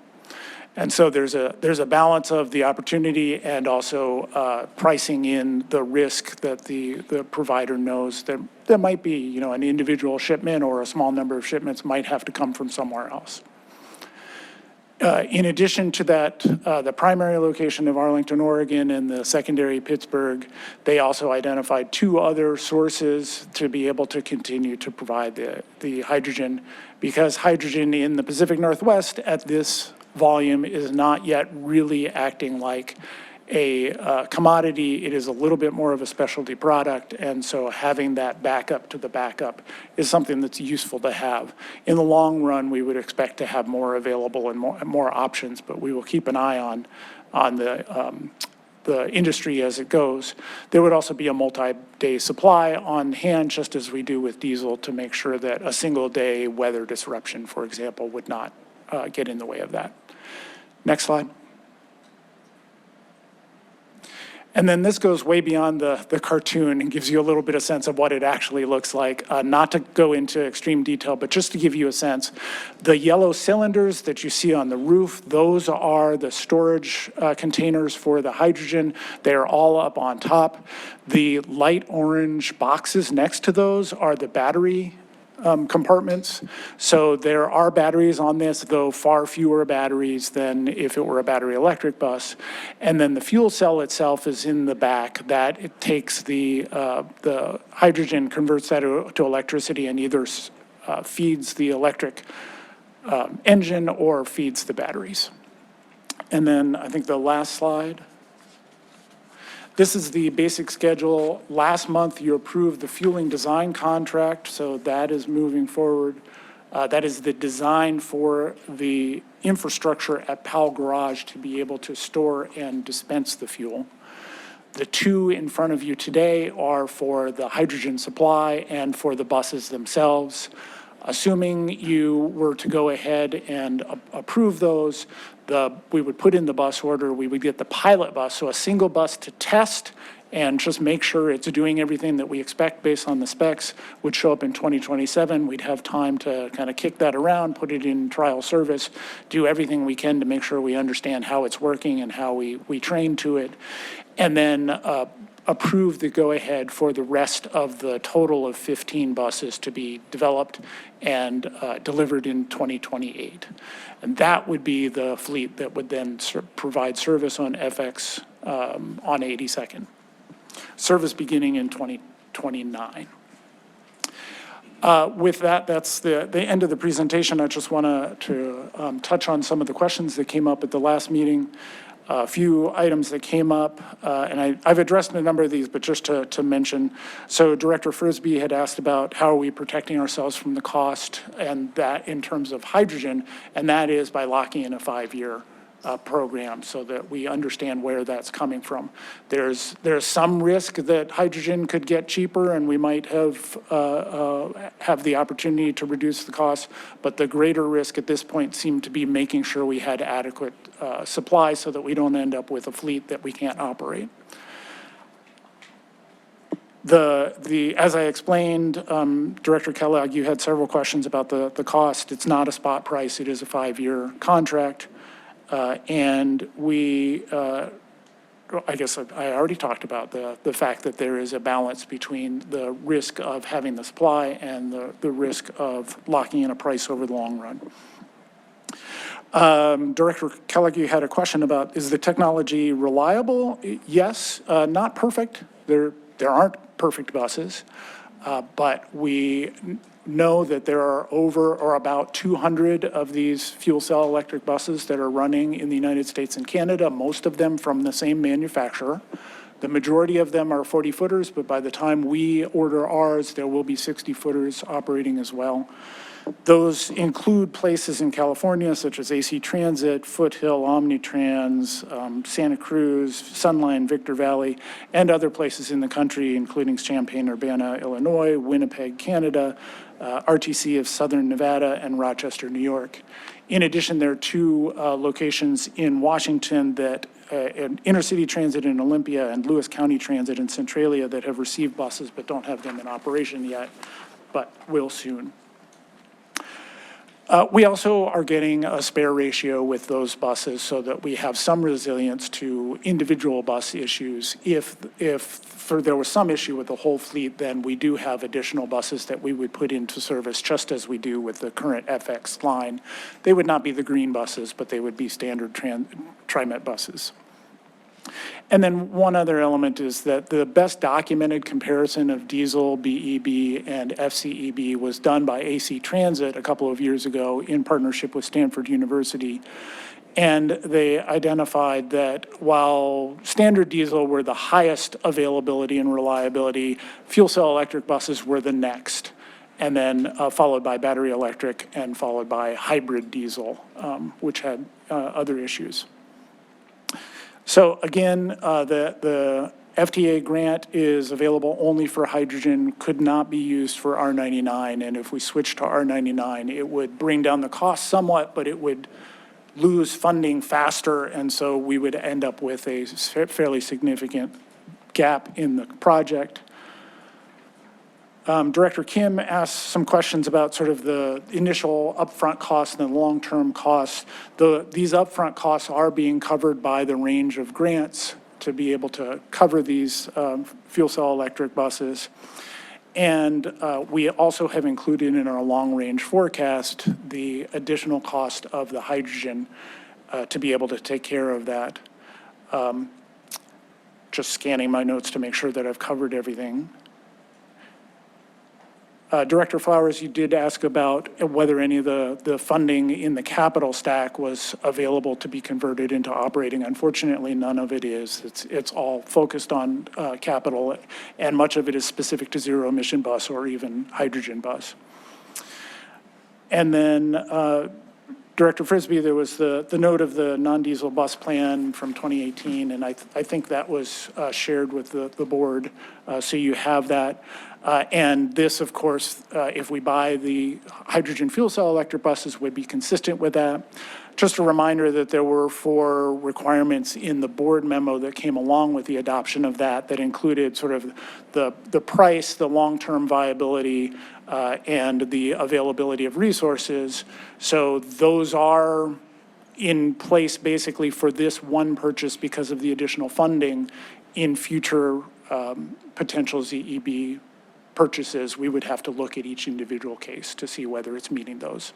So when we get to the point where we're needing to buy more, that will be something we bring back to the board to consider. And that is it. With that, I would just see if there are any other questions.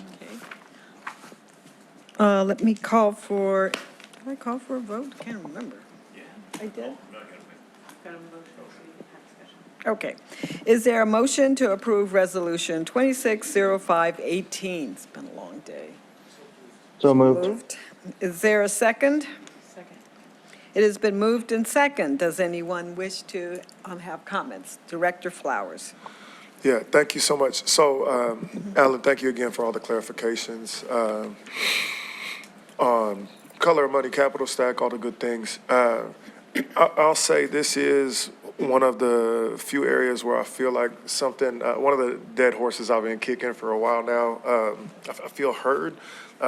It was really fantastic to see y'all find a local source for our hydrogen supply. So I just wanted to salute you and the team and the procurement folks for the fantastic work that you guys did there. I think it's really, really important, especially in a moment where we are coming back in ways that very materially impact our community, that we're also actively trying to do every little thing we can to create opportunity for folk, not only in the metro region, but across the state. So just hats off to you guys for that work. That's really, really fantastic to see.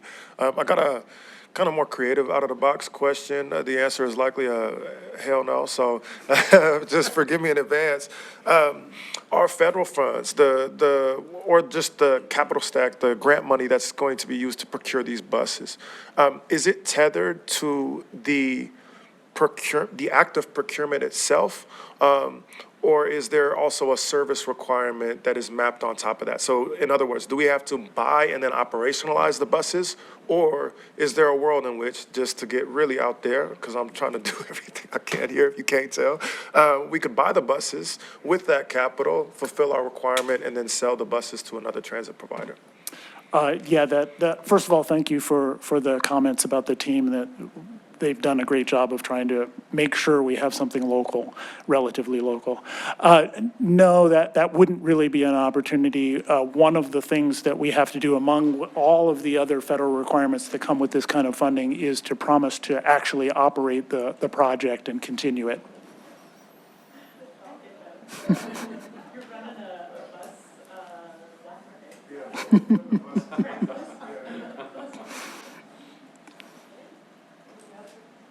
Yes, Director Kellogg. All right, thank you, Alan, for answering some of the questions that we brought up. I got a couple of follow-alongs. So you could go to the slide that's got the 5-year price breakout.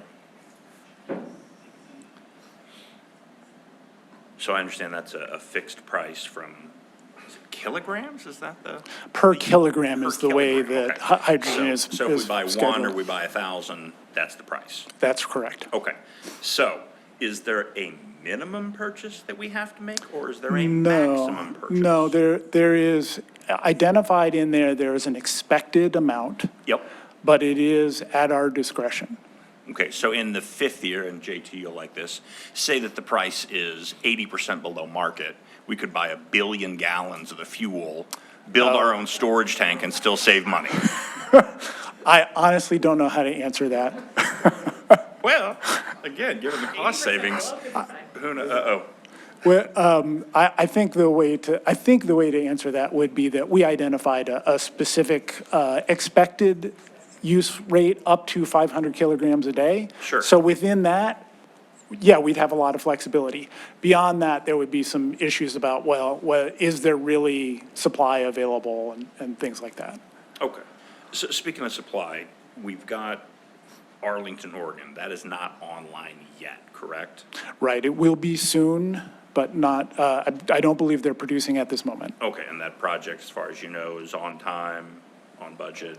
Yes. Technology's reliable? Yes, and whatever. we'll actually be sending somebody out there to do a tour soon to understand exactly what it looks like. Yep. Okay. You mentioned there are 200 buses in service. What, just anecdotally, is the maintenance record on those? Is it, I mean, you mentioned something about performance of fuel cell buses and hydrogen. Is that how it's played out with the California entities that we went to go visit, or anybody else? Is there any sort of red flags out there about potential maintenance issues? Not red flags, but certainly things to watch for in terms of, there's a lot of systems coming together that they only have so much experience in doing, and especially being diligent during the construction of the buses and having an inspector on site to make sure that those systems are being integrated well. That, I think that, for me, was one of the big takeaways for us. Okay, and then of these 200 buses that have been out there, what's the longest any one's been in service? Do you have any idea? I don't know off the top of my head. AC Transit, the multi-year study that I did, went back to 2020 or something like that.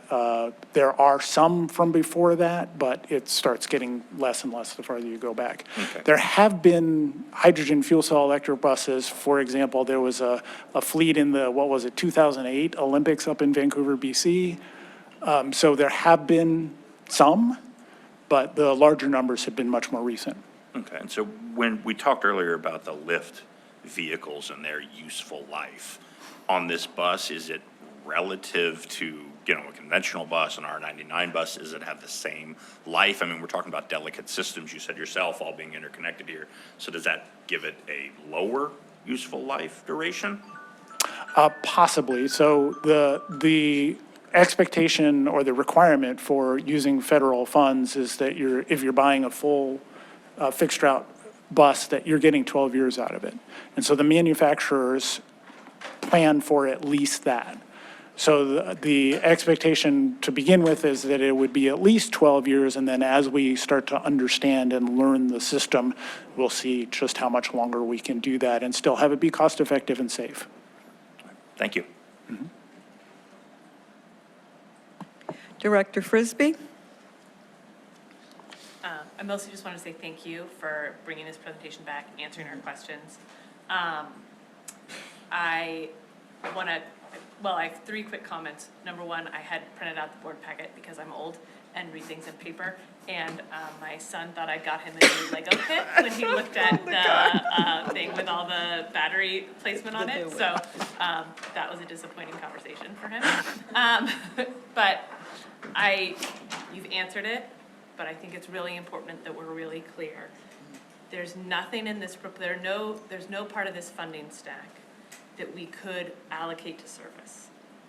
So just to be very explicit, the TriMet portion of the funding, that is TriMet's to decide on. Some portion of that is already spent, so would not be available. Essentially, pretty much everything else in there is either tied directly to the project itself, such as the CIG money from FTA, or is tied to the hydrogen and or ZEB. So those are not available for service. They're not available for other purposes. They're available for this particular capital project. And if we pull the TriMet funding from it, then the whole project is done. Then the project stops. Yes, thank you. I think everyone knows this, but you're going to get that question on basically every contract that comes before the board for a while, until we are in solid ground and are no longer even thinking about service cuts. So, thank you for being clear about that in your presentation and being willing to reiterate it now. That's it. Okay. Just to confirm, this is in our 2027 budget. It is already Yes. assumed in the budget, yes. Okay. Thank you. All in favor, say aye. Aye. Any opposed? Motion carries.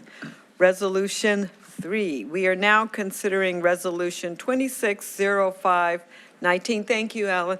Authorizing a contract with New Flyer Bus of America, Inc. for the purchase of 15 60-foot hydrogen fuel cell, zero-emission electric buses for fixed route service. General Manager, do you have any comments on this resolution? Thanks, President Lewis, members of the board. Alan, I'm going to have you come back up to the table here. As Alan mentioned, Steps in with your life. grant funding supports TriMet's exploration and use of FCEBs on 82nd Avenue Transit Project and future FX service on 82nd Avenue. A fully executed FTA low and no emission grant awarded in September 2024 provides funds for 14 of the 15 fuel cell battery electric buses, modifications to the Powell Operations Facility maintenance area necessary to maintain FCEBs, hydrogen fueling stations, and workforce development training. One additional FCEB will be purchased using ODOT's carbon reduction grant. This resolution authorizes a contract with New Flyer in the amount not to exceed $41.8 million for the purchase of 15 60-foot FCEBs. In the low-no grant application, TriMet proposed partnering with New Flyer as the FCEB vendor. New Flyer is the only Buy America compliant bus manufacturer. Thanks to TriMet participation in Oregon's cooperative procurement program, we could take advantage of the existing cooperative agreement. And it's important to point out that the purchase price for the 15 60-foot FCEBs will not exceed $41.8 million and will be included in future years' capital improvement program budgets for the Engineering and Construction Division. The FCEBs are funded through the FTA's Low-No grant at $23.8 million, ODOT's carbon reduction grant at $3 million, and TriMet's local share of the 82nd Avenue Transit Project estimated at $15 million, funded by the board-approved payroll tax revenue bonds to be issued this summer. And I recommend your approval. Okay. Thank you, General Manager. Did you have a presentation? No, okay. Is there a motion to approve Resolution 260519? So moved. Is there a second? Second. Thank you. It's been moved and second. Does anyone wish to comment before we vote? Director Kellogg? Thank you. More goofy contract questions. So we're getting one of these and then we're running excessive tests on it to make sure it works. If it doesn't, are we still required to buy the other 14? We can, to my understanding, if it's literally not performing, we can halt the production. And other agencies have rejected fleets. So yes, it's not typical, obviously. Well, of course not. But we can.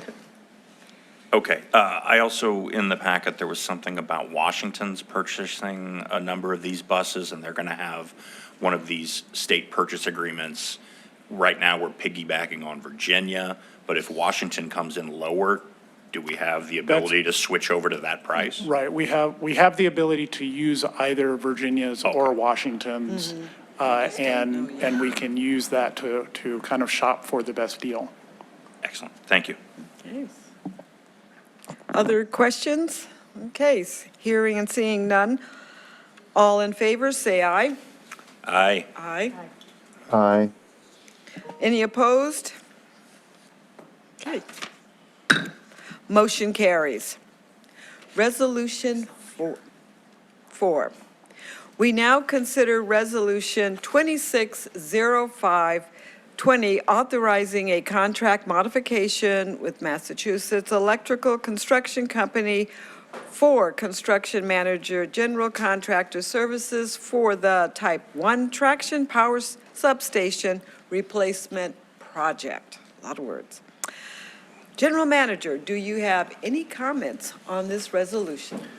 President Lewis, members of the board, the Type 1 traction power substation replacement project is a multi-year, multi-site project. It aims to replace all 12 of the original Type 1 traction power substations, or TPSS, by 2034. Those substations along the Max Blue Line were installed in 1983. Not only have they reached their end of their service life, many of the electrical parts and components are obsolete. The resolution before you this afternoon relates to the TPSS at the Steel Bridge and utility work at a second location for the Morrison TPSS to make way for future work. While TriMet had planned to address these sites at a later date, we have moved the project earlier to align with the City of Portland's plan to develop a new skate park at the Steel Bridge over the next 3 to 4 years. Advancing the project at this time in this manner helps reduce the risk of unplanned service disruptions and ensure coordination with the city. This resolution would authorize a modification to increase the total contract by $7.9 million. That amount includes $3.4 million for the purchase of long lead materials, $3.85 million for associated construction services, and $720,000, or about 10%, and change order allowance for all of the above. The resolution will bring the CMGC total contract amount for the Type 1 TPSS replacement project to $45.5 million. The original CMGC service contract was procured through a competitive RFP process. Budget for this modification is included in the Maintenance Division's FY 2026 budget and future fiscal year budget forecasts. Funds are anticipated to be general funds, and I recommend your approval. Is there a motion to approve Resolution 260520? Moved. Is there a second? Second. Okay. It's been moved and second. Does anyone wish to have any comments before we vote? Yes. Just a brief clarification. So we're adding money for long lead items?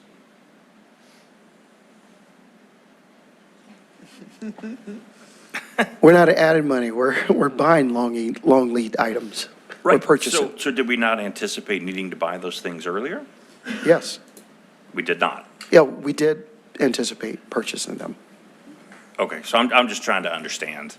I get the construction management services piece of it, but just the long lead items, is that more than an additional cost that we didn't anticipate in the beginning? Are they more expensive than they were supposed to be? What created that? No, then, good question, and good afternoon, board, and thank you for having us, and especially the little one that is so quiet after all those hours. So, but thank you for your question, Director Kellogg, and let me address that. Long lead items.